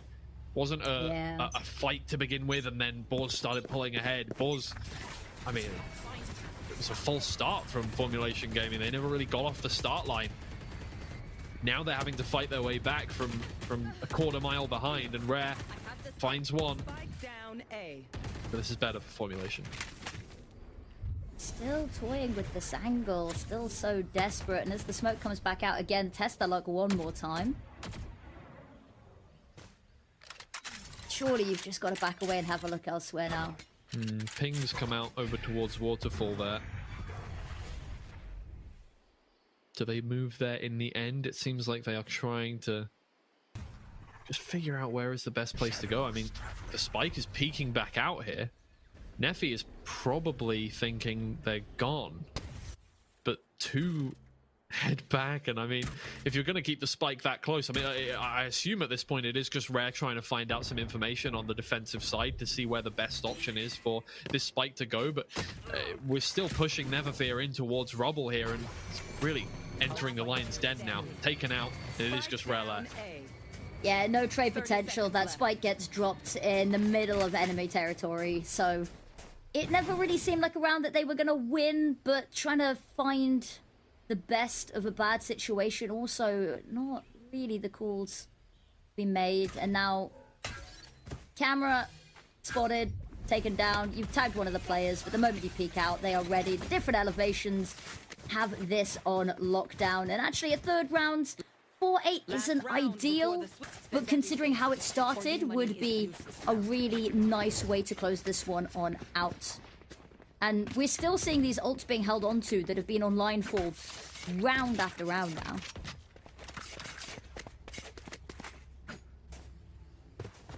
Formulation Gaming is starting to mount that, you know, proper defense, right? In that they're fighting for these rounds and they are getting out ahead some of the time, but it's just too late. You know, a 4-8 half at the best is such a tough situation to be in here. And when they're trying to find another pick, oh man, Kalosha manages to evade for long enough, but not all the way. And Fubit does not find anything with the ult, so bit of an overinvestment, but they've still got that kill. That's a positive. Exactly. Need to spur it into a little bit more there. But the early aggression, they were kind of just letting the early round be dictated pace and frag-wise, and now actually putting up a little bit of a fight. And they move. Neverfear and Choicy somehow come out on top. Not just on top, at the summit. And it looks like it might just be a 9-3 half. And if Formulation Gaming had started the way they've been playing towards the second half of this first half, they would probably be relatively even at this point. But as it stands, Ball's got themselves so many rounds to start off with that a 9-3 was almost trivial for them to get. Rare stuck in the corner, taken out by Camille in the end, but Troisy is still there. Javelin is still there. 9-3 half to start things off. Formulation Gaming showing signs of life, but a little too late to get a meaningful score on the board by the first half.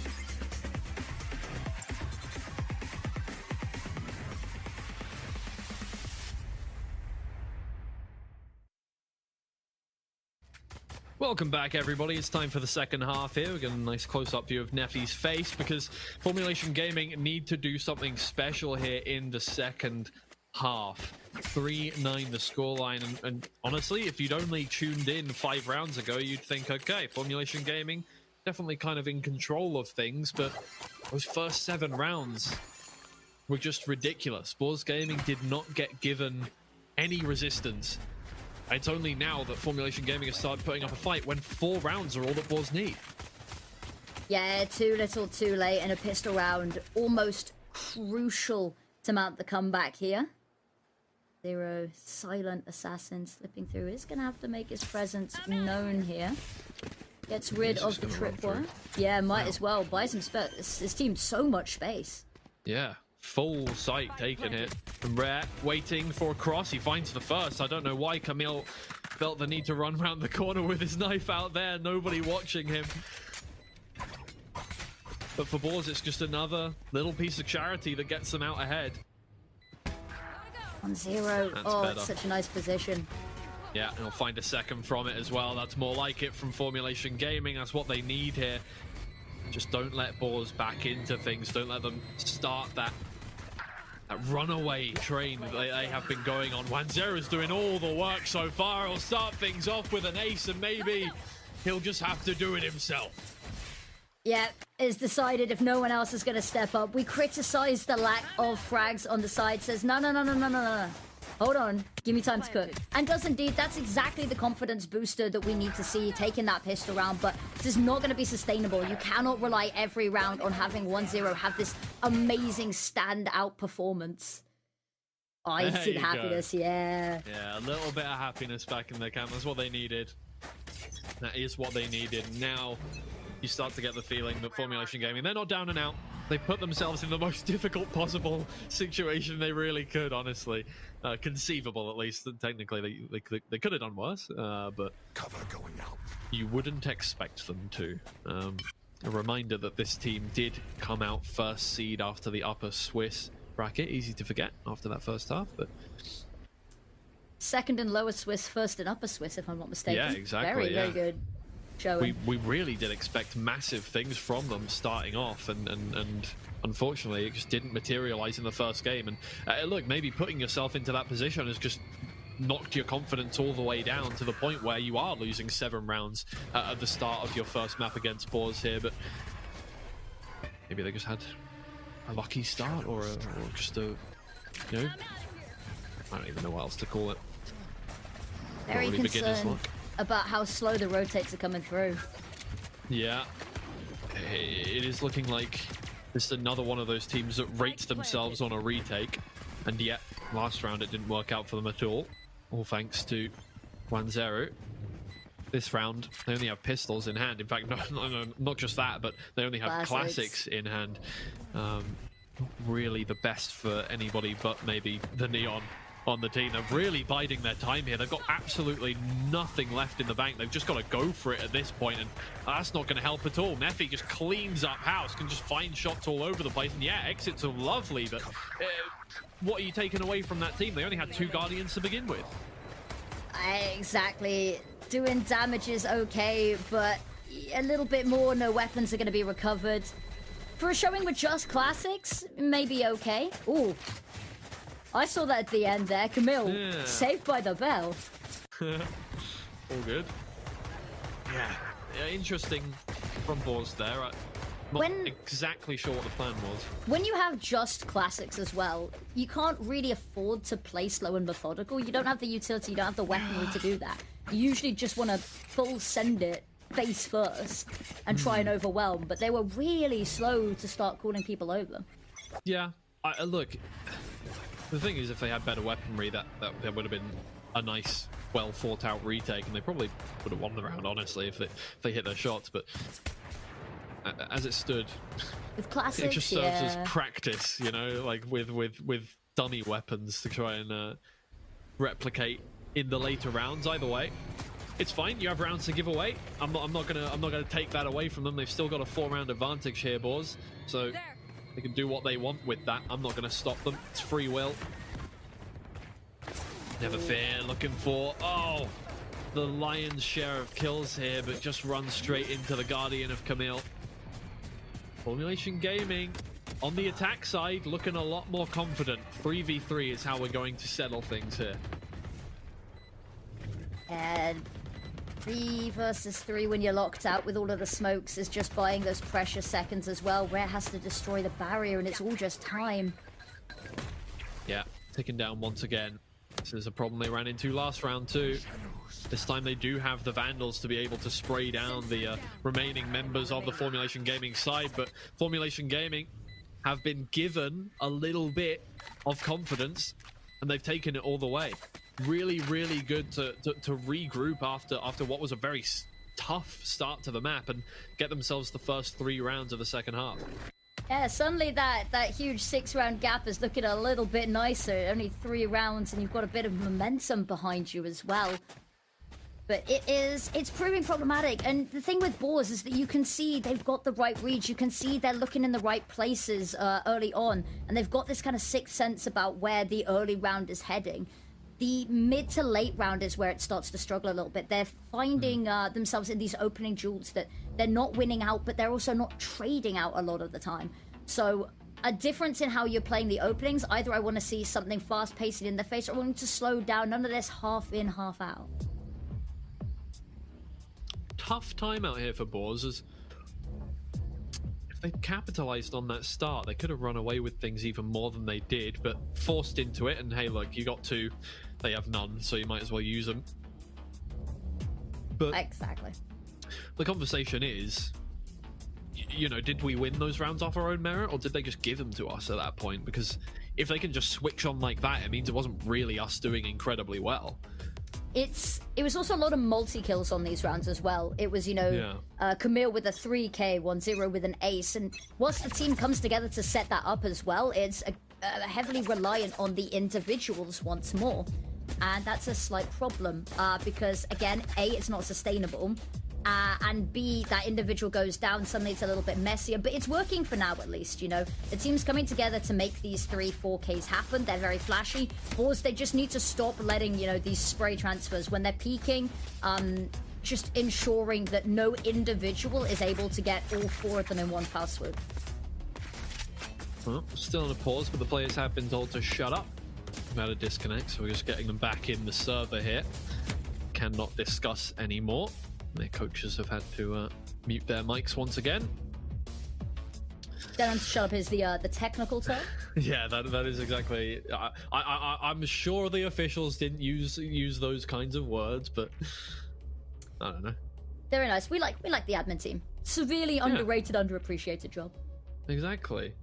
Everything, you know, front of house here, we're doing the easy stuff, talking to you guys. Then the production team is doing all the hard work slightly, you know, behind the surface. And then, you know, the admin team all the way behind the surface, also doing hard work. So, you know. Multi-level. Exactly. I couldn't do that job.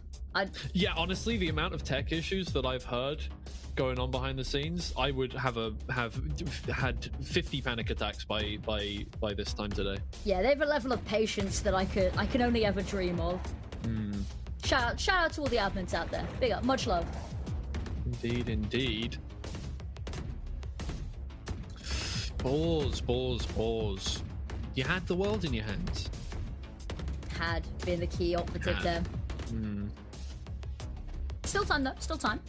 Very much still time. They got themselves into a brilliant position in the first half. It's now just whether they can get one on their defensive side to you know, take it over the finish line here. Again, they still have 3 rounds in hand. The work is not done for Formulation Gaming. It just feels like they are back in control. Yeah, they're back in control for now. They found a little bit of a foothold. They've started to climb, but, you know, at any point that could shift. I think the fact that they're starting to find success, you never want to harp on just one player, but we talked a bit about it. Corsa has been struggling a little bit in this game. You know, the utility's being taken out pretty early, hasn't been having the best success in the kills department. And the fact that they've started to mount this little bit of a retake already and come back without Corsa being, you know, firing on all cylinders is a good sign. You get Corsa online, you get Corsa into the game and ready, then suddenly this really switches because you've got that whole extra level of firepower available to you. So, only hope.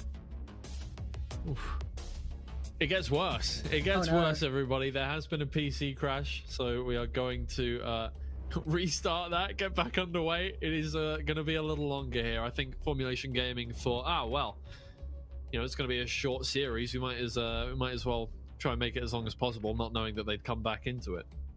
Exactly. Enjoy the time in the sun. Yeah. It's a nice temperate map. I would assume. It doesn't look like it would be cool here. Yeah, and it's relatively tropical, so humid maybe. See, I'm quite curious because in the lore, isn't the other Earth's Lotus in ruins? I'd be quite curious to see that as like a Halloween map maybe. But I think we're ready to go. Cool. Now we are good to go now. Finally. And Pause once again having a lot of time to think about what went wrong over the last, just over 6 rounds here. The map so far, but it's okay. Still in the lead. Yes, reinforcements are so far away, and this is the thing: is the Cypher utility is good, but they are just going to have to play retake if they keep heading C. Yeah, well, they got their opening kill, and that means at the very least they have that man advantage moving on through. But the Nightfall is extending deep in towards CT and actually catches 3 of the 5 players on the board's side. Rare, however, coming in from Waterfall is able to find one with the Ares. Do a lot of work in helping this team get in towards site. Lots of comms going down. You can see frantically both teams are trying to give as much information about the opposing side as possible, but there's not really much information to give as they all want to go in as quickly as possible. Closure finding 2 with 1 clip of the Stinger. The trade is there, but the damage has been done and Boars move finally to double digits. Amazing stuff, and a lot of that play coming out from Kalosha can happen because of the chip damage done by teammates earlier in the round. You can run around that corner and with a single clip of the Stinger take down these 2 low HP players. They've been full HP. You're not looking to find those headshots at that speed, so a lot done to set this up. Beautifully executed from the individuals, and that's double digits. They've broken that round streak. Maybe all they needed was a second just to calm the mind, to rest. We talked a lot about, the mental of the game. Yep. So it's been put into action a little bit here. It seems that way. The round was well put together from them. And they have some ults to play with now. The rotations are coming through on that one. Doing the exact same setup, right? Take control of Rubble. Just make sure that there's no surprise push coming on through, and then you can start to set your sights once you've got that player anchored there towards other parts of the map. Obviously, the main thing is going to be making yourself rotatable as the CT side, right? If you have a player in Rubble and you have your Cypher on C, it's all about just getting yourself in a position to react to something on either side of B at this point. But down goes the smoke from Formulation Gaming on C side. They've already called over more reinforcements this time. It's been a bit too quiet elsewhere. They've already pushed A main and not seen anything. That trip round B's heard nothing. So they've got an idea that it's either a very passive A hit or that there's trouble lurking in C. But actually, with less than a minute on the clock, they now want to a little bit of a nosy elsewhere. Spot the Prowler knows that somebody's got to be at least nearby. So over towards B, figuring that A seems stacked, C felt uncomfortable. Slow mid-round once again. 30 seconds left. Formulation Gaming do need to make a decision very shortly. Guanzura has seen Troisy there over in Rubble. Does not know quite yet that Neverfear is so close, but still they're stuck in their own spawn. Look, the Spike is going to have to rotate round. 20 seconds left. This is crunch time for this team, and they're still being pushed out by the utility from both Cypher and by Neon here. 12 seconds remaining, and the Spike is still at Mound. They're still far away from this one. I don't think there's going to be time to plant the Spike at this point. If 1 kill comes through from this team, it might be over. I mean, wait, is that even enough time? It just about is enough time. Man, that was really down to the wire for Formulation Gaming. But hey, look, they've come out with 4 players to the 1 of Boars, and that's enough. If it's stupid and it works, it's not stupid, is it? Yeah, I guess so. But you made a very good point there, is that a single kill in the midst of any of this slows it all down to the point that they do not have enough time. All it took was 1 person, but Corsa single-handedly tucked in there, ruins all of the rotations through, so there's no one left to try get onto site to be that 1 kill needed. Just Corsa, we hopped on a little bit, maybe a bit slow in the frag department. Those 2 kills, majorly impactful one. Yeah. More than, I mean, like any mistake there loses you half a second and suddenly you can't even plant the spike. And with how far the Boars Gaming players were back, there's really no way you were finding that final kill. And maybe Formulation Gaming boxed in a little bit here. Boars just go ultra aggressive, push them in. I mean, what is that? They didn't move from spawn. Wild scenes there, and you're right, not a footstep forward. And playing off the back of that, Neon wanting to get up in their faces, knowing that FMG, they've had quite a lot of these slower starts to the round, that you have the opportunity just to get the drop on them. They've not really attempted something quite that pacey this whole map. They've conditioned them a little bit into this ebb and flow, so to suddenly switch up, there's not a chance that that was seen coming. And that puts them onto 11. They lose one round and they're immediately like, nope, we've got to show them who's boss. Yeah. Just at least remind them how close we are to the finish line here. X marks the spot in the middle of a rubble, and my lord, there is a lot going down. A lot of utility being used. Nobody wants to lose this position here, but it is Boars Gaming that take it. I mean, Corsair is... Javelin. Oh dear, he couldn't get him out in time, but Javelin... Oh, sorry, Corsair, as I was saying, is over on the other side of the map. And the spike is in an unfortunate position here. Boars don't need to do anything with this. Just keep a hold of this corner. Make sure Corsair can't get around there. He doesn't know whether they're going to be to the left, to the right, looking down from a main. And therefore, this is an incredibly risky position. Cage goes down. He's going to use Neural Theft. Wait, bide his time. He's still got 50 seconds. Got the spike. Gets out of there. Task 1 done. Now you got to win a 1v2. And immediately Rare's already looking to go at B. Pulls back a little bit, maybe worried that A's still that location, that it's a fake out. But Neural Theft of their own feels maybe a little bit overkill, but they want this no matter what. 30 seconds left. Fakes the rotation over towards C, but he's still there, and they're aware that he could just be waiting. So, yeah, it balances back out, and honestly, they've done a good job in just displacing him. 18 seconds left in the round. He has to get these kills. Or he could head over towards A. Yeah, he'll be able to get the spike down if he runs there. And unfortunately, that does mean that Boars are going to have to do a retake. They did everything in their power to stop themselves from having to do a full-on retake here, but alas. It was fated to be, exactly. War trigger just to make Corsair uncomfortable. The two of them really need to play together here, allowing these fights to be isolated, but doesn't matter because Troisy has the angle. And this, we said this was his hunting ground, and he has been farming. He must have just think, what an annoyance there. There was no need for any of that. We were winning the round in that 2v1 all day, every day.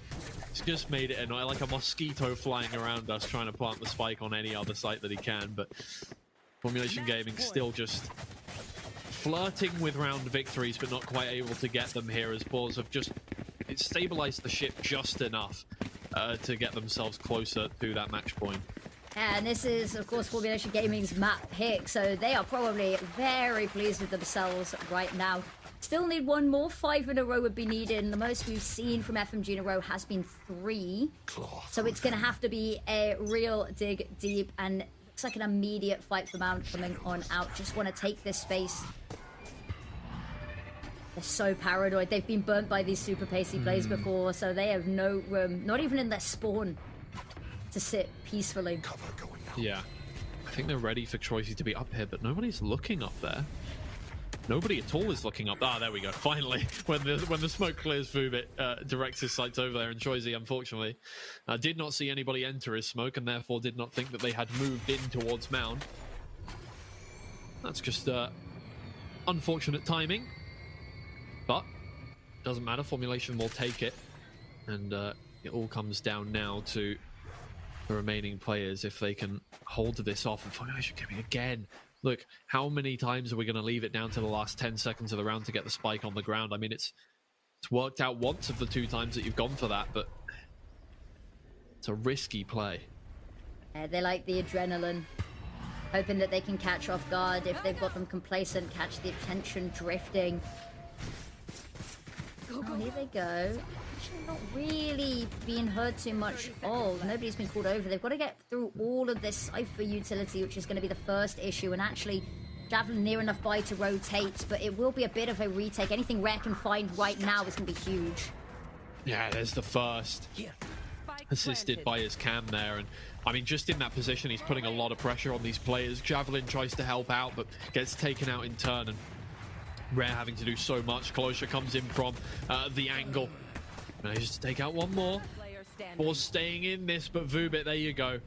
He's been so instrumental for this team on Deadlock so far, and while the utility just hasn't been the same as many other rounds, he's been doing a lot of work there on the kill feed in this. 4 kills. And it did take a standout performance to keep them in the game, but it doesn't matter. They won the round. Yeah, 1-0 just being able to tuck in there is monumental to the outcome of this round there, because you take down Javelin and then suddenly you don't have that extra elevation. Otherwise, you have a crunch coming around. The Vice is closing on the site. That way, you've only really got one sort of prong trying to attack you. Still 4 rounds needed, which is uncomfortable, but you've got the first. That's the first step. There's still a chance. Where there's a will, there's a way. And actually, you forced Force down onto an unequal buy, whether they know that yet or not. Troisy really wants this opening fight, but Kalosha kill steals. They back away immediately, so that there's no sneaky player advantage. Nightfall won't find anybody at all over towards Tree there. And oh wait, never mind. It did apparently catch. Catch one, just. Javelin, I think. His toesies got caught in the Nightfall. But that's really not a massive amount of information for Formulation Gaming to work off. If they'd have got 3 there, they'd have rushed on through, but... And so out of date information now as well, so it feels it was a little bit of a nothing burger ult there, but a bit of space taken. They've got the room to, they've got the map control to work with here if they want to, but the moment they push onto B, I mean, Boars have already called this, they've already started to make their move too. Yeah, now goes their Nightfall, and they will catch 2 with that one. Outside of B, they might just try and take it, but they're letting Formulation Gaming come to them, and it's been working so far. Still 5 players alive, and it is just Corsa left. 17 health, and gets 1. 4 left to get through, and they have they are crowded around the spike in Formulation. Taken out. 17 HP in a firing squad ahead of you. That is an unfortunate last round to be faced with, especially on their own map pick here. Boars, I mean, we've said both of these teams look pretty even in the ratings coming into this one, but maybe a little bit of an upset to take Lotus as harshly as they did. But what an amazing round streak to start with. Yeah, they let it slip a little bit after losing that pistol, but buying yourself such a huge advantage, such huge padding, means that when you go onto that second half, you can afford to let them get that little bit of a streak, a little bit of momentum, because you've just done so well to buy yourself that opportunity in the first half. Yeah, absolutely. I mean, it came to fruition in that they had enough of that buffer to get it done there. And Boars, that is a brilliant start. They'll be so happy to take their opponent's map pick. You know, I came into this one thinking if Formulation Gaming, if we're seeing the same Formulation Gaming that we saw in the Swiss stage, they should be taking this. On paper, I think they are the better team, but Boars have just showed up more today so far. Obviously, it's only map 1, and we know that Formulation Gaming have the quality to be able to get back into this one, but it's starting to feel a little dire for them now. Yeah, it is. It's starting to get a bit dicey going onto a map that both of these teams have played. It's not even a map that you're getting a huge advantage on. So they will be awarded no reprise, no breaks going forward. And there's so many players that we could highlight here. You know, Troisy, we said his map. Camille had some amazing moments individually on their own side. Of course, not quite enough to bring the team together. 1-0 had some nice openers, but it wasn't consistent enough. Yeah, I think that's a large portion of this one, is that a lot of the rounds they did get were off the back of a 4K, off the back of an ace, off the back of, at the very least, a standout performance from one of the players, whereas Boars just seemed more in control the whole time. More consistent trades coming on through, more consistent fundamentals to take advantage of Formulation Gaming, not checking corners and things like this, where Formulation Gaming, it really was just 1-0 go crazy, or Camille go crazy, or Vubit go crazy, which gained them several of their rounds. I do think that they still would have got several regardless, but 13-8 is not a good scoreline to have on your map pick, and we're just going to have to see if they can come back into this one. I do believe in Formulation Gaming. They are a team with the quality to come back into this and stage the reverse sweep, but it's going to be a real uphill battle after the break.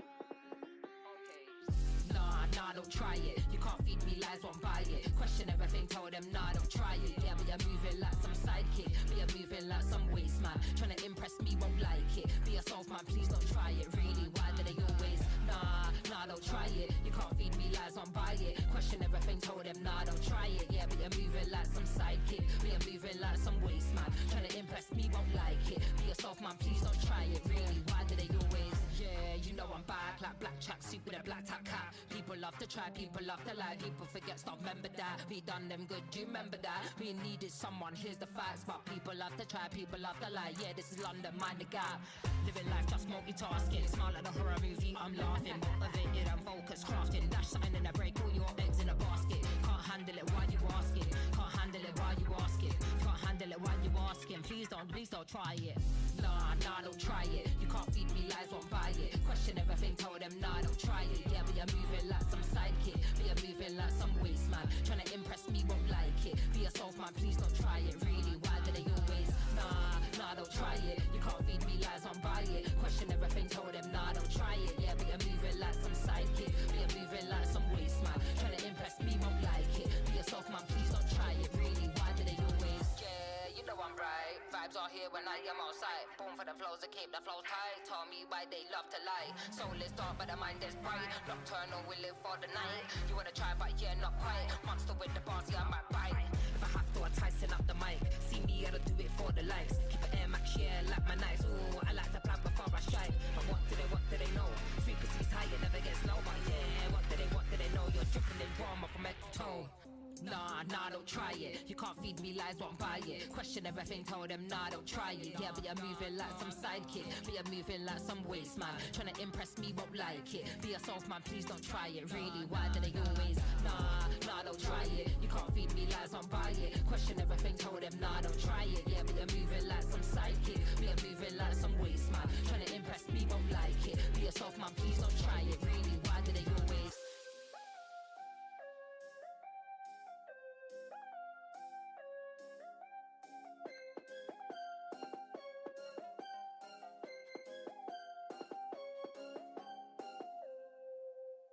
We're driving downtown, foot pushed on the pedal. Move through songs we play together. Feel like we're on holiday. I got a feeling it's a good day. We're driving downtown, foot pushed on the pedal. Move through songs we play together. Feel like we're on holiday. I got a feeling it's a good day. Downtown, foot pushed on the pedal. Move through songs we play together. Feel like we're on holiday. I got a feeling it's a good day.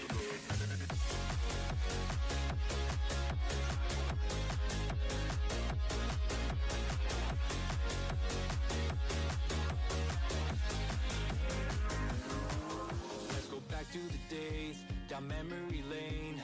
Back to the times when our life was a breeze. Feel the freedom again, my mind was at ease. The sky was so blue when we rolled down the street. So, hey, I just wanna catch your vibe. I just wanna catch your vibe. Hey, I just want a good time, good time. Driving downtown, foot pushed on the pedal. Move through songs we play together.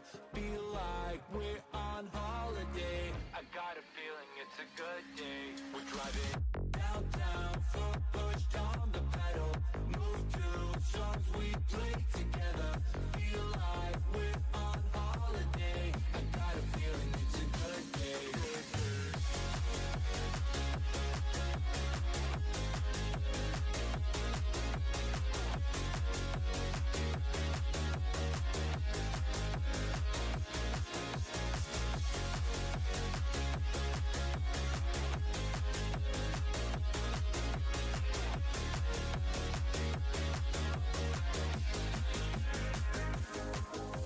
Sun going down, living the dream.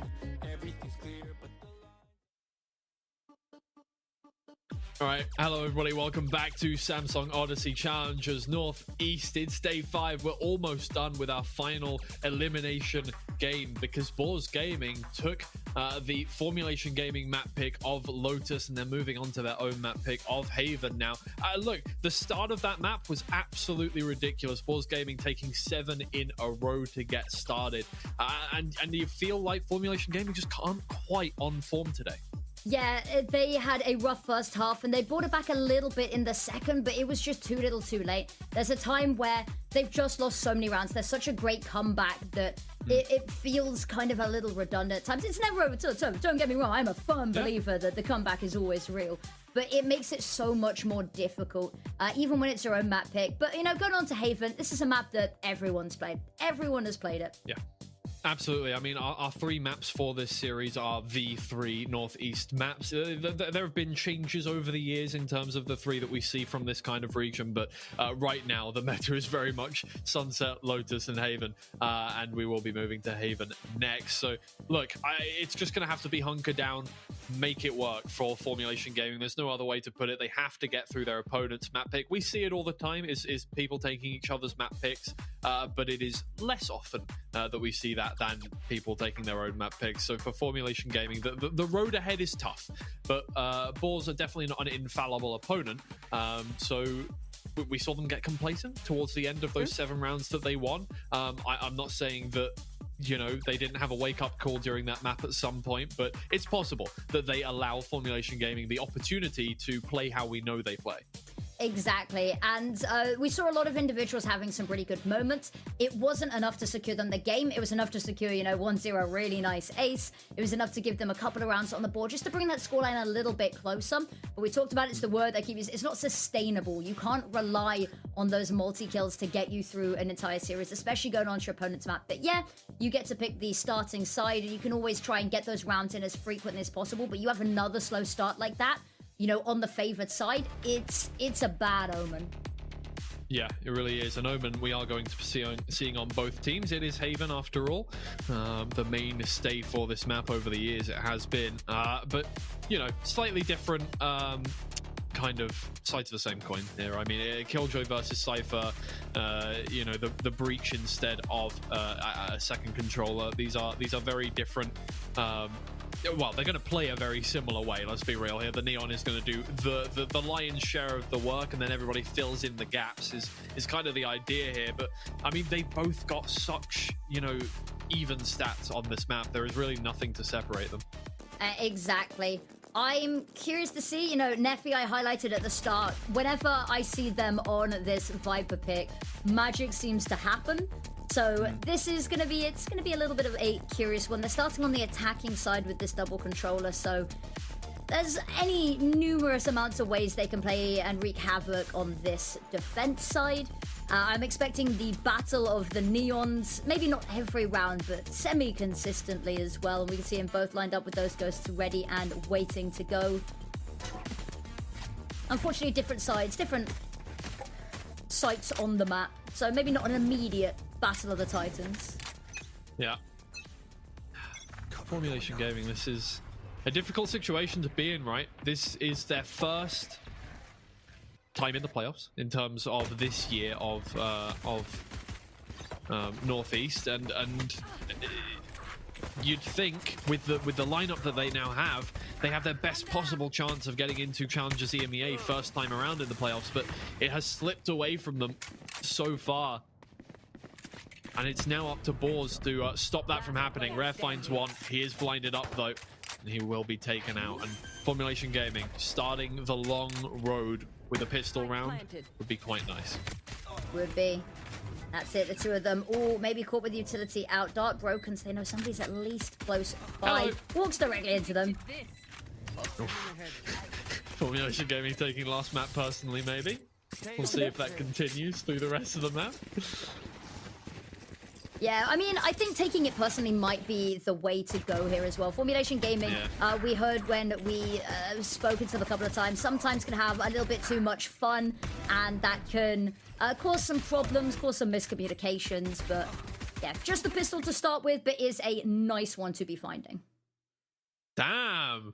That's Heated. a heavy reaction for a pistol round, but I like it. That's good. I mean, they need that. Look, every round now is a blessing for Formulation Gaming. They are on their opponent's map pick, despite both of them having a middling record on this map, and that's a very nice start to get going here on this map. Good recon, good kill through the box. Exactly, and they've cleared through so much space with that drone, though, that there's no immediate danger. And the time it's taken them to get onto site, maybe a little bit wary, have to be careful of Garage, but gives them this chance to push up even further and establish the post plant. Spike goes down, and now they can just settle in, knowing that probably very limited weaponry coming their way. Zero can't quite find the shot onto the players making their way up, but there's one. He can get out of dodge for now, get that reload going, and I mean, really, this round doesn't really seem like it's in the hands of Boars in any way, shape, or form, because at the end of the world, maybe a little bit disappointed that they didn't get off to a round streak start this time, but they chose the map, so I'm assuming they have a path ahead that they want to take. Never Fear is going to in the arms of the angels kind of stuff, you know. Very kind of dramatic, yeah. Yeah. I'm here for it. Enough cameras. Yeah, it's a difficult one. Losing that pistol, you're always going to come into that second round a lot weaker. I say always. Most teams choose not to go for a crazy force buy on that second round, especially if they didn't find anywhere near as much success. Ooh, I'm liking this. I'm liking the coach camps. Yeah, every round he's hyping his team up. That's good. That is good. Yeah. Yeah. I mean, as opposed to Bacon last series, who We really got the duality of man, yeah. would really only say anything if it was a bad round. Yeah, very. Otherwise, it's just good. Nice. Exactly. It felt very uneven, you know. The good was okay, but the bad was earth-shattering. Yeah. If Bacon, I'm not sure if I want to be in a lobby with him. Personally, that's not my motivation style, but hey, Works for some.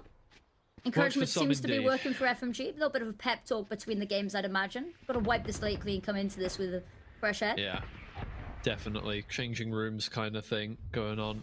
Needed to get their heads back in the game after a very disappointing map, honestly. Which, if they didn't lose those 7 rounds to begin with, they really were in with a shout of winning quite convincingly. It was just those got way out of hand for them.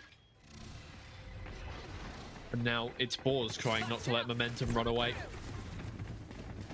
Yeah, there's the first pick. Running up sewers. Cloche can hear everything. Might get caught off guard, however. Doesn't look like it. He's just going to move on through. His teammate Never Fear is going to assist. Spike Might just be down a flawless round for Boars. They keep that up. No, Vuba is able to find one, but that is all she wrote. And there we go. We're back to normality here. Both teams are fighting at the start of the map. Yeah, good to see. That is a painful sight crunch there, but Kolosha so much, you know, half HP still wants to go for that fight. The slide across knowing full well that there's not really going to be much of an exit plan if there's more than one person there. That's very much a Hail Mary, do or die in that situation. And to be able to get that many is immaculate. And now that dynamic duo, we'll see Kolosha and Never Fear pushing this A main to start with quite a lot. A long to start with quite a lot. Doesn't look like they're going to be stopping. This time, though, it's not going to be them that's seeing any of the action. Rare, needs to get out quickly. Yeah. No harm, no foul, though. Round is definitely not over as long as you survive. My lord, I cannot see where anybody is whatsoever. Javelin comes out of the smoke. What are you looking at, Boopits? Camera is moving at 500 miles an hour as he tries to find a target to shoot at. Somehow, some way, Formulation Gaming have come out on top in a 3 versus 1 situation here. It's all up to Kolosha. Definitely had his standout moments. Can he make it work this time around? That's a great start. Now looking for the final 2 players. Posted up on either side of long here. Been caught out. Chooses the wrong side to stun. And Corsa will take advantage. He is definitely... Corsa is the only one shooting bodies here. Yeah, I mean, sometimes you've got to do what you got to do to get the confidence flowing. Yeah. It was a little bit of a stagnant first map, so I like to see this. But yeah, lovely setup there, and there's only so much you can do in a situation like that. You've got to pick a side to stun. It's a 50-50, and that's, you know, not even necessarily a skill thing. That is just you got to be lucky enough that you've got the right side. But immediately back to business for FMG. I'm loving the starts, and it's going to be the team that comes away who's able to stand strong amidst the chaos. Oh, well, maybe communication issues are the problem here. As Boz, well, I'm not going to say Boz call technical pause. I don't know which team called it, but there are mic issues happening between these players here. So we will. We're checking off our bingo sheet today, aren't we? I think we're just. Yeah, we really are. Keyboard, mic. We already did have mic for the interview as well, but. Oh, true. True. Yeah. What else have we? Don't know why. We're over quickly. We're back. Exactly. We're back. Super speedy. Somebody found the replacement mic. Oh, I really hope one of them has replaced it like last second with a webcam mic. It's Xbox lobby. Yeah, I'm with you. I'm with you.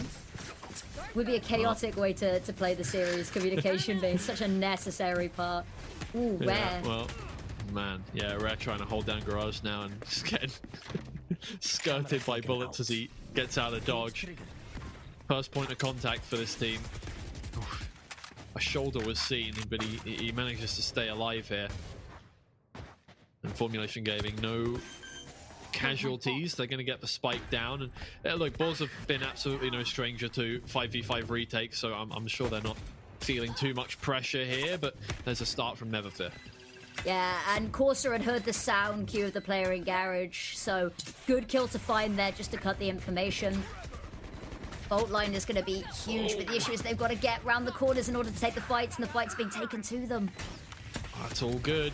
2v3 now, 2v2. Make that. Neverfear putting in a shift, but needs to get another two. Oh, just one is all she wrote. There's so much work done there, but Wanzuru is able to just keep up with the workload. And Formulation Gaming 4-1, and these rounds are close. That's the thing. The scoreline very much favoring Formulation Gaming, but you can see that you know, for a lot of the players, I mean, Wanzuru is definitely building up the bank, but everybody else having to buy up most rounds because there are a lot of casualties going on. Yeah, more than a couple. And that does mean we can see early on quite a lot of these ults available. The bunny's kind of flowing for both sides here, even though it seems a bit of a one-sided affair. But I'm loving the pace coming out from FMG. They were very passive. They kind of laid down and let that last map wash over them, but not this time. Yeah, starting on the attacking round, they have the opportunity to set the pace for the whole map, and so far it is a blistering one. Even one of those maps that does just afford you a simple way to get in and get going. Hunter's Fury comes out. It's going to deny the plant. It's going to get one tag onto Corsair. Wanzuru catches Rare out of the air with the bucket. And he might not even need to use his ult this round. Oh, I know he already used his ult. Didn't matter. But hey, job done. It's a very difficult one. It seems like Boars they're running headfirst into a lot of these fights where they know they're not going to be able to be traded. They're losing the opening duel. They're not getting the trade. They're going for a little bit of an information play when they could be regathering. And it just seems that this time around, the spacing hasn't been great. Yeah. Again, it's early on days, in the map, and sometimes you do just have to learn what your opponent are trying to play and then adapt to that. Especially as a defensive half, you're forced to play reactively, of course. But Corsair is going to diligently check around the map. I think he knows that long. He just doesn't want to take on Cubby by himself here. I'd be scared. That's a dangerous fight. Yeah, look, I think building up the bank is definitely a priority for them right now. Make sure they are up at 9,000 credits before they start making decisions like that so that they can set themselves up for the rest of the half. Because we know, well, you saw what happened at the start of last map, right? A 7-round streak can bankrupt anybody, so they just want to make sure money is no issue as we move on forwards. Yeah, if you can set yourself up early on, it's just one less thing to worry about, but that is devastating. Not allowed even a second of that. Not even allowed to finish the ult voice line. No. Well, eco round, and you know, that ult can be very useful. Not this time around. Vubit lying in wait for Javelin as he sees the gun peek round the corner, and Boars this time being given really no quarter here. Just not able to really dig their teeth into a round just yet. And obviously this is another half buy / eco round, so they're not expecting to take it, but it would have been nice to just get a start, an encouraging start into this one. Yeah, they're being very proactive, but they're just falling directly into FMG's traps. FMG aren't even really needing to take that opening contact. They're just sitting back on these angles, scoped in and waiting, and Boars are feeding into that a little bit.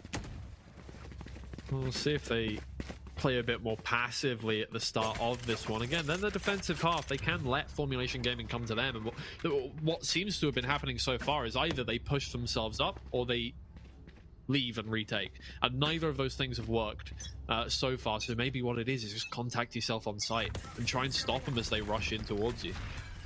Yeah, I mean, a change of pace needs to be made, and it's their prerogative as to which direction. And this time it looks like they've been a little bit more passive. Yeah, this is encouraging, and yeah, Choisy is trying to just slow them down, a strategy that they haven't really done. They've either given them the lay of the land or not, but that's more like it. They are stopping them in their tracks and trying to force them to either pick another decision or just run straight into us. And it seems like Formulation Gaming choosing option 1 there, going for B to start off with. Javelin lying in wait, bodyguarding for his teammate, who, oh man, is getting pushed down by 1-0, but there's Kolosha. And if you give them that opportunity to get going, heat up a little bit, Boars Gaming, they're back and they're ready to play. That's a good round from them. Yeah, and I think a lot of this as well is it funnels them towards B. If you have a look at the time, if you have a look at where they've got the information, is that the moment that Viper goes down at the end of C long, is you know that you don't have that ability to retreat into the post plant. So there's nowhere really that you can exit to. It makes it a really uncomfortable decision if you want to plant there. So they head to the next best option. They head to B because it's nearby, and they think maybe they can just about get the drop, get that spike down. But unfortunately, you know, A had been cleared, A main had a bit of a look at, so all they had to do was just head towards B, knowing that that's exactly where they were being shepherded. Important information gained for Boars in how to formulate a win for a round there. And if they can replicate that, they can even out the half and then work on making an attacking side work for them, which I think both teams are going to be a lot more comfortable on the attacking half than defensive. Ooh. Cheeky trip's going to cause issues. They have to immediately peel back. Push him out. Yeah, he didn't want to stick that one. Let his teammates deal with all that pressure. Choisy sees the spike cross. He doesn't see a player until it's too late. Rare is able to find a trade in turn, but it's all up to Kolosha here. He gets in a good position with a slide, and it's 3 taps to get 3 heads. He's already done all of the work. There's nothing Corsa can do, though he tries his best. What an outstanding slide there coming out from Kolosha to secure them their 3rd round. What on earth? I was a bit worried when we saw a couple of these players maybe getting a bit too aggressive when it wasn't needed. Choisy, I think, peeking out a little bit. We've seen that FMG have had some issues with clearing angles, and peeking out into what I think you can hear as a garage rush is a stark choice. But, you know, Kolosha holds down the trigger. What more can you ask for? Immediately, though, smoke in the face, that op is going to be heard, and that's going to force them to back off. And with all of that information gathered as well, it's just not worth heading A right now. Yeah, no, that was a little pincer maneuver, hoping to find an opening pick there for Boars. It doesn't allude to anything, but at the very least, it sends Formulation Gaming into this rolling thunder that's going to just push them back down mid. They cleared the site. I mean, look, that's good. Didn't get a kill off the back of it, but at the very least, forced them elsewhere. And look, Formulation Gaming on the last map had some troubles in deciding what to do when they couldn't find the plan that they wanted to start off the round. Their mid-rounding has been, out of all of the things I could criticize them for, a little bit lacking. But this is a... Oh my, okay. Yeah, that'll do. One pick for free through the smoke onto Corsa. Nothing you can do about that, unfortunately. And yeah, as we've seen so many times on the last map, 40 seconds left, and now they're having to make a pretty tough call. Yeah, we're all trying to break all of the recon as well, but it is all on, and Javelin's just lining up the shots. Yeah, it's wonderful. Look, here's the thing. When you're backed into that long position and you have to push your way up it, it's going to be free pickings for the defenders here. Camille is going to have to fight his way up, and nobody's going to give him a pick here. I mean, look, you've got the Cypher cam up. You know if he gets close. There it is. One peek, and the double peek is there. For Javelin to secure the third and get that round. Boars have figured out what Formulation Gaming are doing, and they're taking full advantage of it now. They're back in control. Yeah, they let a couple of rounds slip away. We talked about how they were feeding those opening picks, and this time they're just sitting back. They're letting them play into them, and just knowing that their side defenses are really strong. You've got Kolosha, who's going for those slightly aggressive plays. I got a bit worried that last round, you know, up A main alone with the op it's a difficult choice. If you get caught off guard, there's no real retreat for you, even with the neon speed. You know, anybody peeks around the corner, you are caught with your back running. But actually, finds that first pick. They choose not to head that way, and they head directly into the C site that had been so diligently held. Just Rare was hoping, waiting for anything to come his way.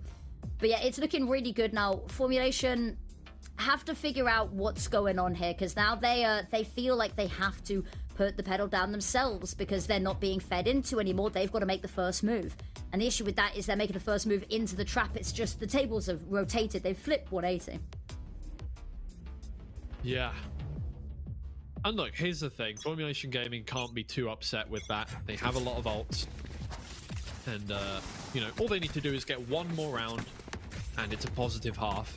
But obviously, I think they will be banking on wanting to get a good amount of attacking rounds, because they know that Boars are going to be, you know, the Breach Neon duo is a little scary on that attacking side, right? It can pop off if you let it. And while I'm sure Formulation Gaming are capable enough to stop that from happening, you really don't want to give them the opportunity to do so. My lord, Rare is just going to take that damage, tank it to get into a good position here.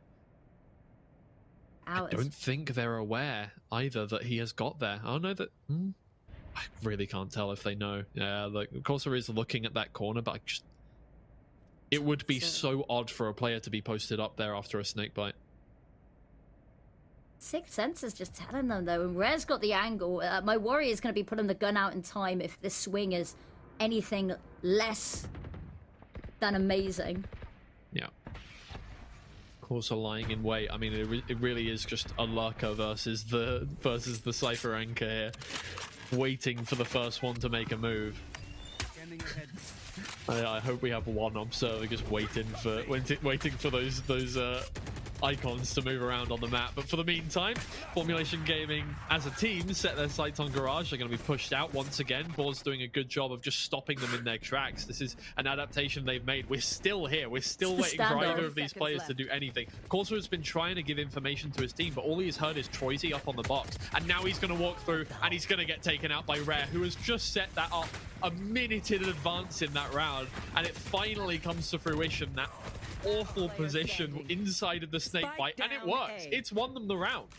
Exactly. If you are Corsa, you're probably kicking yourself. You've been so patient, and then the rest of your team, there's no time but to execute onto this site. You've got no option, and that hurts because a whole minute of the clock, and you can tell that they had the idea, but they were like, surely no one's still there. They take the camera out, and yeah, right. If they were there, not hearing anything, and my whole team is going for a push on Garage, why would they stay in that corner? Exactly. To be fair, when you look at it from that perspective, that is a completely crazy position to hold from Rare. I guess, look, you're the Cypher player, you're an anchor, you don't need to move, but still. You don't get curious? Not even like a little, you know, jiggle beat? Yeah, exactly. Either way, it's worked out, and once again, Boars starting to get a streak of rounds going, which was difficult for Formulation Gaming to stop last time. They had to use both of their timeouts to stop Force Gaming from at 7.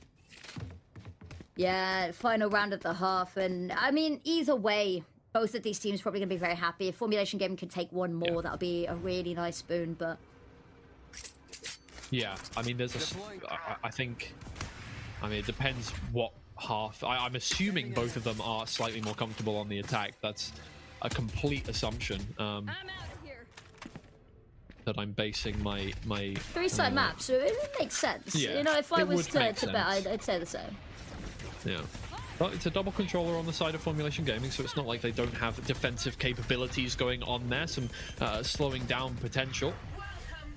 They post themselves up on towards B. It's the first time they've really had control of that site at any point during this matchup here. Corsair has posted himself in a good position, gets one. He's traded out quite quickly, though. Oh, can they move on into this Viper's pit? They managed to get a stray shot onto Neffy. Things can go very wrong very quickly, but it is really a 2 versus 3 here, and Camille will clean up. 7-5 half. That's positive. I wouldn't say it's amazing. I wouldn't say it's a brilliant position to be in for Formulation Gaming, but it's very much positive. They can build off of this, and they're in a position to do so for the first time this series.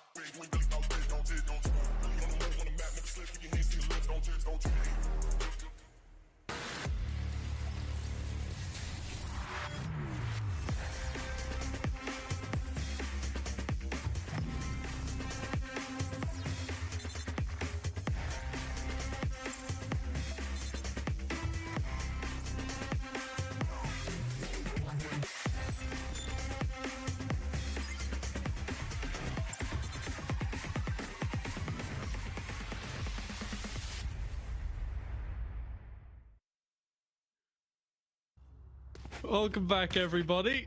My train of thought is, but anytime I hear production laughing when they talk to me, I can't stop myself from laughing myself. Here we are. 4s, 5, and 7. It's not the start to the half that they had last time about, but Formulation Gaming obviously backed up against the wall. They are going to try their best to fight their way back, and fight their way back they have. 7 rounds in the first half, and it is a much more positive start for them. It's a positive start that they need, being 1 map down. And a pistol here would be the cherry on top, just to extend that lead a little bit. They're going on to the less favoured side, so anything they can find here just to buy that buffer is going to be gold dust. It's good. 1-0 stuck in the corner. He does get out in the end, and his teammate will be in the right position to get that trade-off going. Neffy doing really well. Yeah, he's run down the timer enough that 1-0 and Vubik can just get back in towards the site, take out the remaining members, and that's the second pistol round on this map for Formulation Gaming. Yeah, lovely little swarm there towards the end. Everyone knew exactly who they were aiming for. Everyone had their marks and found them. And so that is a little bit of a lead extension. And with this round, no buy to go up against. It should be finding themselves a 4th, little bit of a bonus padding. And that's going to be what they need, because the moment Boars get their hands on weapons in this half, you know, we saw that they could build up their own momentum. Scary prospect. So if you can find this now, and if you can keep this going, amazing scenes. And they're having a little bit of a look out A main, but nothing going for anybody just yet. They're lining up like a conga moving through a short. Kind of the what you want, right? Run them down. The numbers overwhelm maybe with those classics in hand, but they're both stunned up, and there's really nothing you can do with a classic from that range while stunned. That's the triple whammy. Yeah. Pause. non-starter. Not even gonna be allowed to get the orb there. Not the end of the world, but you would have hoped to get a little more out of this round. Yeah, not a point. Well, sorry, 8 points of damage onto Camille. That's the sum total. You just have to wait out 40 seconds, or at risk of taking the fights and losing. Well, conceding over ult points to FMG, which you don't really want, but. Guys, you can't get exits. You haven't planted the spike. Left. Look, there's the dance. You know, Mycroft's taught me that dance means they're friendly, right? Yeah, true. They shouldn't shoot him now. He has. What is going on? You guys realize you're the attacking half, right? Maybe? Like 10 last seconds seconds, left. you know, times over, dash out. Well, just don't. He's not gonna get the spike down in time. Guys. I mean, it's a good idea if you had a second more. I'm a little confused. I'm more but confused they both now, died yeah. in the end, so it's not the end of the world, I guess. But whatever. You know what? Look, they wanted to go for the ninja plant, I guess. Hey, it didn't quite work, but hey. FMG just even a second too. Like, I mean, if they'd left a couple of seconds earlier, Yeah, and honestly, yeah. Look, hey. you can see the vision. logic. It was there. It was there. It was there. Still confusing. I don't care. It's still confusing.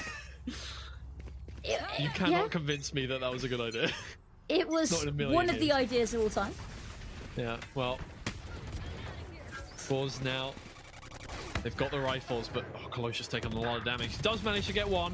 Never Fear is there. Trades everywhere. Checkerboard pattern there in the kill feed. Brings it to a 3v2. Neffy will pick up a Vandal quite gratefully, but Boars have already left the vicinity.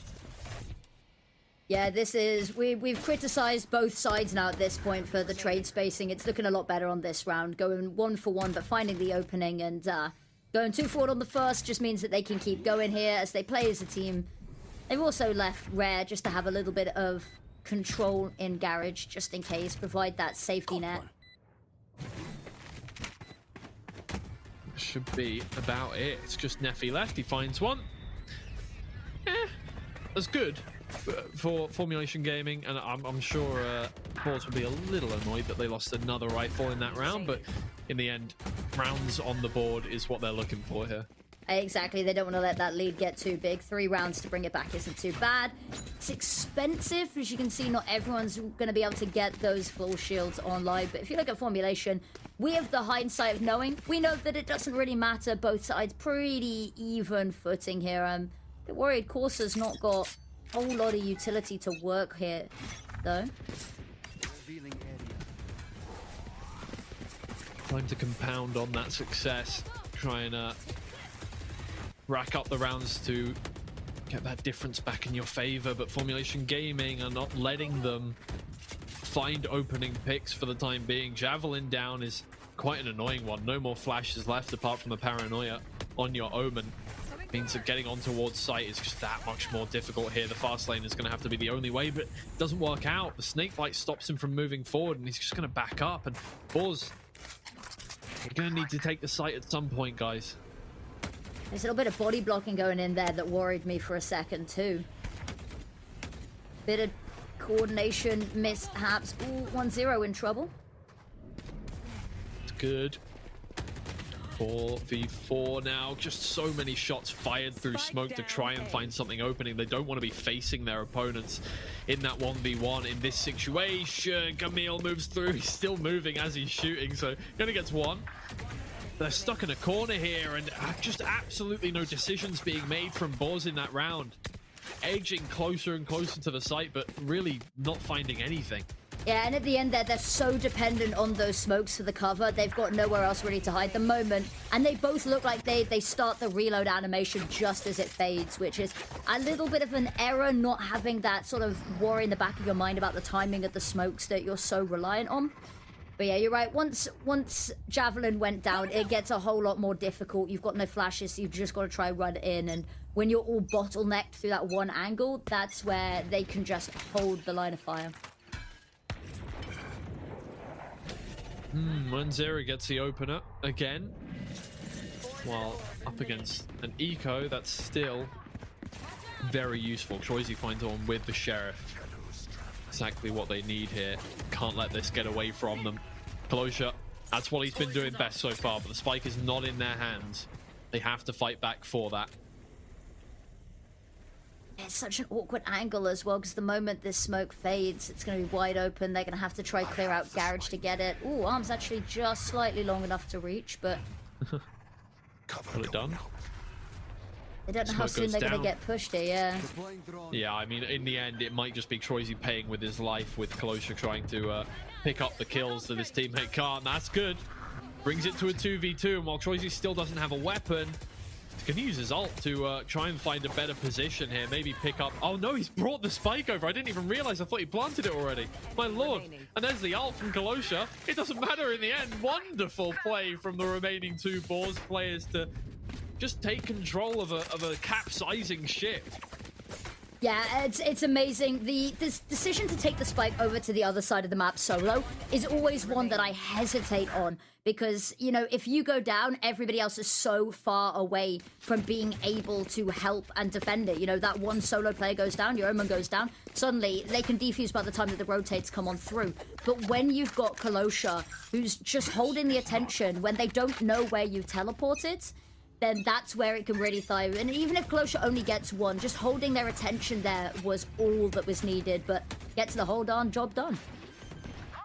Indeed. And suddenly trying to work off the back of a opening pick has reached the summation of its usefulness here for Formulation Gaming, with that eco, well, 50 round on the side of Boars going their favor.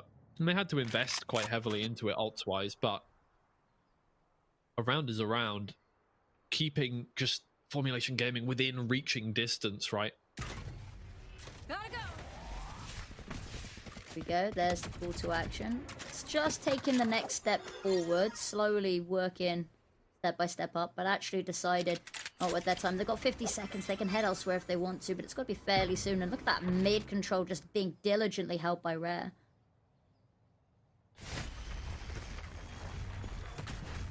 Corsa holding it down. TP in, gives him a free spike plant. He is revealed. They'll try and get out of there, and just about at a good enough angle. It is now a 5v5 off-site here.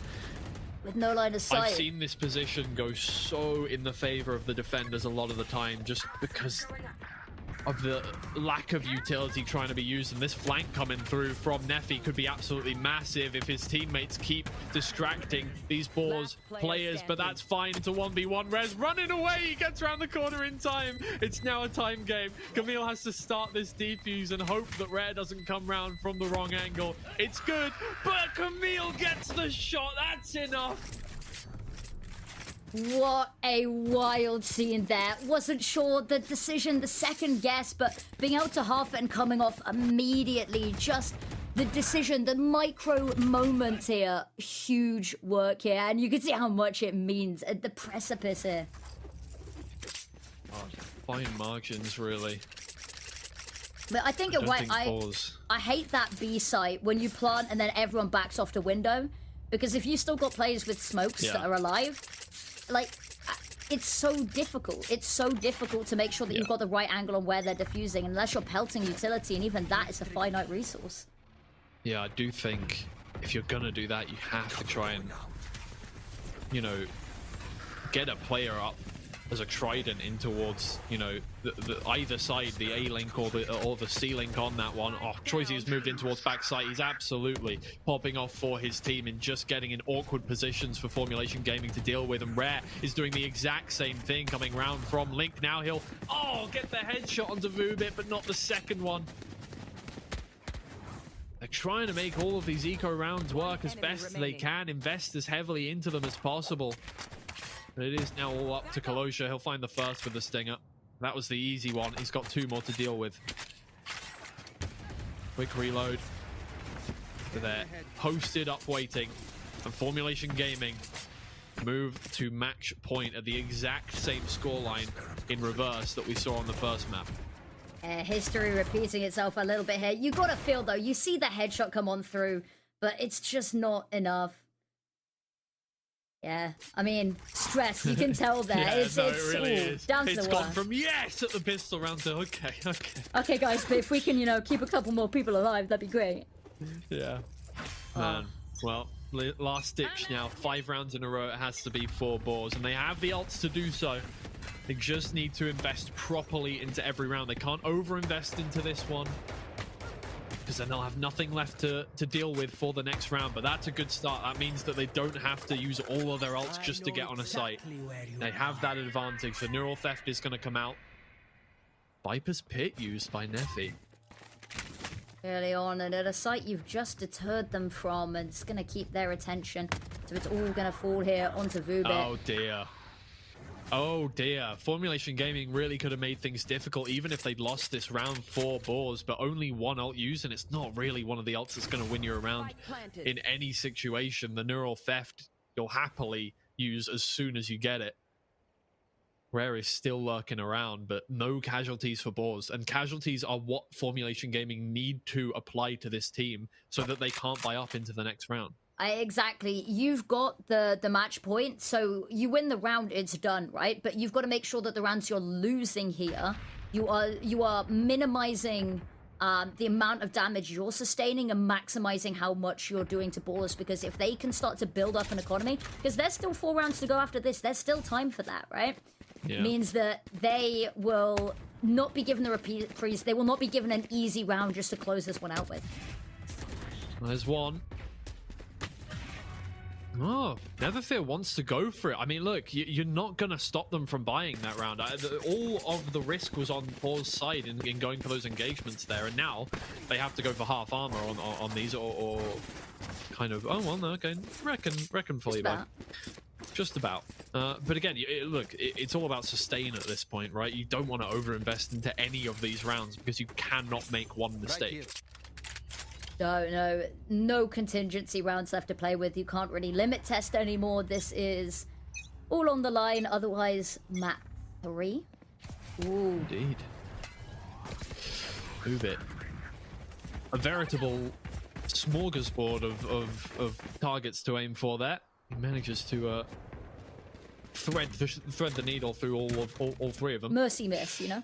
Yeah, exactly. Warning shot. Camille, on the other hand, has taken a warning shot to the face. Down to 30 HP. Setting out the recon. It's destroyed. They know at least 1 player is in towards long, but that could be a false flag. Obviously, we know that the Lux have been good from Rare.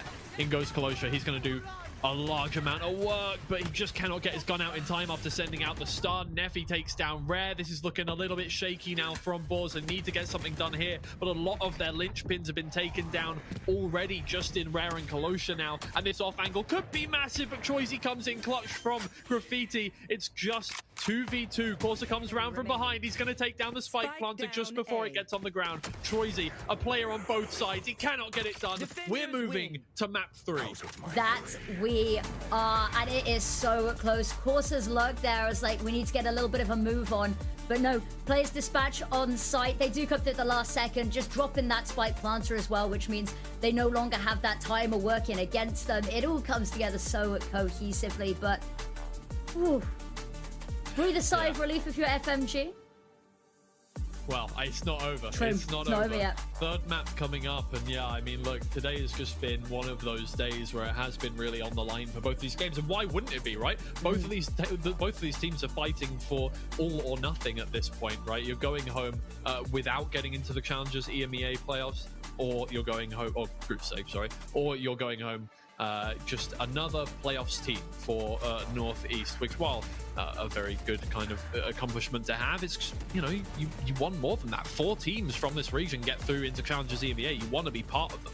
Exactly, and it means that your off-season feels a little less empty. You've still got that to look forward to in the year.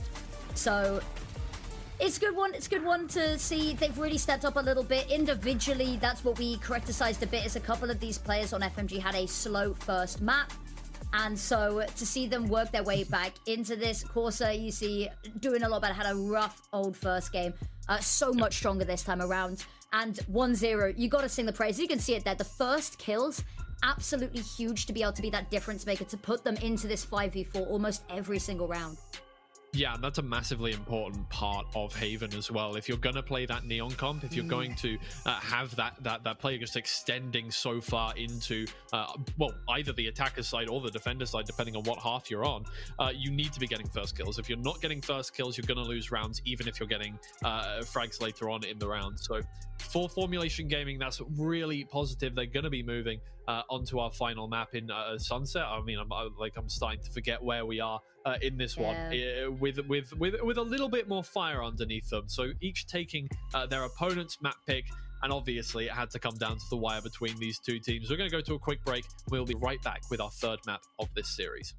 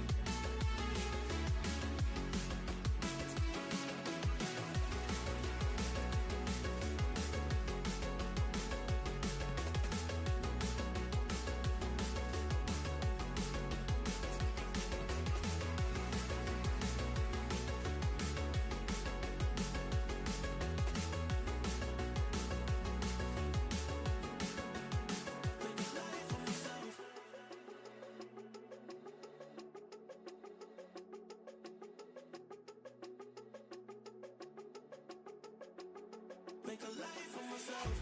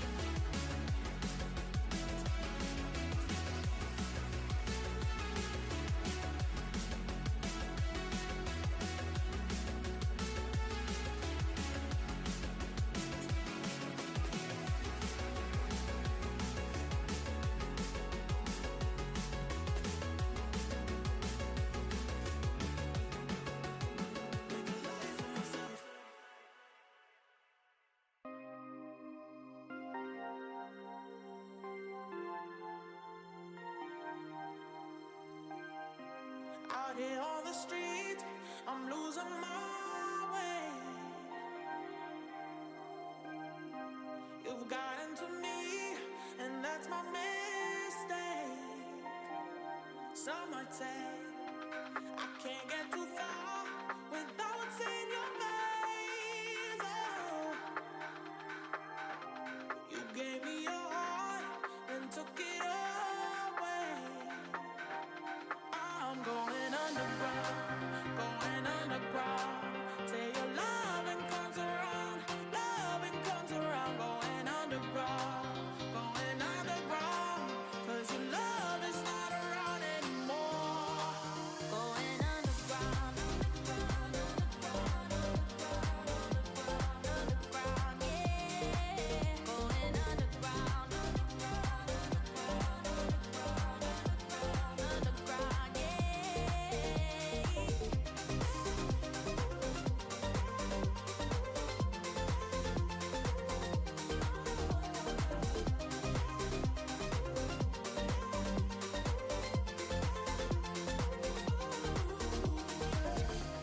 I hide in the dark, nowhere to be found.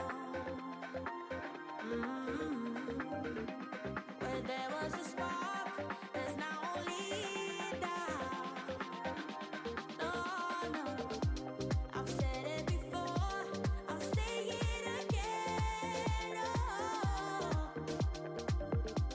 I thought you were sure, now you're a losing.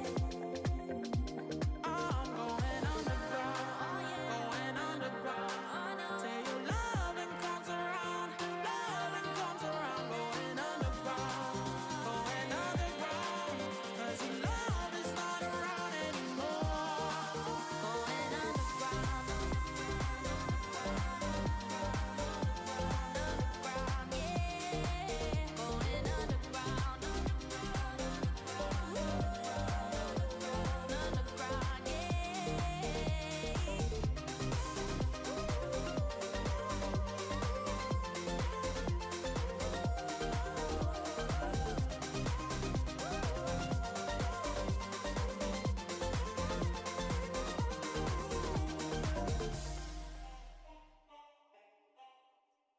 Hot like 100. Hello, hello, hello, hello. Loading, loading, straight with the lyrics like I'm bowling, bowling. Keep pushing on, keep rolling, rolling. Didn't wanna listen, but I told him one more time. Your favorite MCs, bronze or silver. These raps here are golden, golden. Cards on the table, there's no folding. Spit bars at the club, zoning, zoning. TikTok come to London, get ripped off. Man get pissed off when I start lift off. Sweet like flavors, cookie and biscuit. Round here, yeah, the bars I get rich off. Picked up myself, yo, every time I tripped up. Little petty kid, the big rock. Me and my G's do everything mix up. Full circle, that everybody linked up. That's irrelevant, memory like an elephant. Keep it hard, but you know that it's elegant. Get mad, but All right, everybody, welcome back to Samsung Odyssey Challengers Northeast Day 5. It's about over. We've only got one map left to go. Don't worry, you can go get food very, very shortly, although I'm more worried about the players at this point. You get to this stage in the day and you're like, okay, guys, you want to wrap it up now? 8-13 for both of the maps that we've seen so far, taking away each other's map picks, Formulation Gaming and Boars, and we move to Sunset, our last mainstay. That we do, and I don't think there could be more of an even map to take this to a third to. Out of the past couple of months in officials, FMG has played it 8 times and won 6, and Boars have played it 8 times and won 5, I believe. So it's really neck and neck here. Both of them have equal opportunity, but I think that we will see this continue as we see in the whole series progresses. Whoever can get that running start takes the series, and in this case, takes all. It does seem that way so far, so it really does come down to this, and I think these are two teams that really, when they show up, are going to be winners. I do think that on this one, it's not really down to the stats on each map.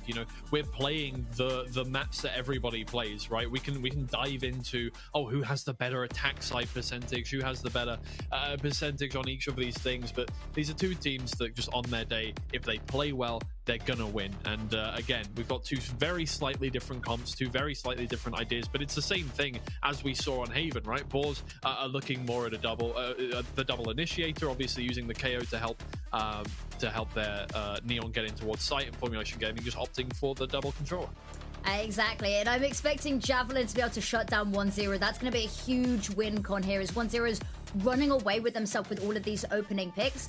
You can shut that down pretty nicely. You could take away that speed. Suddenly, 1-0 gets left on a little bit of an island. Here we go now. You've waited for this moment, and it has come down to the wire. Of course, it came down to the wire. It had to finish off the elimination games for this stage to decide who is our 4th team going to Challengers EMEA, and it really could be either of them at this point. Formulation Gaming are the ones in the driver's seat with the momentum in their favor, but they're starting on the defensive side, so they will have to slow down and play reactively to get things going. Yeah, that they will. And reactivity, that's where Boars has really shined, is where they can stay on top of what FMG are doing. And the adaptability map one wasn't amazing. Boars just able to stay one step ahead. Second map, it felt like they were being read a bit like a book here, but an opening pistol to be the deciding factor. And the one-way immediately stops them, but the paranoia straight through. Yeah, well, it's slowed them just enough. And Corsa with 2 swift shots finds 2 swift headshots. Rare managing to get the trade, and Troisy brings it back even, but there's 1-0. He showed up on towards the site, and it is just Rare left now. What can he do with the Ghost in hand? Probably not a massive amount. He's got a full minute to find a plan, but 3 players all in good positions to just make sure he doesn't step on site whatsoever. Yeah, the crossfire here is ironclad, and that spike is so far from retrievable as to be untrue. Looking to go for it, though. It's going to have to be really quick on the adjustments, but now that he's been spotted, it's only a matter of time. Yeah, indeed. Formulation Gaming started out, and so far what we've seen, if patterns continue, that means it's a 2-1 to Formulation Gaming. Let's wrap it up, everybody. Thank you very much for watching. Yeah, it's going to be the opening 5 rounds in a row. Timeout called. You know how it goes. Oh, never mind. Well, see, that one wasn't on my predictions. No, really? No. I thought, second round immediately. Okay. Well, we're filling out that bingo sheet, guys. It's a completely new issue that we've got going. But hey, on the plus side, at this point, it doesn't even fresh. matter. Yeah. Exactly. Oh, see, look at that. Oh, so quickly solved. Yep, solved straight away. You didn't away. even see the tech pause. No, you didn't see it. We shouldn't have even brought it up. Should have Wasn't started there? the round. We're hallucinating it. Let him stew for a little bit. Anyway, ooh, quick TP coming out here from Troisy. He's going to try and just run in with a stinger. Nobody is there, so he's not going to get anything. But at the very least, they get the map control. Exactly, and the 2 front runners leading the way for the rest of the team. They are hopefully going to leave Rare behind, just as that little bit of a flank watch. They've got the camera. Oh, that's a good start. And wow, from behind. Oh my lord. Flawless eco? No, okay, never mind. Well, that's one. Neffy cleans up a little bit, but there is a lot to clean up at this point. Javelin flash around the corner. Neffy is pushed back. And hey, spike on the ground. That is a successful start. In fact, this is a successful round already. Let's see if they can get anything more out of that. That's a brilliant blind from Troisy, and he will finish it off. That's exactly what you want to nip it in the bud. Well, that's the first we've seen of this, isn't it? We've not seen a conversion round stolen away, and Thrifty no less. But yeah, the super aggression, we said, getting themselves positioned into elbow super early just to crunch down on this site, caught FMG really off guard. And that meant that they could not only get the plant down, they could push a little bit further. They sweeped up the kills before FMG could really realize what was going on. And then there wasn't a whole lot to cobble this together with. And the paranoia on top was just, you couldn't have asked for a better paranoia. No, you really couldn't. And yeah, the amount of confidence they leave that round with has got to be absolutely lovely here. And it sends Formulation Gaming to a bit of a tailspin. As you can see, 3 classics, 1 frenzy, 1 stinger at this point. Not the kind of situation you want to find yourselves in on round 3, but they can bounce back. We know that. It's both parties here very hesitant. It's going to be Red that might take first contact. They know he's got to be close. They've seen the cage be thrown. They're chasing here as well. Yeah. Looking for something. Sights have been set on A. And, yeah. Pushed back all of the defense that was there. Rare's doing some work in mid, yeah. Yeah, I was gonna say, real opportunity to cut off the rotate. Spots one, has let Vubik cross, but actually is just doing so much in keeping them here. And the longer they spend here in mid, the less time they have elsewhere. Oh, well, they get a free Vandal for their efforts. Well, not free in that case, since there were efforts. Neph's gonna go meet them though. Look at that, welcome party. Yeah, for sure. In fact, he's hiding himself around the corner just to make sure that nobody's going. No, okay, never mind. He's just getting out of dodge. It seems like going early, leaving early. He's not checking the flank whatsoever. He's just searching around, seeing if anybody is hiding in their spawn. Well, this is where, if Camille wants to get something done, he goes now. See if he can find a kill. No, a definitive no from Kalosha.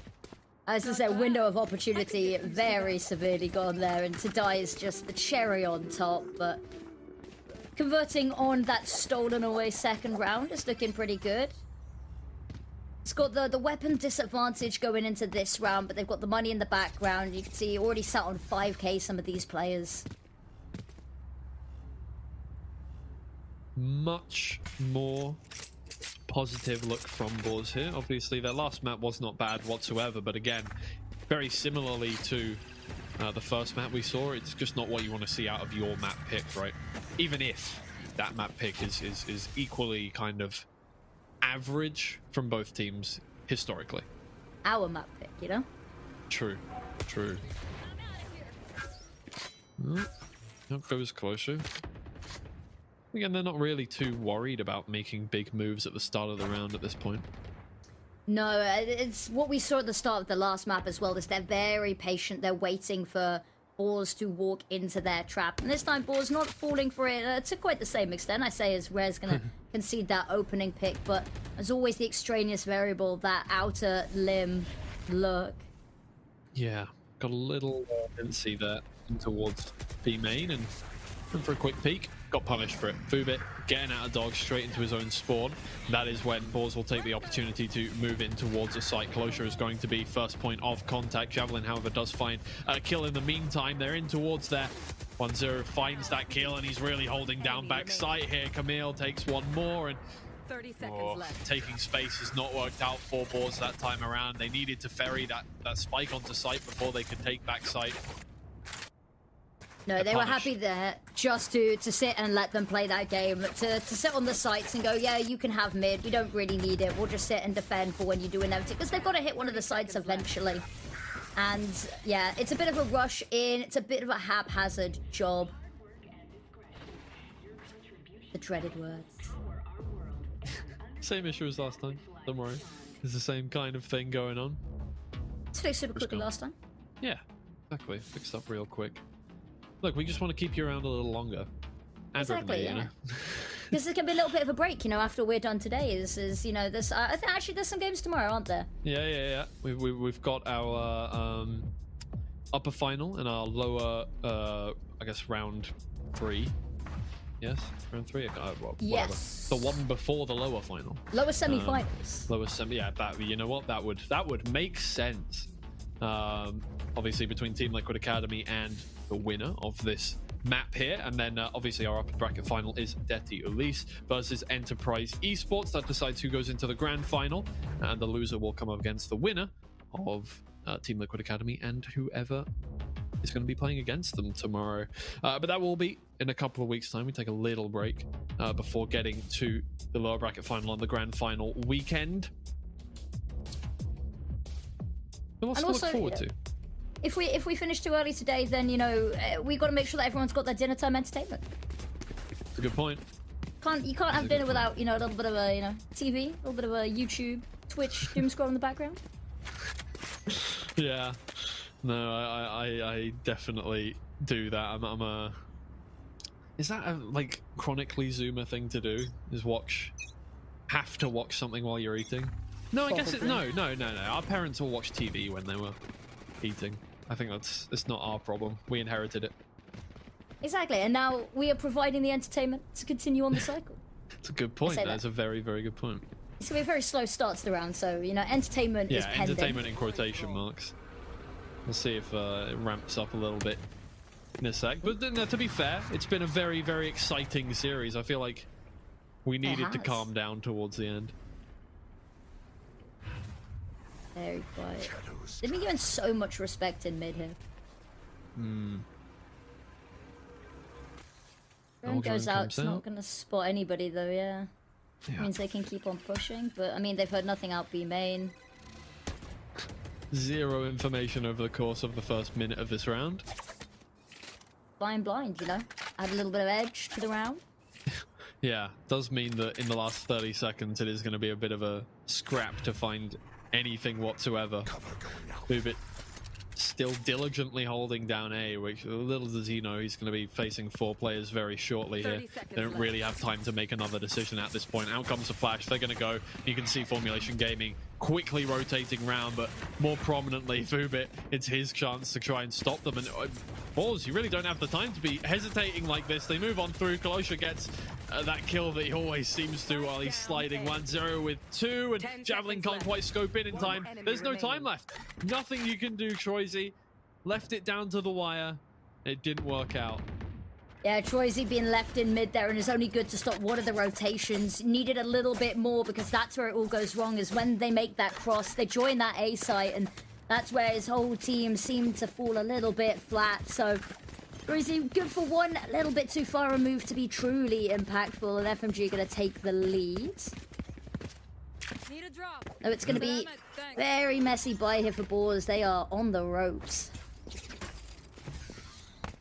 Yeah. This really does feel like it's going to be more back and forth than either of the other 2 maps that we just watched. So you're in for a ride, and if those rounds are anything to go by, the only exciting rounds we're going to be getting are eco rounds at this point. Boobit finds the first pick here, and yeah, they're investing fully into this eco. How did none of those shots land on a head at any point there? Camille will at the very least make up for that fact. Troisy, you need to find something here. Rare side questing. So laser focused, yeah. They really likes that wall. That's all that was. Oh no, please not another tech force. Don't do this to me. I'm gonna lose my mind. He's moving. It's okay. It's okay. Okay. Oh, just misses on the first one. Well, there you go. Nothing found from the Hunter's Fury, which means it's just going to have to be a straight 2v2 retake here. And you've given Boars enough time to get into favourable positions. Troisy. Oh, Rare finds the first. It is just Troisy. Close this one out, but 1-0 has been absolutely massive so far. They line up for just a second, but It's in Borz's hand. Once again, we flip back. Yep, back and forth. You said it. No! You thought you'd escaped it. Oh no. I knew it. I knew it. I saw him looking at the wall. I saw Corsa looking at the wall, and I was like, "It's over. It's over, man." I was gonna say he was so laser focused. I was like, something's a bit off. We're gonna to yeah. Please. It happens. It happens. It happens. We've just been. We have been marred by these today, man. If it wasn't bad enough having 2 best-of-3s that went to 3 mappers, my lord. Try adding 15 technical pauses into the mix. It's a bit fun, isn't it? You know. It's a bit, you know, it's like stop and start. No, I think it's very, you know, stop and start, right? This game has been all over the place, you know, we're just throwing our chaos in. Like, these technical pauses are like us winning a round, you know, we're getting ourselves on, we're dividing the attention, you know? Yeah. I'm trying to be really optimistic about this, because, you know...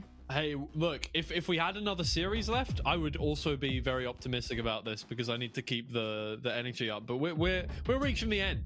All I have to be excited for is whoever wins. Well, yeah, it's going to be one of these 2 teams. I mean, it has to be one of these. I say that. It's the most obvious statement in the world. It's 50-50 chance, I think, actually. It's a 50-50 chance. I believe everything. The wonderful production team had predicted Boars, I think, to come out, but had said it was going to go... both. They said that it was going to go 3 maps on both, and I should have known better than to question their judgment. Yeah. Here we are. Oh, man. It's not the pretty map, at least. You know, we're talking on Lotus, pretty map. Yeah. Oh, palm trees. I like a palm tree. As a British person, that is the most typical thing I could say. Yeah, it's a completely alien concept having a... Actually, no, you know what? Some of my neighbours have a couple of palm trees planted, so... That's wild. It's not true, yeah. I guess, though, with the weather being so hot these days, you know. Well, that's the thing, especially on the South Coast, like, it has become more... I feel like there's more of a difference between... This feels like it's kind of become... You know, the equatorial band has moved up a little bit, so now South England is basically like France. Like France was 10 years ago. On a side note, I need to find out how they recorded the cat, like, spray noise. Whether it was a real cat or if it's a person. I assume it's a real cat, yeah. I'm wondering whether it's from, like, a sample pack or whether it's a developer's own cat. Oh, you know what? I actually did my master's dissertation on Flow, which is about a cat. Okay. Who it was one of the animators. Oh, actually, no, it was the sound designer's cat. That they use for all of it. In fact, all of the animals are live recordings, but the capybara is not a capybara, because capybaras just don't make a capybara enough noise. Yeah. They heard it make a noise and they were like, no, not convincing. Yeah, no, we're not going to do that. On the flip side, everyone's bought up now, which is a good sign that everyone's back in, hopefully. Yeah, we do see Corsa moving around, so I think we are going to get going. Ooh. Thankfully. Yeah, there we go. It's gone. The dreaded grey banner. I saw Corsa toying with a judge for a sec. I saw a judge bought, and it was sold immediately, and I was very upset. I think with that much money, it would be an interesting choice, wouldn't it?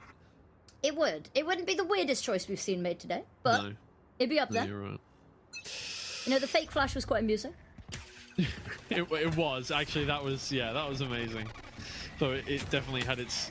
Well, his own coach was a little critical of it. Sometimes you got to take the path less trodden, taken. Travelled, I think. That's the one, travelled. I knew there was a quote about paths and them being walked on.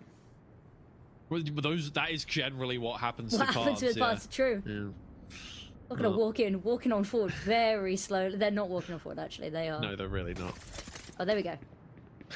Bursting on forward. They fell asleep during the technical pause, and now they're awake, but they're a bit groggy. They've got to, you know, get their heads in the game. Exactly. You first. No, you first.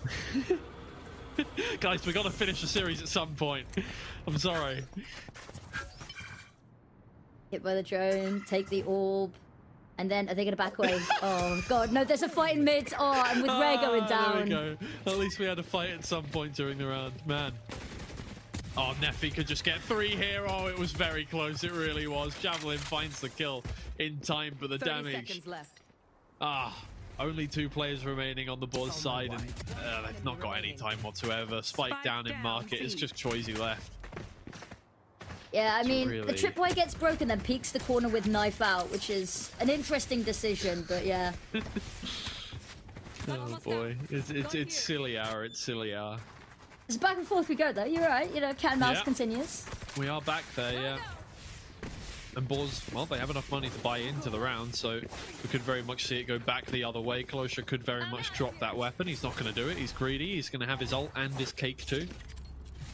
When you've had such a stellar series, maybe a little bit of quieter map, when you've had a stellar series, you know, you've earned the right to a little bit of ego with it. Nope, this is my weapon. I saved it.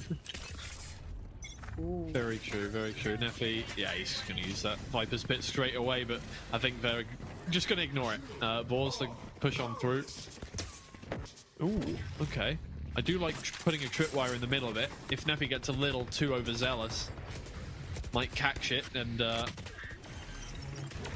give them a free kill. But I mean, they're on site. Look, and in a sense, that Viper's Pit has worked against Formulation Gaming, and that they have no way of getting on site without pushing out of a smoke anymore. So Never Fear finds the first kill, and yeah, now it is just you have to push blind out of the... Oh no, you can see the barrel of the gun. Javelin finds the kill. Somehow Formulation Gaming have found nothing out of this round. Neffy still just sat in his Viper's Pit. That has absolutely worked against his team. Yeah, I think the fact that they didn't cut the losses short a little bit earlier and just step out, take it down to take those fights is a little bit of a pain, because whilst it's nice they won't find the spray throughs, and Neffy, I think, has made their Viper's Pit and now must just lie in it. Or not. No, he's gonna let it go eventually. He wants to keep his weapon. Not punishing himself. Stupid, stupid, stupid. No, he's alright. His head is still in the game.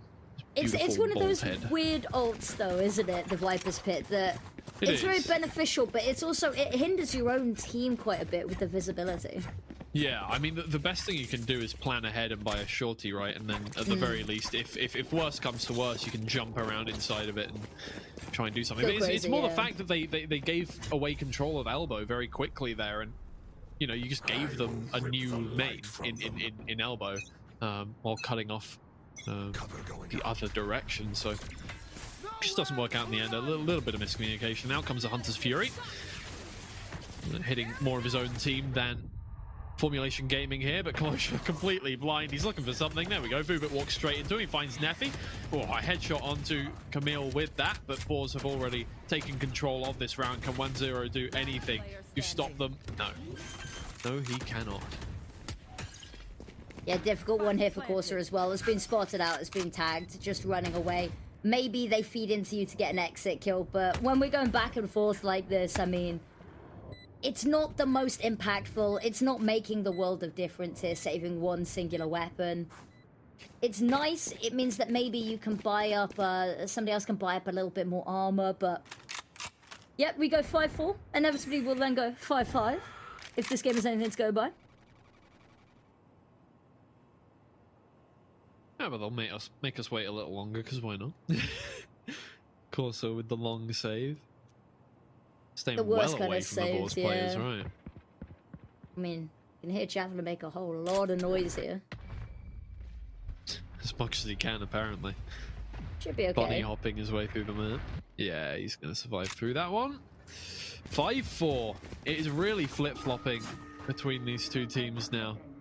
But Boars managed to retain the lead just about. Yeah, timeout will go for Formulation Gaming. That is their second timeout. Yeah, burning them pretty early on, and we've seen this. They did this during the first map when they were 7-0 down. They'd burnt through both of their timeouts, which means when we get into the later stage of the game, they're going to be dependent on Boars taking these timeouts, and they've been quite hesitant to actually call any. So this may be one of their last chances to actually get the coach on the mic, and the last time to get the coach on the mic at a time of their convenience. But I think everyone is just desperate to try find a way to break this stalemate, and you want it to be in your favor, but either way, when both teams are going back and forth like this, nobody benefits. Yeah, it does really seem that way, right? Nobody has really gotten a foothold in this game so far, so nobody's really felt like they're in control of it whatsoever. I mean, Boars obviously have the better economy right now, and they have that round advantage, but it hasn't felt like any of the rounds have been convincing from them, and therefore it could very easily go back the other way before the end of the half, and that's the worry for them, is they haven't really found a way to sustain victory in these rounds. They've had a little bit of chance to talk. There's not much left of the half, 3 rounds to go, so you can piece together a couple. 3 in a row would be nice, but I'm optimistic, I'm not naive. And this time it's FMG wanting to be a little bit more proactive this time. They break the trips, might get caught on the reload, however. 1-0, oh, it's so good. Ooh, that is, yeah, fortunate that Never Fear comes around the corner at the right time to find a double trade. And once again, even Stevens here. But they're walking right into Corsa and Neffy. It's a slow walk. It's sort of a really meander. Is. Yeah. Role-playing, having broken glass on the floor. There we go. They've got the now comes the flashes. flash. They'll move. Corsa finds the first, and Kosha. I mean, how are you even supposed to aim at that, man? Riot, why did you add this character to the game? Never Fear with his third. It's a 1v1. He'll get the spike on the ground, but it's about keeping hold of it. Oh dear, that's a lot of health gone. In the end, it only takes 1 shot from either player. But you don't want to be in this situation with 5 HP. Please don't bring out the shock darts. That's what you need. Whoa, low Balls of HP 1.5. keeps the nerve. Yeah. Well, even at the half half. the half, yeah. We finally got a 2-round lead, though. We've got a 2-round lead. Exactly. That's we got there in the end. And It took a second. this series has just been, God. Uncanny. I mean, honestly, both of these series, right? We've somehow in the lower bracket we've got all 4 teams that just hate playing quickly. It has been a very static lower bracket. Right here. Let's call it that, indeed. Man. Pacifist, you know, live and let live.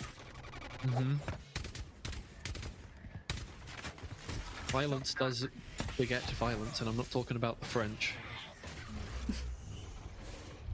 Okay, making sure this time FMG actually wants something to say about it. There. Yeah.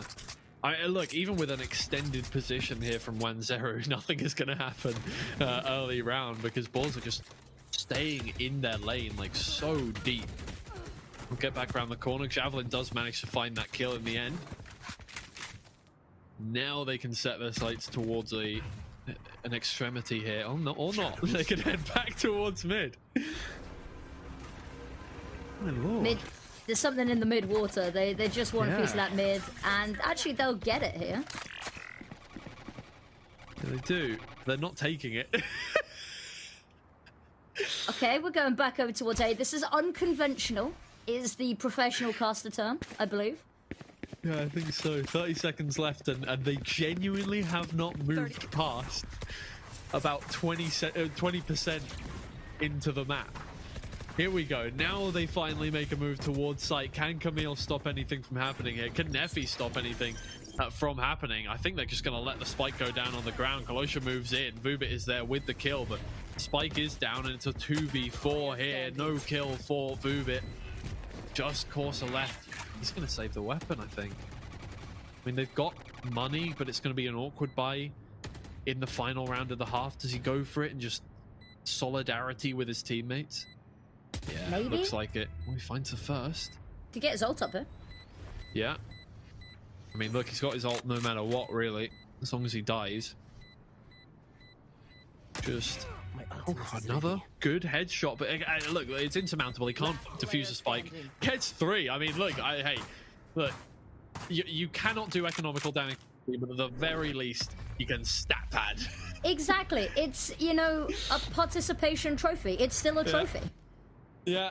Last round. He can make his stats look better. And hey, look, I mean, we noted earlier on that his stats on the first map, at the very least, were, you know, I'm not going to say lacking. Let's not be mean, but not quite on the same level as the rest of his team. So there you go. Yeah, I think Make it's it an up for it. interesting one because the way Boars are playing right now is that it's so slow and passive that even though FMG sometimes have the right reads, that the attention just drifts for a second. It's teeth-pullingly slow. Really is. Yeah, well, that's good. Oh, there we go. until now. Suddenly, I like how I've associated fast with good in my mind at this point. I'm sure most people would disagree with any experience, but Javelin and Rare get on the board, and here we go. Corsa finding something. 1-0 is really holding that down, but it's not enough. Again, 1 versus 3. Can he make it work this time? Not quite. 8-4 somehow is the scoreboard we get at the end of the half. Hopefully, we'll get a slightly faster switching. Are we? We'll be back with the second half very shortly.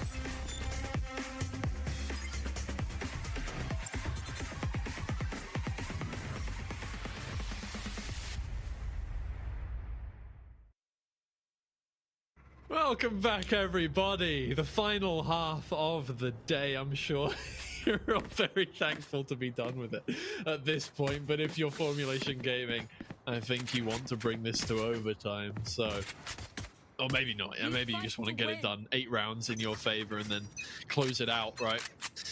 That's always the dream. That is. Okay, Been a bit mid. silly end to the day. Hopefully, Formulation Gaming have a bit more fire under their behinds on their attacking side. They've aggressively taken this mid control, but they forced off Javelin. Hasn't been much contact, but we are seeing the opening fight, but immediately backing away. No one wanting to overcommit. Well, at least they've taken more map control than Boars tended to do, even if they're not engaging in any fights while they're doing so. Actually, mostly because Boars have just backed off at every extremity. They just don't want to fight them. Here we go, finally. To stop them from getting onto site, and it's working. You know what? Look, I may be finding it funny the way Boars are literally just walking backwards in every engagement, but it's working for them. Exactly. If aim broke, don't fix it. It's probably just annoying Formulation Gaming into losing at this point. It's just how much slower can they make gameplay?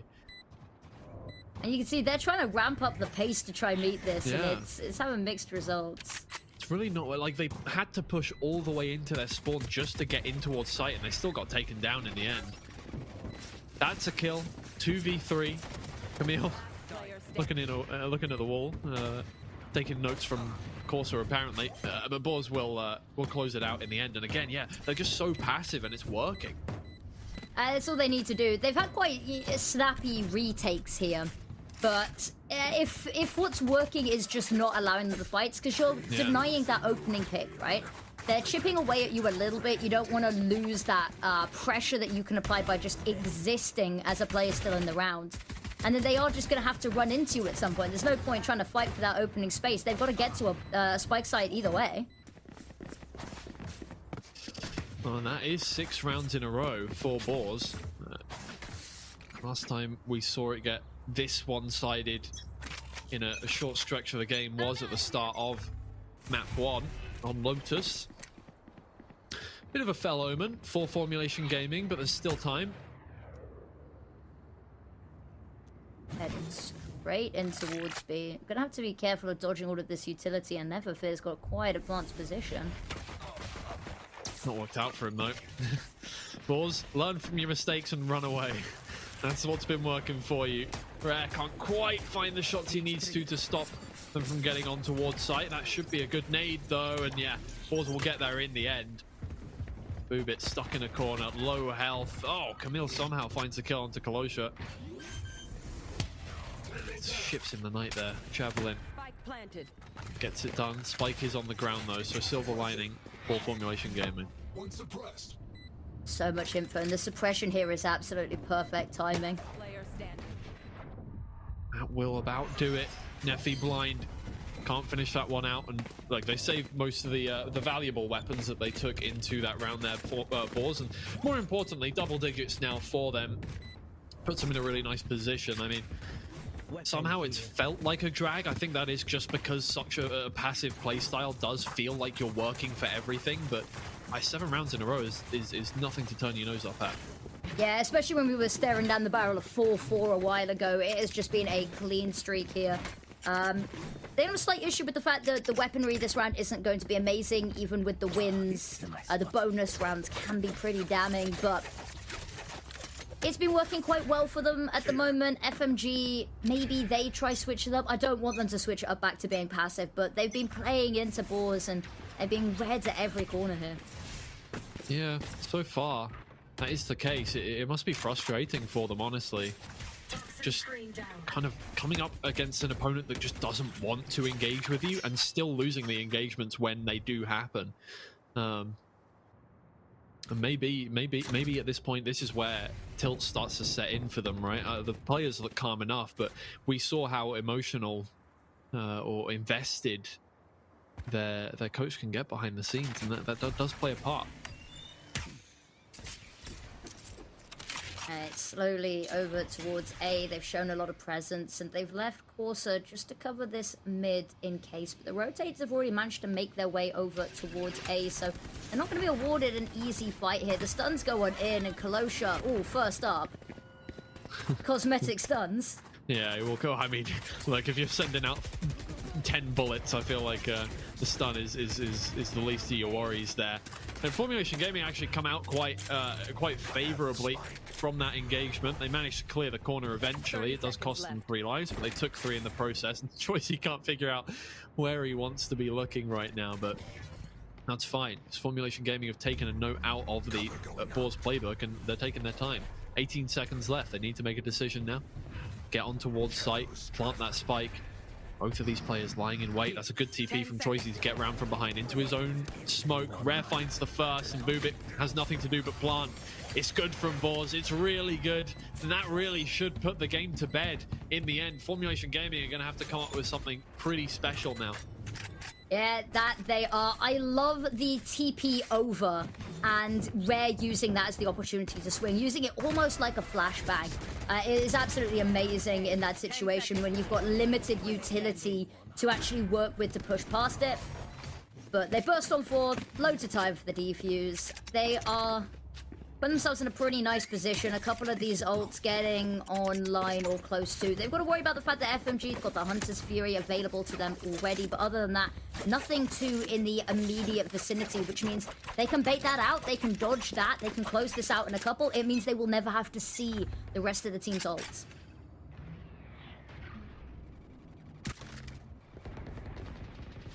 $11-4. It seems like only... Well, I was going to say only a moment ago. It was about 20 minutes ago. We were looking at 4-4.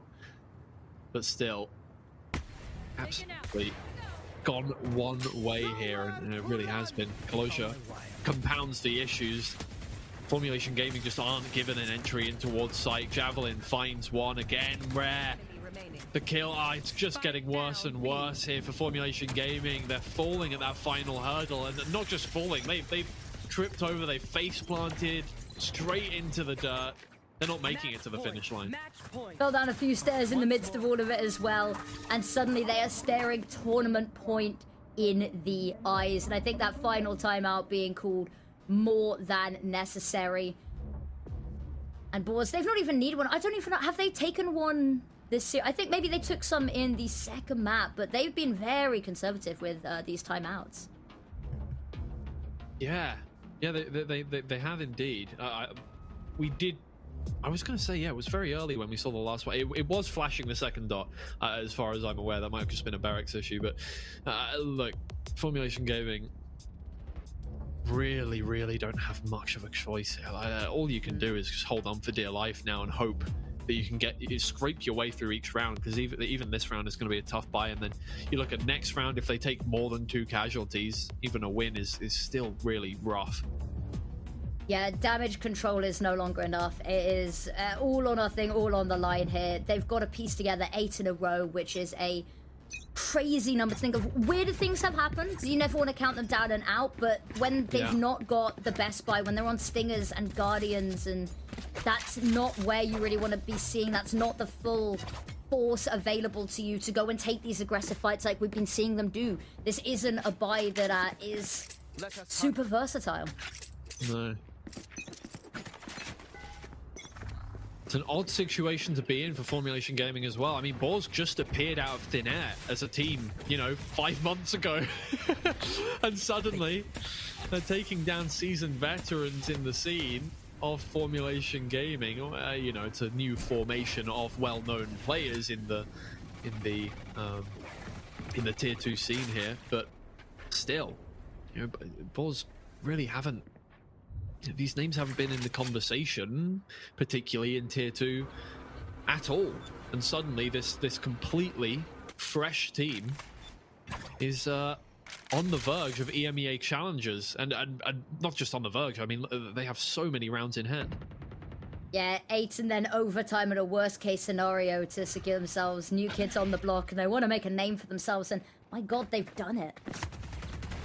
Really have. Well, Wanter won't get in. Javelin finds another. It looks like it's all but over right now, and there you go. Never fear.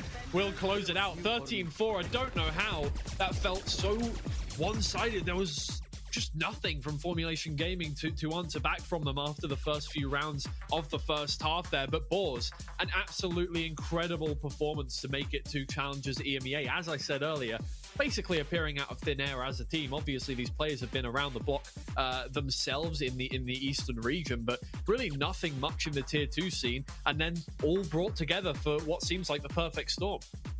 Exactly, and it is looking so good. Being able to stamp your name not only on this season, this stage, but on this region so quickly as well. They are sure to become staples if this keeps up. And of course, qualified themselves a seat at Challengers EMEA, which is going to be super exciting to see more of them. They had an amazing upper bracket run, an unfortunate loss to knock them down, but it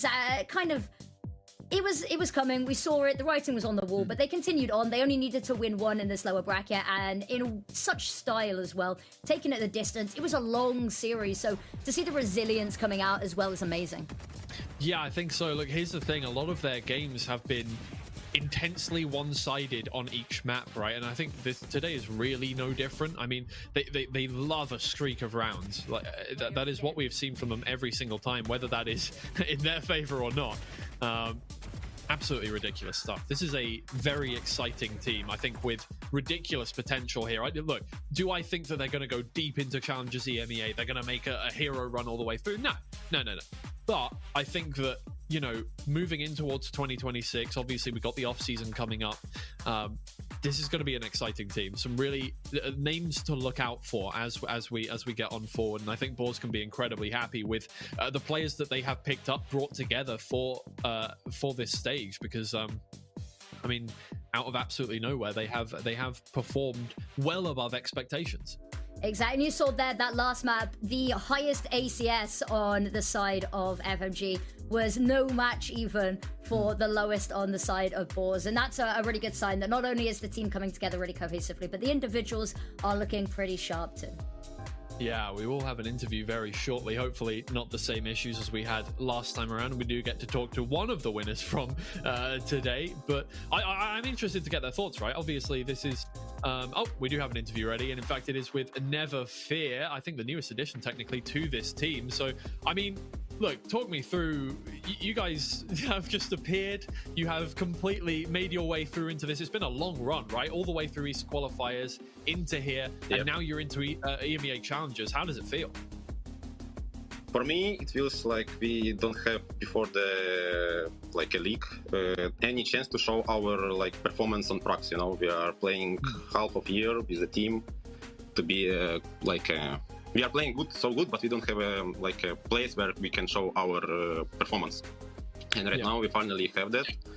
And for us, a minimal goal on that tournament, it was be upper sweep. But right now we made the EMEA, and we are happy with that. Now, that kind of leads on to my question. What do you think was the biggest improvement for you guys from the start of the season to now? What's changed the most for you? For me personally, and I think for the team, it's a confidence. We are playing our game, and all when we are winning, we are playing our game. I mean, other teams playing on our rules. Now, I do have to ask, that last map at the very beginning, it was back and forth and back and forth. What was said? What was the difference maker? Because after that, it was flawless. What made the difference to break through that barrier?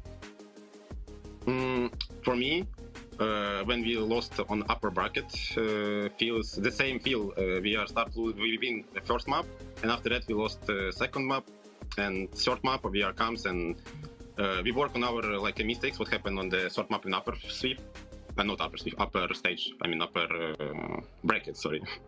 And right now we are playing with confidence. I think. I don't know what the. I think that's all. Yeah. Yeah, you can see it as well in the server. So before I just let you go and obviously prepare for your next game tomorrow, I just, we've got storied teams, obviously, teams that have been playing in the region for a while that are moving on to Challengers EMEA. Two of them have already played in Challengers EMEA. But what would you say to those teams from other regions as you move in? What are you bringing to the table here for Northeast? Should they be scared of you? For me, from my thing, I think that's we are looks like underdogs, like a tier 3 shooters from Ranked, and right now they see we are looks like can be we can defeat for example tier 1 team. Just be ready to us. They need to prepare, I think. Yeah, all right then. Thank you so much. So thank you for talking to us, man. Congratulations on making it to Challengers EMEA, your first go around. Yeah, we look forward to seeing a lot more from you. Okay. Bye. Have a good day. You too. All right. Yeah, I mean, look, it's the kind of thing that happens, I think, a lot in this league, is we always seem to have one team that just comes out of nowhere, sweeps their way through, and then suddenly they're a mainstay, right? And I'm excited, right? It always seems to be an East team, doesn't it? They've absolutely came through and dominated our region since the merger. And I couldn't be happier, honestly. We're seeing so much more diversity throughout the league than we did last year, right? It was just Apex show for the last 2 years before we got to 2025, and now we really do have teams all over the place that are contending for these positions, and it makes things a lot more interesting when we do get to play up against other regions in Challengers EMEA. Exactly, and I think it's a sign of a really healthy ecosystem that we've got new teams coming in that are taking the region by storm. It shows that you've got that replenishing source of talent to draw from, and that it means that the region's not getting stagnant. So it's really exciting to see. I think it's a good sign of wider things looking better at the moment as well. But I think that's about it from the series, which, what a series, what a couple of series it has been today. It has been a long day. Let's take a look at how that went, so we can see the playoff bracket and see what you've got to look forward to. Obviously, tomorrow we're going to have these next two games coming up: Detty Elise versus Enterprise Esports, to see who gets that advantage in the grand finals as the upper bracket winners there, and then a massive game. Look, the implications here, obviously, all of these teams are going to be in Challengers EMEA, but seeding is a big thing. We've seen that the lower mid team have to come up against very difficult teams in Challengers EMEA. Obviously, we know that Turkish teams are scary, right? BBL Pacific are going to be contending in that one, like almost guaranteed at this point. And I'm sure that Team Liquid Academy, they've been burned before. They had one of the easier groups the time they got into Challengers EMEA. They came up against Focus and won, actually, one of their maps. It was a 1-all group stage for them. They still didn't make it out of that one, got grouped in there. So scary stuff coming through. But Enterprise Esports, obviously, we know they're the incumbent victors of Challengers EMEA. So we are going to see teams that we have seen before try their best. And it's going to be exciting stuff. Do you have anything to say, Affinity, before we head off? I don't think so. I think it's just been an amazing day. Thank you, everyone, for sticking with us, for hopefully having a wild time alongside us. Thank you to the amazing production team and, you know, getting through all of the tech issues together with us. It's been a long day, but hopefully we provided some dinner time entertainment. You had a good time. We've had a good time. And I think that's it from me for this stage. I managed to weasel my way on today. You know, too much fun, so I had to come back for a little bit more. But it's been an absolute pleasure. And thank you for joining me today. Finally getting to cast with you. Yeah, of course. It's been a pleasure. So thank you, everybody, for joining us for today. We'll be back tomorrow at exactly the same time. So please join us for that as we start to get some seeding going. Goodbye, everybody.